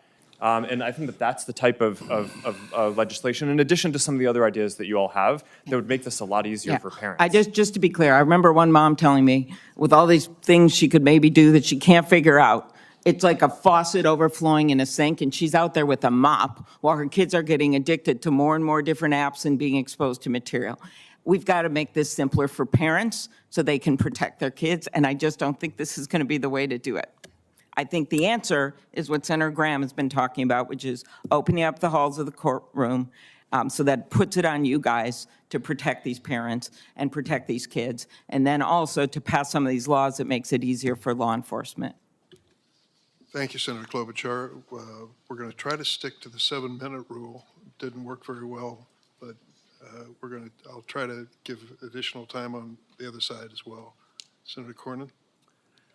There's no question that your platforms are very popular, but we know that while here in the United States we have an open society and free exchange of information, that there are authoritarian governments, there are criminals who will use your platforms for the sale of drugs, for sex, for extortion, and the like. And Mr. Chu, I think your company is unique among the ones represented here today because of its ownership by ByteDance, a Chinese company. And I know there have been some steps that you've taken to wall off the data collected here in the United States. But the fact of the matter is that under Chinese law and Chinese national intelligence laws, all information accumulated by companies in the People's Republic of China are required to be shared with the Chinese intelligence services. ByteDance, the initial release of TikTok, I understand, was 2016. These efforts that you made with Oracle under the so-called Project Texas to wall off the U.S. data was in 2021 and apparently allegedly fully walled off in March of 23. What happened to all of the data that TikTok collected before that? Senator, thank you. From American users. Understand. TikTok is owned by ByteDance, which is majority owned by global investors, and we have 3 Americans on the board out of 5. You are right in pointing out that over the last 3 years, we have spent billions of dollars building out Project Texas, which is a plan that is unprecedented in our industry to firewall off protected U.S. data from the rest of our staff. And I'm, We asking, also and have I'm asking about all of the data that you collected prior to that event. Yes, Senator. We have started a data deletion plan. I talked about this a year ago. We have finished the first phase of data deletion through our data centers outside of the Oracle Cloud infrastructure. And we're beginning phase 2, where we will not only delete from the data centers, we will hire a third party to verify that work. And then we will go into, for example, employees' working laptops to delete that as well. Was all of the data collected by TikTok prior to Project Texas shared with the Chinese government pursuant to the national intelligence laws? Is that country? Senator, we have not been asked for any data by the Chinese government, and we have never provided it.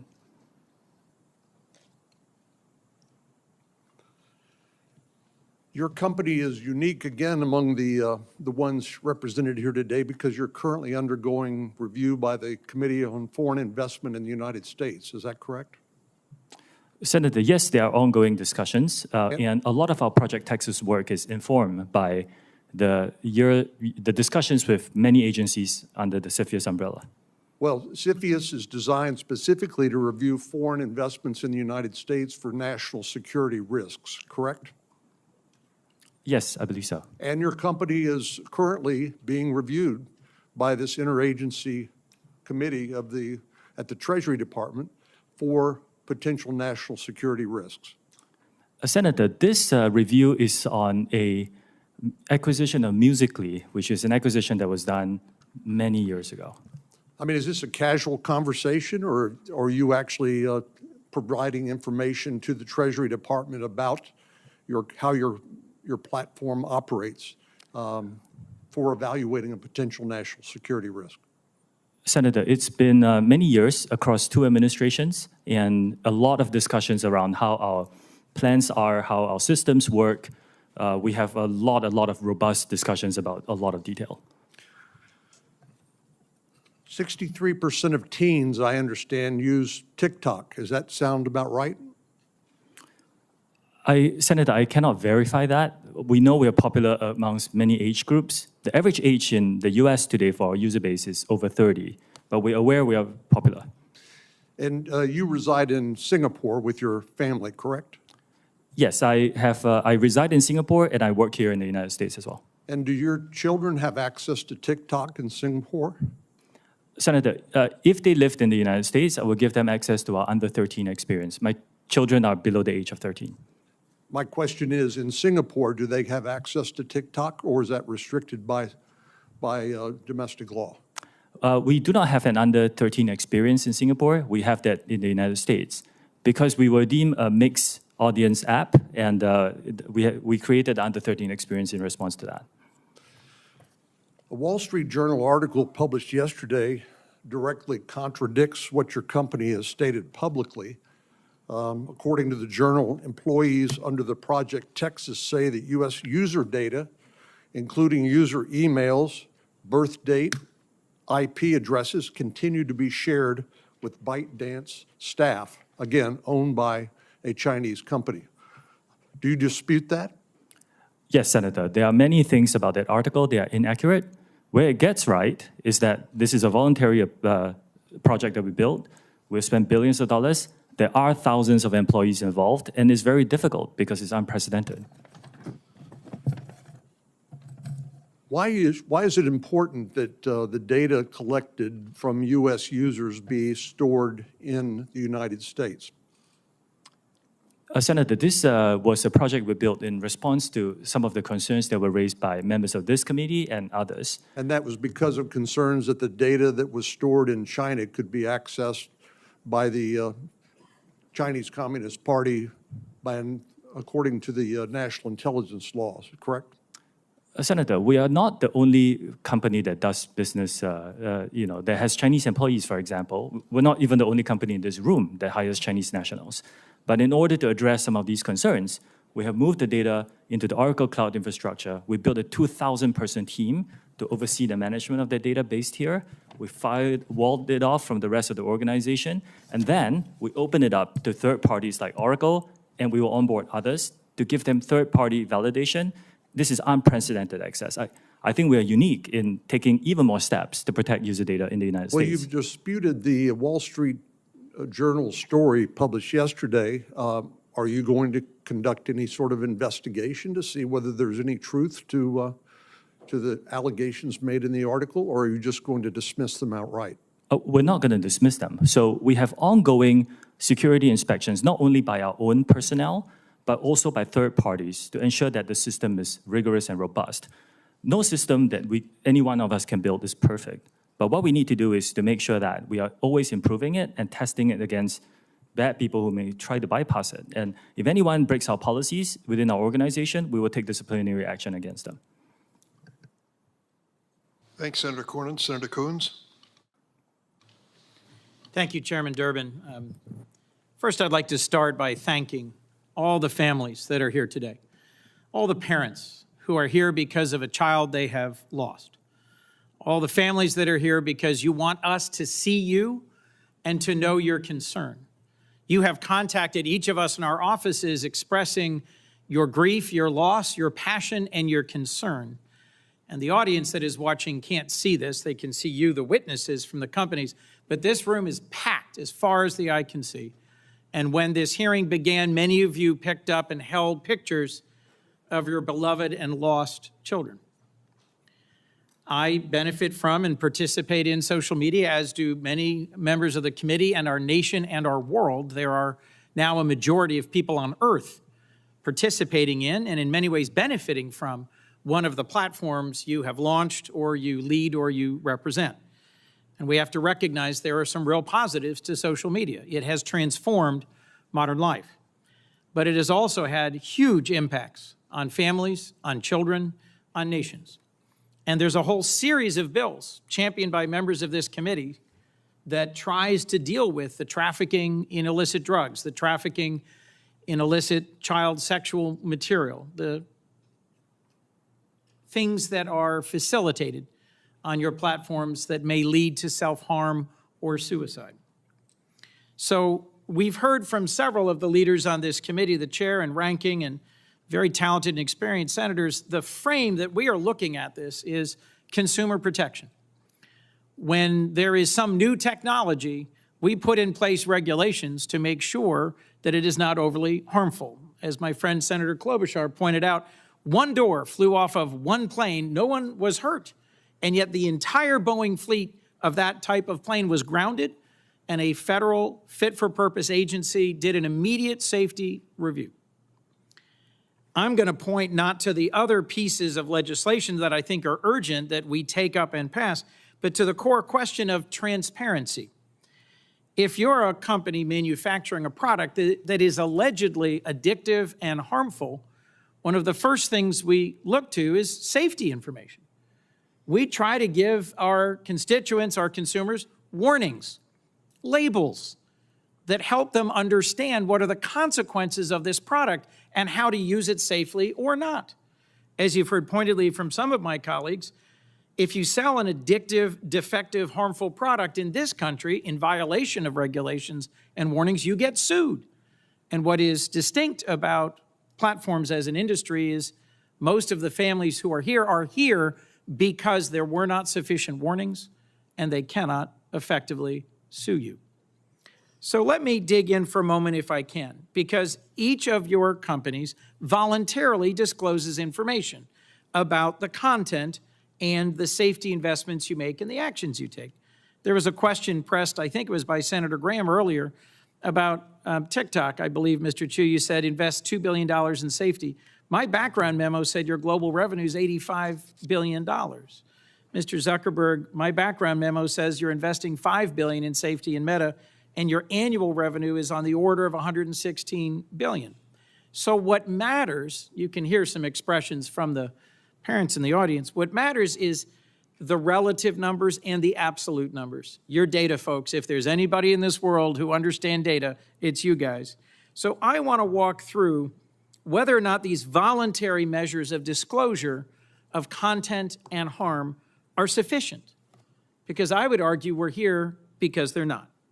Without better information, how can policymakers know whether the protections you've testified about, the new initiatives, the starting programs, the monitoring, and the takedowns are actually working. How can we understand meaningfully how big these problems are without measuring and reporting data? Mr. Zuckerberg, your testimony referenced a National Academy of Sciences study that said at the population level, there is no proof about harm for mental health. Well, it may not be at the population level, but I'm looking at a room full of hundreds of parents who have lost children. And our challenge is to take the data and to make good decisions about protecting families and children from harm. So let me ask about what your companies do or don't report.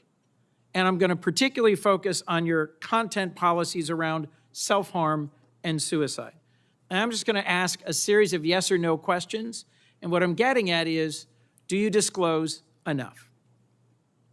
Mr. Zuckerberg, from your policies prohibiting content about suicide or self-harm, do you report an estimate of the total amount of content, not a percentage of the overall, not a prevalence number, but the total amount of content on your platform that violates this policy? And do you report the total number of views that self-harm or suicide-promoting content that violates this policy gets on your platform? Yes, Senator. We pioneered a quarterly reporting on our community standards enforcement across all these different categories of harmful content. We focus on prevalence, which you mentioned, because what we're focused on is what % of the content that we take down. So, Mr. Zuckerberg, I'm going to interrupt you, and you're very talented. I have very little time left. I'm trying to get an answer to a question. Not as a percentage of the total, because remember, it's a huge number, so the percentage is small. But do you report the actual amount of content and the amount of views self-harm content received? No, I believe we focus on prevalence. Correct. You don't. Ms. Yacarina, yes or no? You report it or you don't? Senator, as a reminder, we have less than 1% of our users that are between the ages of 13 and 17. Do you report the absolute number of how many images and how often viewed? Posts and accounts that we've taken down in 2023. Yes. We've taken over almost 1 million posts down that in regards to mental health and self-harm. Mr. Chu, do you disclose the number of appearances of these types of content and how many are viewed before they're taken down? Senator, we disclose the number we take down based on each category of violation and how many of that were taken down proactively before it was reported. Mr. Spiegel? Yes, Senator, we do disclose. Mr. Citron? Yes, we do. So I've got 3 more questions I'd love to walk through if I had unlimited time. I will submit them for the record. The larger point is that platforms need to hand over more content about how the algorithms work, what the content does, and what the consequences are. Not at the aggregate, not at the population level, but the actual numbers of cases so we can understand the content. In closing, Mr. Chairman, I have a bipartisan bill, the Platform Accountability and Transparency Act, co-sponsored by Senators Cornyn, Klobuchar, Blumenthal on this committee and Senator Cassidy and others. It's in front of the Commerce Committee, not this committee. But it would set reasonable standards for disclosure and transparency to make sure that we're doing our jobs based on data. Yes, there's a lot of emotion in this field, understandably. But if we're going to legislate responsibly about the management of the content on your platforms, we need to have better data. Is there any one of you willing to say now that you support this bill? Mr. Chairman, let the record reflect a yawning silence from the leaders of the social media platforms. Thank you. Thanks, Senator Coons. We're on the first of 2 roll calls, and so please understand if some of the members leave and come back, it's no disrespect. They're doing their job. Senator Lee. Thank you, Mr. Chairman.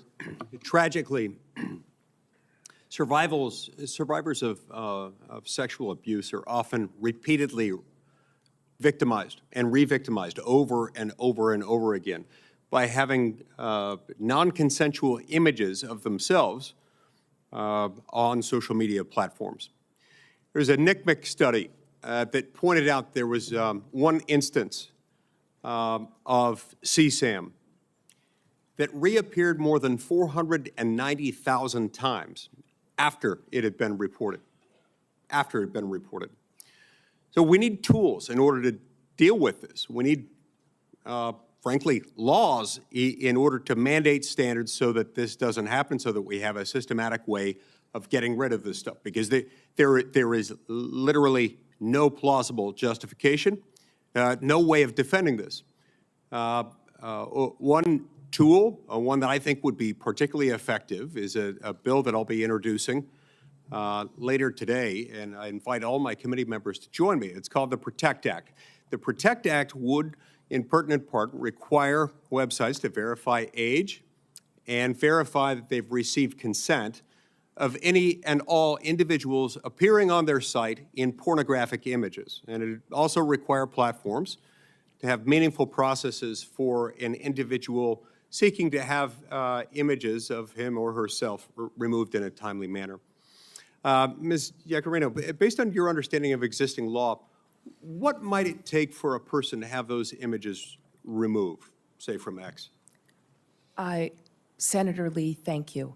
It sounds like what you're going to introduce into law in terms of ecosystem-wide and user consent sounds exactly like part of the philosophy of why we're supporting the SHIELD Act, and no one should have to endure non-consensual images being shared online. Yeah, and without that, without laws in place, and it's fantastic anytime a company, as you've described with yours, wants to take those steps, it's very helpful. It can take a lot longer than it should, and sometimes it does, to the point where somebody had images shared 490,000 times after it was reported to the authorities, and that's deeply concerning. But yes, the PROTECT Act would work in tandem with. It's a good complement to the SHIELD Act. Mr. Zuckerberg, let's turn to you next. As you know, I feel strongly about privacy and believe that one of the best protections for an individual's privacy online involves end-to-end encryption. We also know that a great deal of grooming and sharing of CSAM happens to occur on end-to-end encrypted systems. Tell me, does Meta allow juvenile accounts on its platforms to use encrypted messaging services within those apps? Sorry, Senator, what do you mean juvenile? Underage, people under 18. Under 18. We allow people under the age of 18 to use WhatsApp, and we do allow that to be encrypted, yes. Do you have a bottom-level age at which they're not allowed to use it? I don't think we allow people under the age of 13. Yep.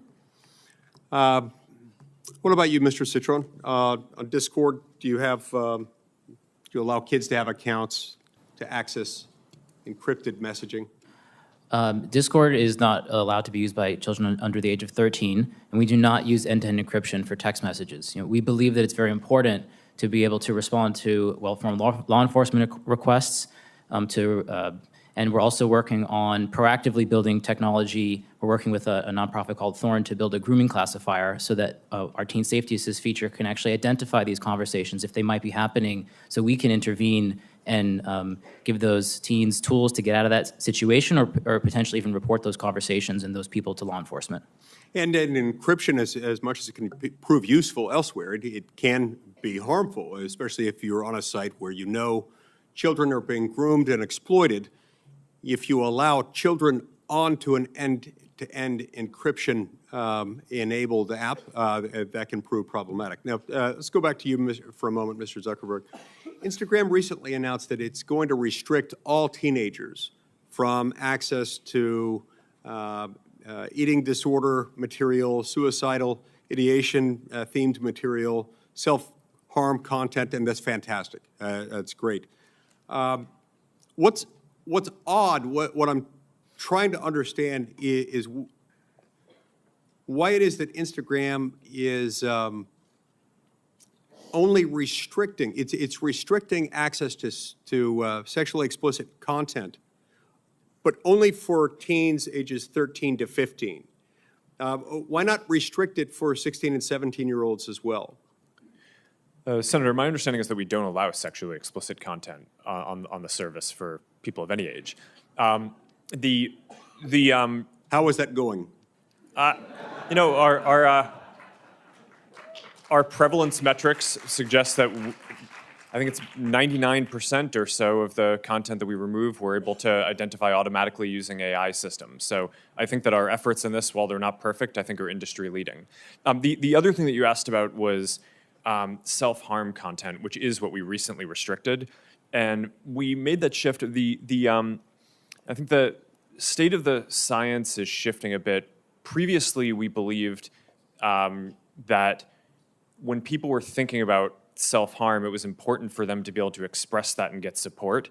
And now more of the thinking in the field is that it's just better to not show that content at all, which is why we recently moved to restrict that from showing up for those teens at all.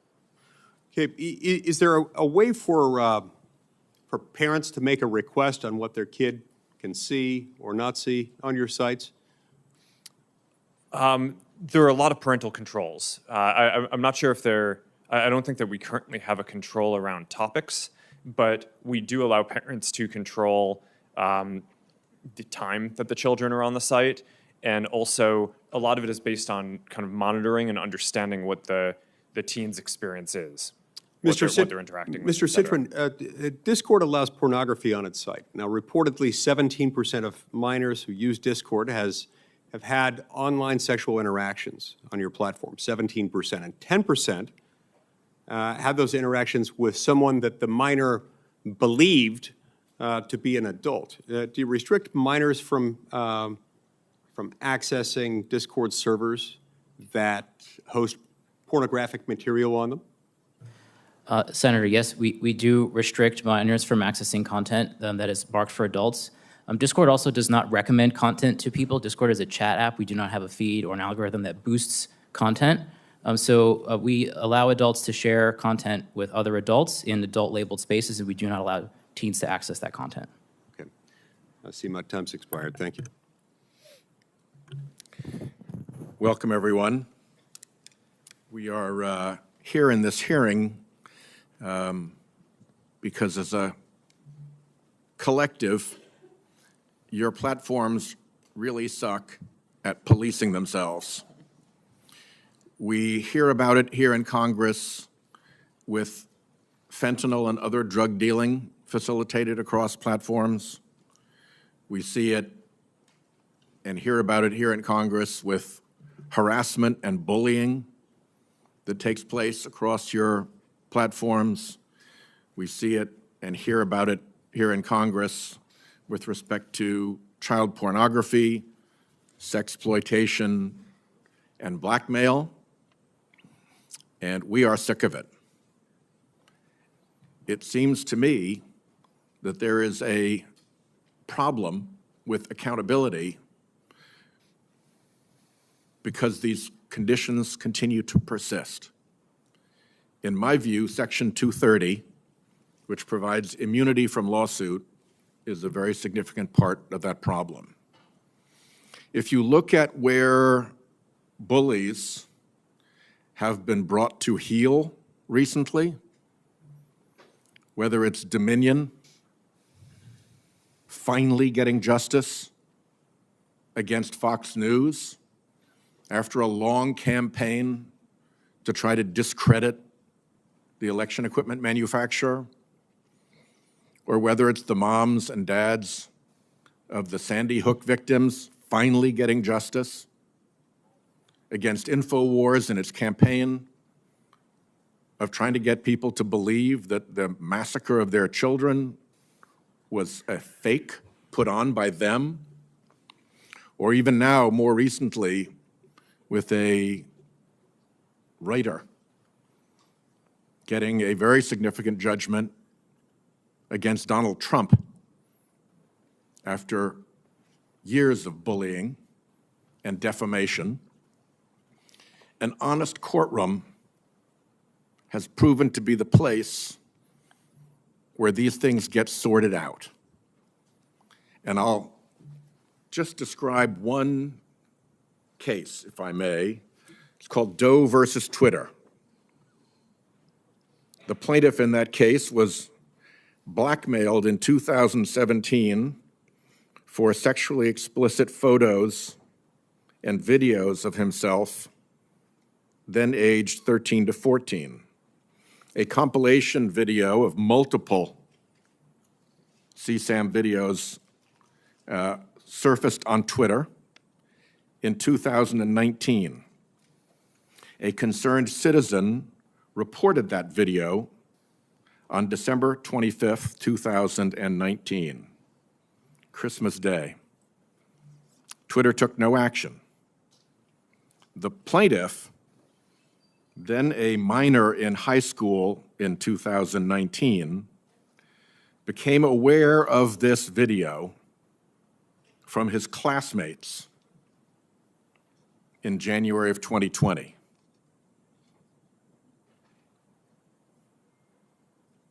You're a high school kid, and suddenly there's that.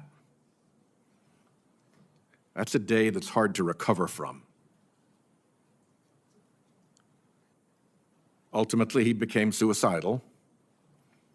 He and his parents contacted law enforcement and Twitter to have these videos removed on January 21st and again on January 22nd of 2020, and Twitter ultimately took down the video on January 30th, 2020, once federal law enforcement got involved. That's a pretty foul set of facts. And when the family sued Twitter for all those months of refusing to take down the explicit video of this child, Twitter invoked Section 230. And the district court ruled that the claim was barred. There is nothing about that set of facts that tells me that Section 230 performed any public service in that regard. I would like to see very substantial adjustments to Section 230 so that the honest courtroom, which brought relief and justice to E. Jean Carroll after months of defamation, which brought silence, peace, and justice to the parents of the Sandy Hook children after months of defamation and bullying by InfoWars and Alex Jones, and which brought significant justice and an end to the campaign of defamation by Fox News to a little company that was busy just making election machines. So I would, my time is running out. I'll turn to, I guess Senator Cruz is next. But I would like to have each of your companies put in writing what exemptions from the protection of Section 230 you would be willing to accept, bearing in mind the fact situation in Doe versus Twitter, bearing in mind the enormous harm that was done to that young person and that family by the non-responsiveness of this enormous platform over months and months and months and months. Again, think of what it's like to be a high school kid and have that stuff up in the public domain and have the company that is holding it out there in the public domain react so disinterestedly. Okay? Will you put that down in writing for me? 1, 2, 3, 4, 5 yeses. Done. Senator Cruz. Thank you, Mr. Chairman.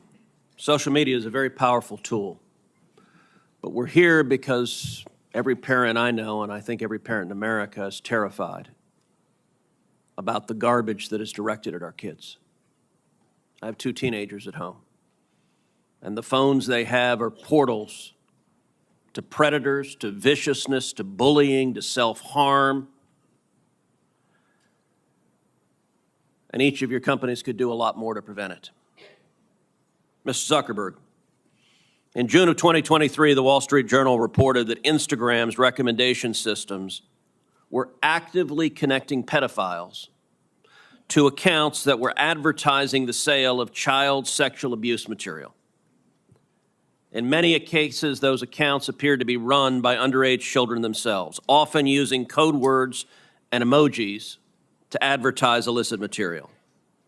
In other cases, the accounts included indicia that the victim was being sex trafficked. Now, I know that Instagram has a team that works to prevent the abuse and exploitation of children online. But what was particularly concerning about the Wall Street Journal expose was the degree to which Instagram's own algorithm was promoting the discoverability of victims for pedophiles seeking child abuse material.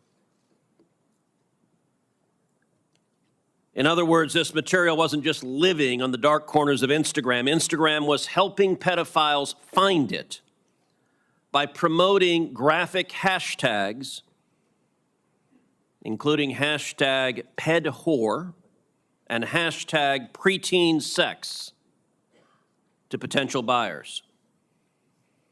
Instagram also displayed the following warning screen to individuals who were searching for child abuse material. These results may contain images of child sexual abuse. And then you gave users two choices: get resources or see results anyway. Mr. Zuckerberg, what the hell were you thinking? All right, Senator.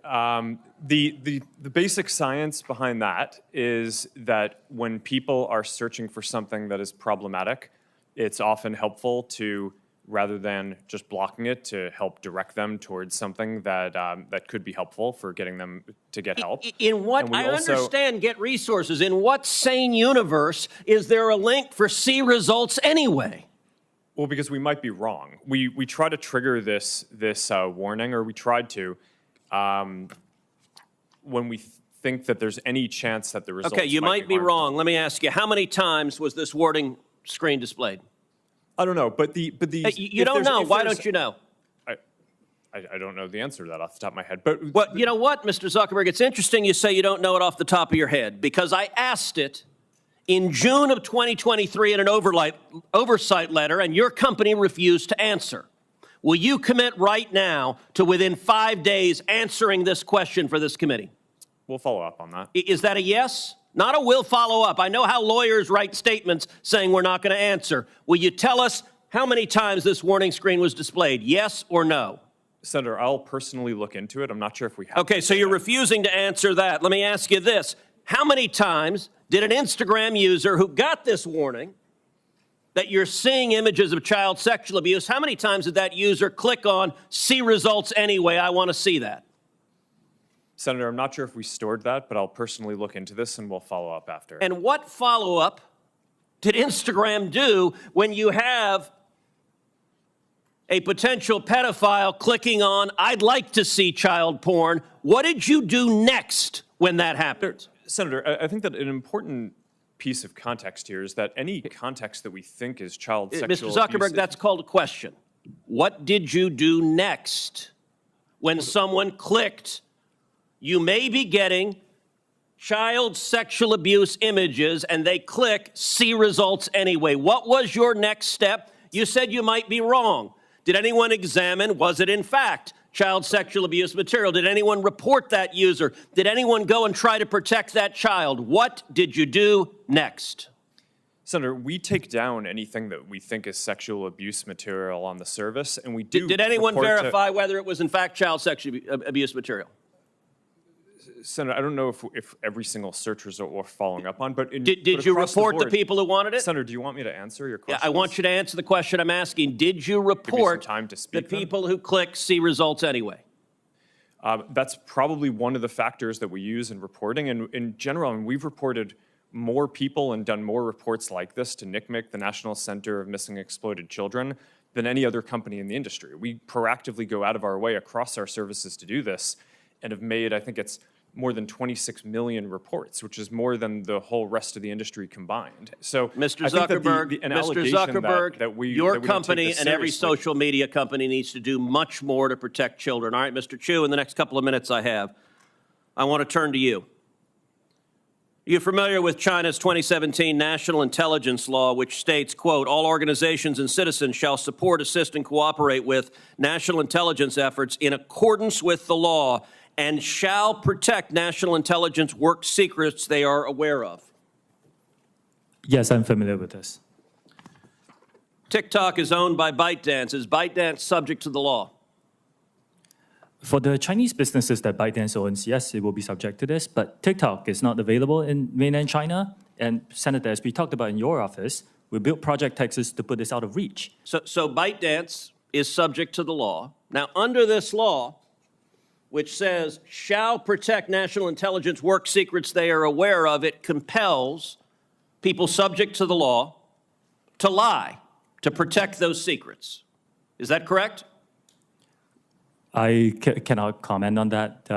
What I said again is that we have because moved you it have out to of reach protect those this. secrets? No, Senator, TikTok is not available in mainland China. We have moved the data into an American cloud TikTok infrastructure. is controlled by ByteDance, which is subject to this law. Now, you said earlier, and I wrote this down, we have not been asked for any data by the Chinese government, and we have never provided it. I'm going to tell you, and I told this when you and I met last week in my office, I do not believe you. And I'll tell you, the American people don't either. If you look at what is on TikTok in China, you are promoting to kids science and math videos, educational videos, and you limit the amount of time kids can be on TikTok. In the United States, you are promoting to kids self-harm videos and anti-Israel propaganda. Why is there such a dramatic difference? Senator, that is just not accurate. There's not a difference between what kids see in China and what kids see here? Senator, TikTok is not available in China. It's a separate experience there. What I'm saying is... But you have a company that is essentially the same, except it promotes beneficial materials instead of harmful materials. That is not true. We have a lot of science and math content here on TikTok. There's so much of it. I created a STEM feed for 100 billion views. Let me point to this, Mr. Chu. There was a report recently that compared hashtags on Instagram to hashtags on TikTok, and what trended, and the differences were striking. So, for something like hashtag Taylor Swift or hashtag Trump, researchers found roughly 2 Instagram posts for every one on TikTok. That's not a dramatic difference. That difference jumps to 8 to 1 for the hashtag Uyghur. And it jumps to 30 to 1 for the hashtag Tibet. And it jumps to 57 to 1 to the hashtag Tiananmen Square. And it jumps to 174 to 1 for the hashtag Hong Kong protest. Why is it that on Instagram, people can put up a hashtag Hong Kong protest 174 times compared to TikTok? What censorship is TikTok doing at the request of the Chinese government? None. Senator, that analysis is flawed. The analysis is flawed. It's been debunked by other external sources like the Cato Institute. Fundamentally, a few things happen here. Not all videos carry hashtags. That's the first thing. The second thing is that you cannot selectively choose a few words within a certain time period. Why the difference between Taylor Swift and Tiananmen Square? What happened in Tiananmen Square? Senator, there was a massive protest during that time. But what I'm trying to say is our users can freely come and post this content. Why would there be no difference on Taylor Swift, or a minimal difference and a massive difference on Tiananmen Square or Hong Kong? Senator, could you wrap up, please? Senator, our algorithm does not suppress any content simply based on this. To answer that question, why is there a difference? Like I said, I think this analysis is flawed. You're selectively choosing some words over some periods. We haven't been around as long as other apps. There is an obvious difference. 174 to 1 for Hong Kong compared to Taylor Swift is dramatic. Senator Blumenauer. Thanks, Mr. Chairman. Mr. Zuckerberg. Blumenthal, I'm sorry. Thank you. I know both of them. That was good enough. Mr. Zuckerberg, you know who Antigone Davis is, correct? Yes. She's one of your top leaders. In September of 2021, she was global head of safety, correct? Yes. And you know that she came before a subcommittee of the Commerce Committee that I chaired at the time, Subcommittee on Consumer Protection, correct? Yes. And she was testifying on behalf of Facebook, right? Meta, but yes. It was then Facebook, but Meta now. And she told us, and I'm quoting, Facebook is committed to building better products for young people and to doing everything we can to protect their privacy, safety, and well-being on our platforms. And she also said, kids' safety is an area where, quote, we are investing heavily, end quote. We now know that statement was untrue. We know it from an internal email that we have received.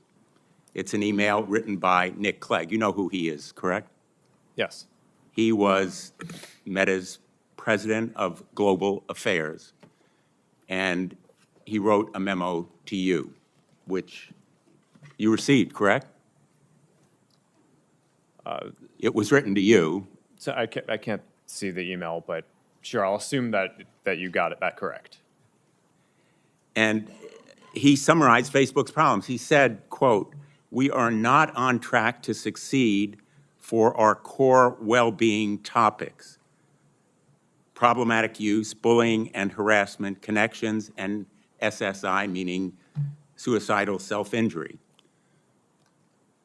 He said also in another memo, quote, we need to do more and we are being held back by a lack of investment.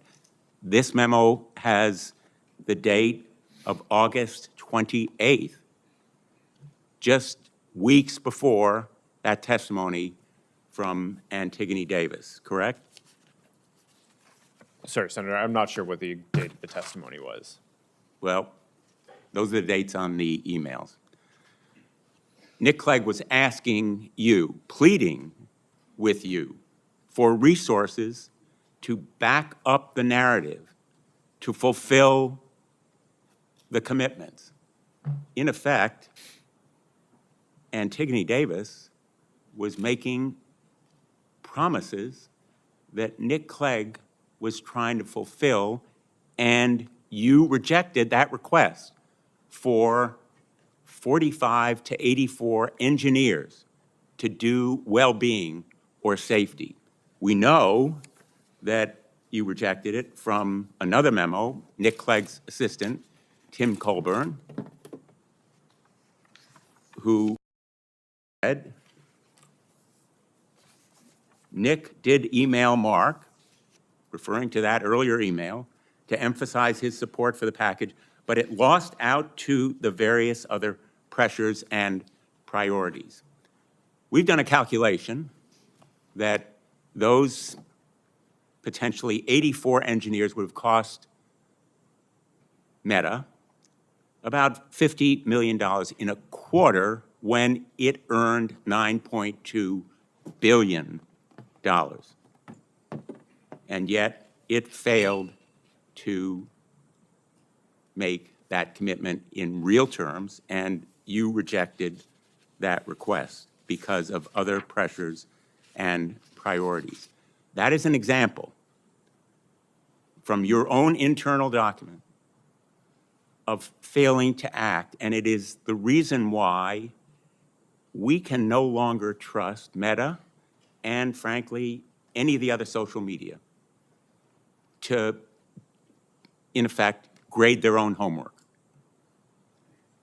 The public, and particularly the parents in this room, know that we can no longer rely on social media to provide the kind of safeguards that children and parents deserve. And that is the reason why passing the Kids Online Safety Act is so critically important. Mr. Zuckerberg, do you believe that you have a constitutional right to lie to Congress? Senator, no, but I mean, well, let me just clarify for you. I mean, I'd like the opportunity let me to just respond clarify to for you. in a lawsuit brought by hundreds of parents, some in this very room, alleging that you made false and misleading statements concerning the safety of your platform for children. You argued in not just one pleading, but twice, in December and then in January, that you have a constitutional right to lie to Congress. Do you disavow that filing in court? Senator, I don't know what filing you're talking about, but I testified honestly and truthfully, and I would like the opportunity to respond to the previous things that you showed as well. Well, I have a few more questions, and let me ask others who are here, because I think it's important to put you on record. Who will support the Kids Online Safety Act? Yes or no? Mr. Citron? There are parts of the act that we think are great. No, it's a yes or no question. I'm going to be running out of time, so I'm assuming the answer is no if you can't answer yes. We very much think that the national privacy standard would be great. Mr. Siegel? Senator, we strongly support the Kids Online Safety Act, and we've already implemented many of its core provisions. Thank you. I welcome that support, along with Microsoft's support. Mr. Chu? Senator, with some changes, we can support it. Well, in its present form, do you support it? Yes or no? We are aware that some groups have raised some concerns. It's important to understand I'll take that as a no. Ms. Yaccarino? Senator, we support COSA and will continue to make sure that it accelerates and make sure it continues to offer community for teens that are seeking that voice. Mr. Zuckerberg? Senator, we support the age-appropriate content standards, but would have some suggestions yes or no, on how to Mr. implement Zuckerberg? it. Do you support the Kids Online Safety Act? Senator, it's a I think measure these are that is nuanced public, things. and I'm just asking whether you'll support it or not. These are nuanced things. I think that the basic spirit is right. I think the basic ideas in it are right, and there are some ideas that I would debate how to best implement them. Unfortunately, I don't think we can count on social media as a group or big tech to support this measure. And in the past, we know it's been opposed by armies of lawyers and lobbyists. We're prepared for this fight, but I am very, very glad that we have parents here, because tomorrow we're going to have an advocacy day. And the folks who really count, the people in this room who support this measure, are going to be going to their representatives and their senators, and their voices and faces are going to make a difference. Senator Schumer has committed that he will work with me to bring this bill to a vote, and then we will have real protection for children and parents online. Thank you, Mr. Chairman. Thank you, Senator Blumenthal. We have a vote on, has Senator Cotton, have you voted on and Senator Hawley, you haven't voted yet? You're next. And I don't know how long the vote will be open, but I'll turn over to you. Thank you, Mr. Chairman. Mr. Zuckerberg, let me start with you. Did I hear you say in your opening statement that there's no link between mental health and social media use? Senator, what I said is I think it's important to look at the science. I know it's people widely talk about this as if that is something that's already been proven, and I think that the bulk of the scientific evidence does not support that. Well, really, let me just remind you of some of the science from your own company. Instagram studied the effect of your platform on teenagers. Let me just read you some quotes from the Wall Street Journal's report on this. Company researchers found that Instagram is harmful for a sizable percentage of teenagers, most notably teenage girls.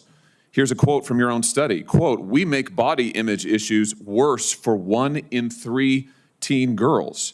Here's another quote. "Teens blamed Instagram," this is your study, "for increases in the rate of anxiety and depression. This reaction was unprompted and consistent across all groups." That's your study. Senator, we try to understand the feedback and how people feel about the services. We can improve Wait a minute, them. your own study says that you make life worse for 1 in 3 teenage girls. You increase Senator, anxiety and depression. That's what it says, and you're here testifying to us in public that there's no link. You've been doing this for years. For years, you've been coming in public and testifying under oath that there's absolutely no link. Your product is wonderful. The science is nascent, full speed ahead, while internally you know full well your product is a disaster for teenagers. Senator, and yet that's you not keep true. right on doing what you're doing. Right? That's not true. That's not true. Let me show you some other But, I facts mean, I you know can- that you're you can familiar cherry- with. you can cherry-pick Wait data a minute, points wait a if minute, you wait a want, minute. but That's I not a mean, question. that's That's not not what a the question. internal- Those are facts, Mr. Zuckerberg. That's not a question. Those aren't facts. Here, let me show you some more facts. Here's some information from a whistleblower who came before the Senate, testified under oath in public. He worked for you. It's a senior executive.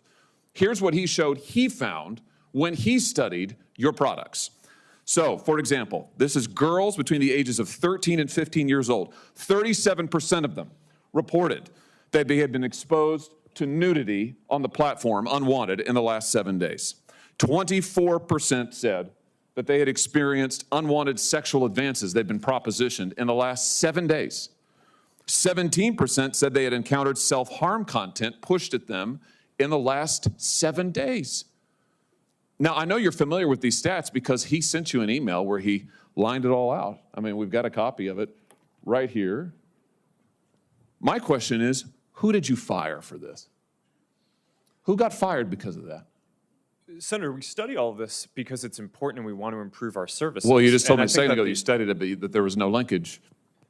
Who did you Senator, fire? Yeah, I said you mischaracterized. the data. 37% of teenage girls between 13 and 15 were exposed to unwanted nudity in a week on Instagram. You knew about it. Who did you fire? Senator, this is why we're building all Who these did you different fire? tools. Senator, I don't think that's. Who did you fire? I'm not going to answer that. Because you didn't fire anybody, right? You didn't take any significant I don't think action. it's appropriate to talk about like It's not individual HR appropriate. decisions. Do you know who's sitting behind you? You've got families from across the nation whose children are either severely harmed or gone, and you don't think it's appropriate to talk about steps that you took? The fact that you didn't fire a single person? Let me ask you this. Let me ask you this. Have you compensated any of the victims? Sorry? Have you compensated any of the victims? These girls, have you compensated them? I don't believe so. Why not? Don't you think they deserve some compensation for what your platform has done? Help with counseling services, help with dealing with the issues that your service has caused? Our job is to make sure that we build tools to help keep people safe. Are you across going our to platform. compensate them? Senator, our job and what we take seriously is making sure that we build industry-leading tools to find harmful To content, make money. take it off the services, To make money. and to build tools that empower parents. So you that didn't help take any work- action, you didn't That's take not any true, action, you Senator. didn't fire anybody, you haven't not true. compensated a That's single not- victim. that's Let not me what I ask you said. this, let me ask you this. There's families of victims here today. Have you apologized to the victims? Would you like to do so now? Well- They're here, you're on national television. Would you like now to apologize to the victims who have been harmed by your product? Show them the pictures. Would you like to apologize for what you've done to these good people? I'm sorry for everything that you have all gone through. It's terrible. No one should have to go through the things that your families have suffered. And this is why we invest so much and are going to continue doing industry-leading efforts to make sure that no one has to go through the types of things that your families have had to suffer. You know, why, Mr. Zuckerberg, why should your company not be sued for this? Why is it that you can claim, you hide behind a liability shield, you can't be held accountable? Shouldn't you be held accountable personally? Will you take personal responsibility? Senator, I think I've already answered this. I mean, these Well, are try serious this again. issues. Will you take personal responsibility? Senator, I view my job and the job of our company as building the best tools that we can to keep our community safe. Well, you're failing at and that. Well, Senator, we're doing an industry-leading effort. We build AI tools nonsense. Your product is killing people. Will you personally commit to compensating the victims? You're a billionaire. Will you commit to compensating the victims? Will you set up a compensation fund with Senator, your I money? think these are With your money. complicated- Senator, these are complicated Yes, issues. that's not a complicated question, though. That's a Senator, yes or no. this is- Will you set up a victims' compensation fund with your money, the money you made on these families sitting behind you? Yes or no? Senator, I don't think that that's my job is to Sounds make like sure a we no. build good tools. My Sounds job like a is no. to make sure that Your job is to be responsible for what your company has done. You've made billions of dollars on the people sitting behind them. Are you here? You've done nothing to help them. You've done nothing to compensate them. You've done nothing to put it right. You could do so here today, and you should. You should, Mr. Zuckerberg. Before my time expires, Mr. Chu, let me just ask you, your platform, Why should your platform not be banned in the United States of America? You are owned by a Chinese communist company or a company based in China. The editor-in-chief of your parent company is a Communist Party secretary. Your company has been surveilling Americans for years. According to leaked audio from more than 80 internal TikTok meetings, China-based employees of your company have repeatedly accessed non-public data of United States citizens. Your company has tracked journalists improperly gaining access to their IP addresses, user data, in an attempt to identify whether they're writing negative stories about you. Why should, your platform is basically an espionage arm for the Chinese Communist Party. Why should you not be banned in the United States of America? Senator, I disagree with your characterization. Many of what you have said, we have explained in a lot of detail. TikTok is used by 170 million Americans. I know, and every single one of those Americans are in danger from the fact that you track their keystrokes, you track their app usage, you track their location data, and we know that all of that information can be accessed by Chinese employees who are subject to the dictates of the Chinese Communist Party. Why should you not be banned in this country? Senator, that is not accurate. A lot of what you describe we collect, we don't. It is 100% accurate. Do you deny that repeatedly Americans' data has been accessed by ByteDance employees in China? We built a project that cost us billions of dollars to stop that, and we have made a lot of progress. And it hasn't been stopped. According to the Wall Street Journal report from just yesterday, even now, ByteDance workers, without going through official channels, have access to the private information of American citizens. I'm quoting from the article, private information of American citizens, including their birth date, their IP address, and more. That's now. Senator, as we know, the media doesn't always get it right. What we have. But the Chinese Communist Party does? I'm not saying that. What I'm saying is that we've spent billions of dollars to build this project. It's rigorous, it's robust, it's unprecedented, and I'm proud of the work that the 2,000 employees are doing to protect the data. But it's not protected. That's the problem, Mr. Chu. It's not protected at all. It's subject to Communist Chinese Party inspection and review. Your app, unlike anybody else sitting here, and heaven knows I've got problems with everybody here, but your app, unlike any of those, is subject to the control and inspection of a foreign hostile government that has actively trying to track the information of whereabouts of every American that they get their hands on. Your app ought to be banned in the United States of America for the security of this country. Thank you, Mr. Chairman. Senator Hirono. Thank you, Mr. Chairman. As we've heard, children face all sorts of dangers when they use social media, from mental health harms to sexual exploitation, even trafficking. Sex trafficking is a serious problem in my home state of Hawaii, especially for Native Hawaiian victims. That social media platforms are being used to facilitate this trafficking, as well as the creation and distribution of C-scam, is deeply concerning, but it's happening. For example, several years ago, a military police officer stationed in Hawaii was sentenced to 15 years in prison for producing C-scam as part of his online exploitation of a minor female. He began communicating with this 12-year-old girl through Instagram. He then used Snapchat to send her sexually explicit photos and to solicit such photos from her. He later used these photos to blackmail her. And just last month, the FBI arrested a neo-Nazi cult leader in Hawaii who lured victims to his Discord server. He used that server to share images of extremely disturbing child sexual abuse material interspersed with neo-Nazi imagery. Members of his child exploitation and hate group are also present on Instagram, Snapchat, X, and TikTok, all of which they use to recruit potential members and victims. In many cases, including the ones I just mentioned, your companies played a role in helping law enforcement investigate these offenders. But by the time of the investigation, so much damage had already been done. This hearing is about how to keep children safe online, and we've listened to all of your testimony, to seemingly impressive safeguards for young users. You try to limit the time that they spend. You require parental consent. You have all of these tools, yet trafficking and exploitation of minors online and on your platforms continues to be rampant. Nearly all of your companies make your money through advertising, specifically by selling the attention of your users. Your product is your users. As a Meta product designer wrote in an email, quote, "Young ones are the best ones. You want to bring people to your service young and early," end quote. In other words, hook them early. Research published last month by Harvard School of Public Health estimates that Snap makes an astounding 41% of its revenues by addressing to users under 18.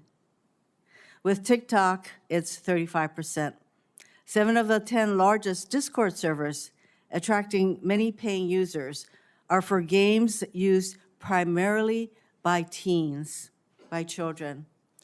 All this is to say that social media companies, yours and others, make money by attracting kids to your platforms.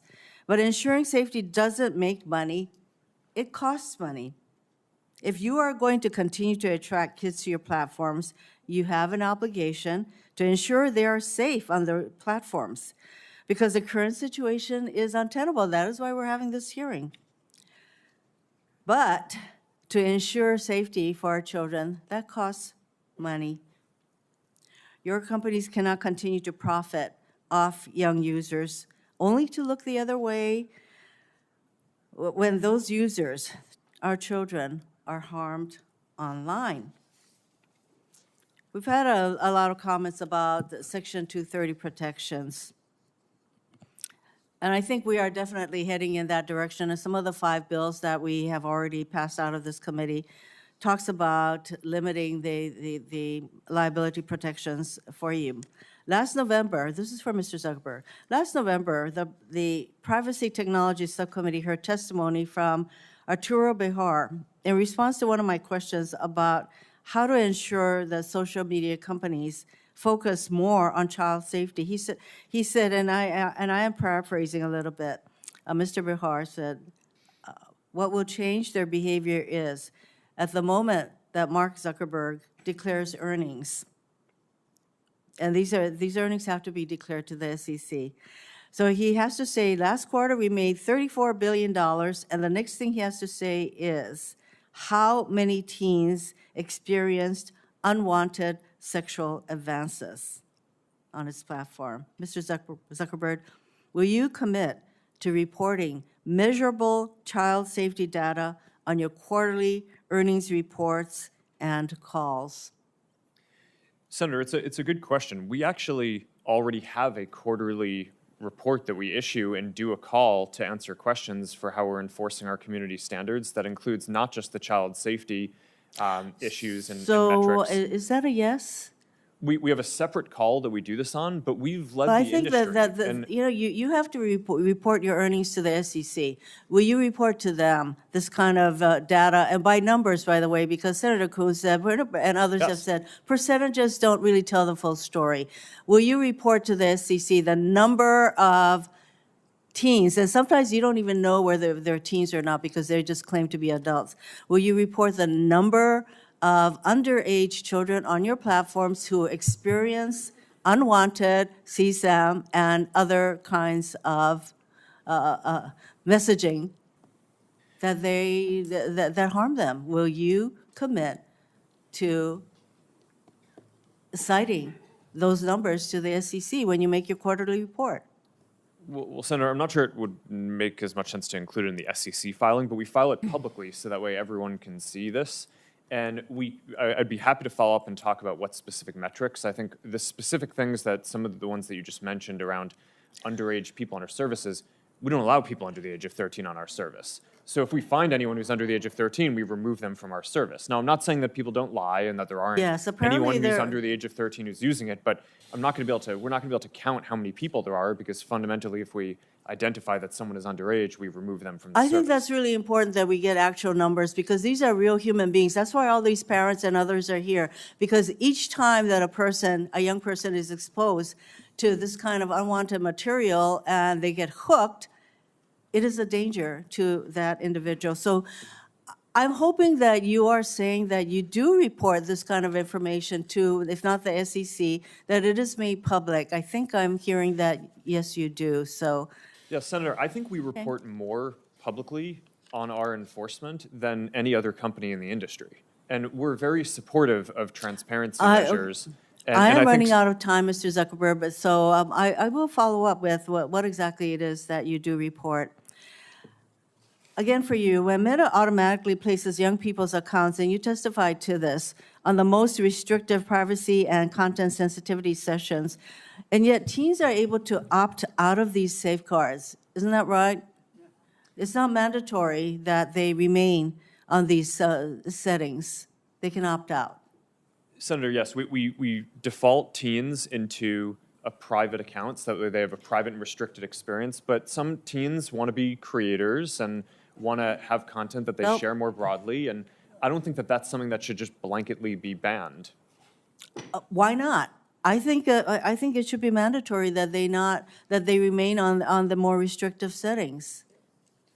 Senator, I think that there's somewhere. I mean, a lot of teens create amazing things, and I think with the right supervision and parenting and controls, I think that that's like, I don't think that that's the type of thing that you want to just not allow anyone to be able to do. I think you want to make it so that My time is up, but I have to say that there is an argument that you all make for every single thing that we are proposing. And I share the concern that I have about the blanket limitation on liabilities that we provide all of you. And I think that that has to change. And that is on us, on Congress, to make that change. Thank you, Mr. Chairman. Thank you, Senator Rono. Senator Cotton. Mr. Chu, let's cut straight to the chase. Is TikTok under the influence of the Chinese Communist Party? No, Senator, we are a private business. Okay, so you can see that your parent, ByteDance, is subject to the 2017 national security law, which requires Chinese companies to turn over information to the Chinese government and conceal it from the rest of the world. You concede that, correct? Senator, the Chinese Yes or no business. question, you conceded it early. Any company that does, any global business that does business in China has to follow their local Okay. laws. Isn't it the case that ByteDance also has an internal Chinese Communist Party committee? Like I said, all businesses that operate in China have to follow their local law. So your parent company is subject to the national security law that requires it to answer to the party. It has its own internal Chinese Communist Party committee. You answer to that parent company, but you expect us to believe that you're not under the influence of the Chinese Communist Party? I understand this concern, Senator, which is why we built Project Texas. It was a yes or no question. Okay. Well, you used to work for ByteDance, didn't you? You were the CFO for ByteDance? That is correct, Senator. In April 2021, while you were the CFO, the Chinese Communist Party's China Internet Investment Fund purchased a 1% stake in ByteDance's main Chinese subsidiary, the ByteDance Technology Company. In return for that so-called 1% golden share, the party took one of 3 board seats at that subsidiary company. That's correct, isn't it? It's for the Chinese business. Is that correct? It's for the Chinese business, yes. That deal was finalized on April 30th, 2021. Isn't it true that you were appointed the CEO of TikTok the very next day on May 1, 2021? Well, it's a coincidence. It's a coincidence that you were the CFO, Senator, that the Chinese Communist Party took its golden share in its board seat, and the very next day you were appointed the CEO of TikTok? That's a hell of a coincidence. It really is, Senator. Yeah, it is. Okay. And before ByteDance, you were at a Chinese company called Xiaomi, is that correct? Yes, I used to work around the world. Where did you live when you worked at Xiaomi? I lived in China, like many expats. Where exactly? In Beijing, in China. How many years did you live in Beijing? Senator, I worked there for about 5 years. So you lived there for 5 years? Yes. Isn't it the case that Xiaomi was sanctioned by the United States government in 2021 for being a communist Chinese military company? I'm here to talk about TikTok. I think they then had a lawsuit and it was overturned. I can't remember the details. It's another company. The Biden administration that reversed those sanctions, just like, by the way, they reversed the terrorist designation on the Houthis in Yemen. How's that working out for them? But it was sanctioned as a Chinese communist military company. So you said today, as you often say, that you live in Singapore. Of what nation are you a citizen? Singapore. Are you a citizen of any other nation? No, Senator. Have you ever applied for Chinese citizenship? Senator, I served my nation in Singapore. No, I did not. Do you have a Singaporean passport? Yes, and I served my military for two and a half years in Singapore. Do you have any other passports from any other nations? No, Senator. Your wife is an American citizen, your children are American citizens. That's Have you- correct. Have you ever applied for American citizenship? No, not yet. Okay. Have you ever been a member of the Chinese Communist Party? Senator, I'm Singaporean. No. Have you ever been associated or affiliated with the Chinese Communist Party? No, Senator. Again, I'm Okay. Singaporean. Let me ask you some hopefully simple questions. You said earlier, in response to a question, that what happened at Tiananmen Square in June of 1989 was a massive protest. Did anything else happen in Tiananmen Square? Yes, I think it's well documented. There was a massacre. There was yeah. the indiscriminate slaughter of hundreds or thousands of Chinese citizens. Do you agree with the Trump administration and the Biden administration that the Chinese government is committing genocide against the Uyghur people? Senator, I've said this before. I think it's really important that anyone who cares about this topic or any topic can freely express themselves on TikTok. It's a very simple question that unites both parties in our country and governments around the world. Is the Chinese government committing genocide against the Uyghur people? Senator, anyone, including, you can come into TikTok and talk about this topic I'm asking you, or yes any or no. topic You that are a matters to you. worldly, cosmopolitan, well-educated man who's expressed many opinions on many topics. Is the Chinese government committing genocide against the Uyghur people? Actually, Senator, I talk mainly about my company, and I'm here to talk about what TikTok does. Yes or no? You're here to give testimony that's truthful and honest and complete. Let me ask you this. Joe Biden last year said that Xi Jinping was a dictator. Do you agree with Joe Biden? Is Xi Jinping a dictator? Senator, I'm not going to comment on any world leaders. Why won't you answer these very simple questions? Senator, it's not appropriate for me as a businessman to comment on world leaders. Are you scared that you'll lose your job if you say anything negative about the Chinese Communist Party? I disagree that. You will Are you find scared content you'll that be is critical of arrested China and on our disappear platform. The next time you go on, are you scared that you'll be arrested and disappear the next time you go to mainland China? Senator, you will find content that's critical of China and any other country freely on TikTok. Okay. Let's turn to what TikTok, a tool of the Chinese Communist Party, is doing to America's youth. Does the name Mason Edens ring a bell? Senator, you may have to give me more specifics if you don't mind. Yeah, he was a 16-year-old Arkansan. After a breakup in 2022, he went on your platform and searched for things like inspirational quotes and positive affirmations. Instead, he was served up numerous videos glamorizing suicide until he killed himself by gun. What about the name Chase Nazca? Does that ring a bell? Would you mind giving me more details, please? He was a 16-year-old who saw more than 1,000 videos on your platform about violence and suicide until he took his own life by stepping in front of a plane or train. Are you aware that his parents, Dean and Michelle, are suing TikTok and ByteDance for pushing their son to take his own life? Yes, I'm aware of that. Okay. Finally, Mr. Chu, has the Federal Trade Commission sued TikTok during the Biden administration? Senator, I cannot talk about whether there's any Are ongoing... you currently being sued by the Federal Trade Commission? Senator, I cannot talk about any potential I lawsuits, didn't whether say they happen or potential, not. actual. Are you being sued by the Federal Trade Commission? Senator, I think I've given you my answer. I The cannot answer talk is about. no. Ms. Yacarino's company is being sued, I believe. Mr. Zuckerberg's company is being sued, I believe. Yet TikTok, the agent of the Chinese Communist Party, is not being sued by the Biden administration. Are you familiar with the name Christina Kafara? You may have to give me more details. Christina Senator. Kafara was a paid advisor to ByteDance, your communist-influenced parent company. She was then hired by the Biden FTC to advise on how to sue Mr. Zuckerberg's company. Senator, ByteDance is a global company and not a Chinese communist company. It's owned by global investors. Public reports indicate that your lobbyist visited the White House more than 40 times in 2022. How many times did your company's lobbyist visit the White House last year? I don't know that, Senator. Are you aware that the Biden campaign and the Democratic National Committee is on your platform? They have TikTok accounts? Senator, we encourage people to come on Which, to by create the way, organic, authentic content. they won't let their staffers use their personal phones. They give them separate phones that they only use TikTok on. We encourage everyone to join, including yourself, Senator. So all these companies are being sued by the FTC. You're not. The FTC has a former paid advisor, your parent, talking about how they can sue Mr. Zuckerberg's company. Joe Biden's reelection campaign, the Democratic National Committee, is on your platform.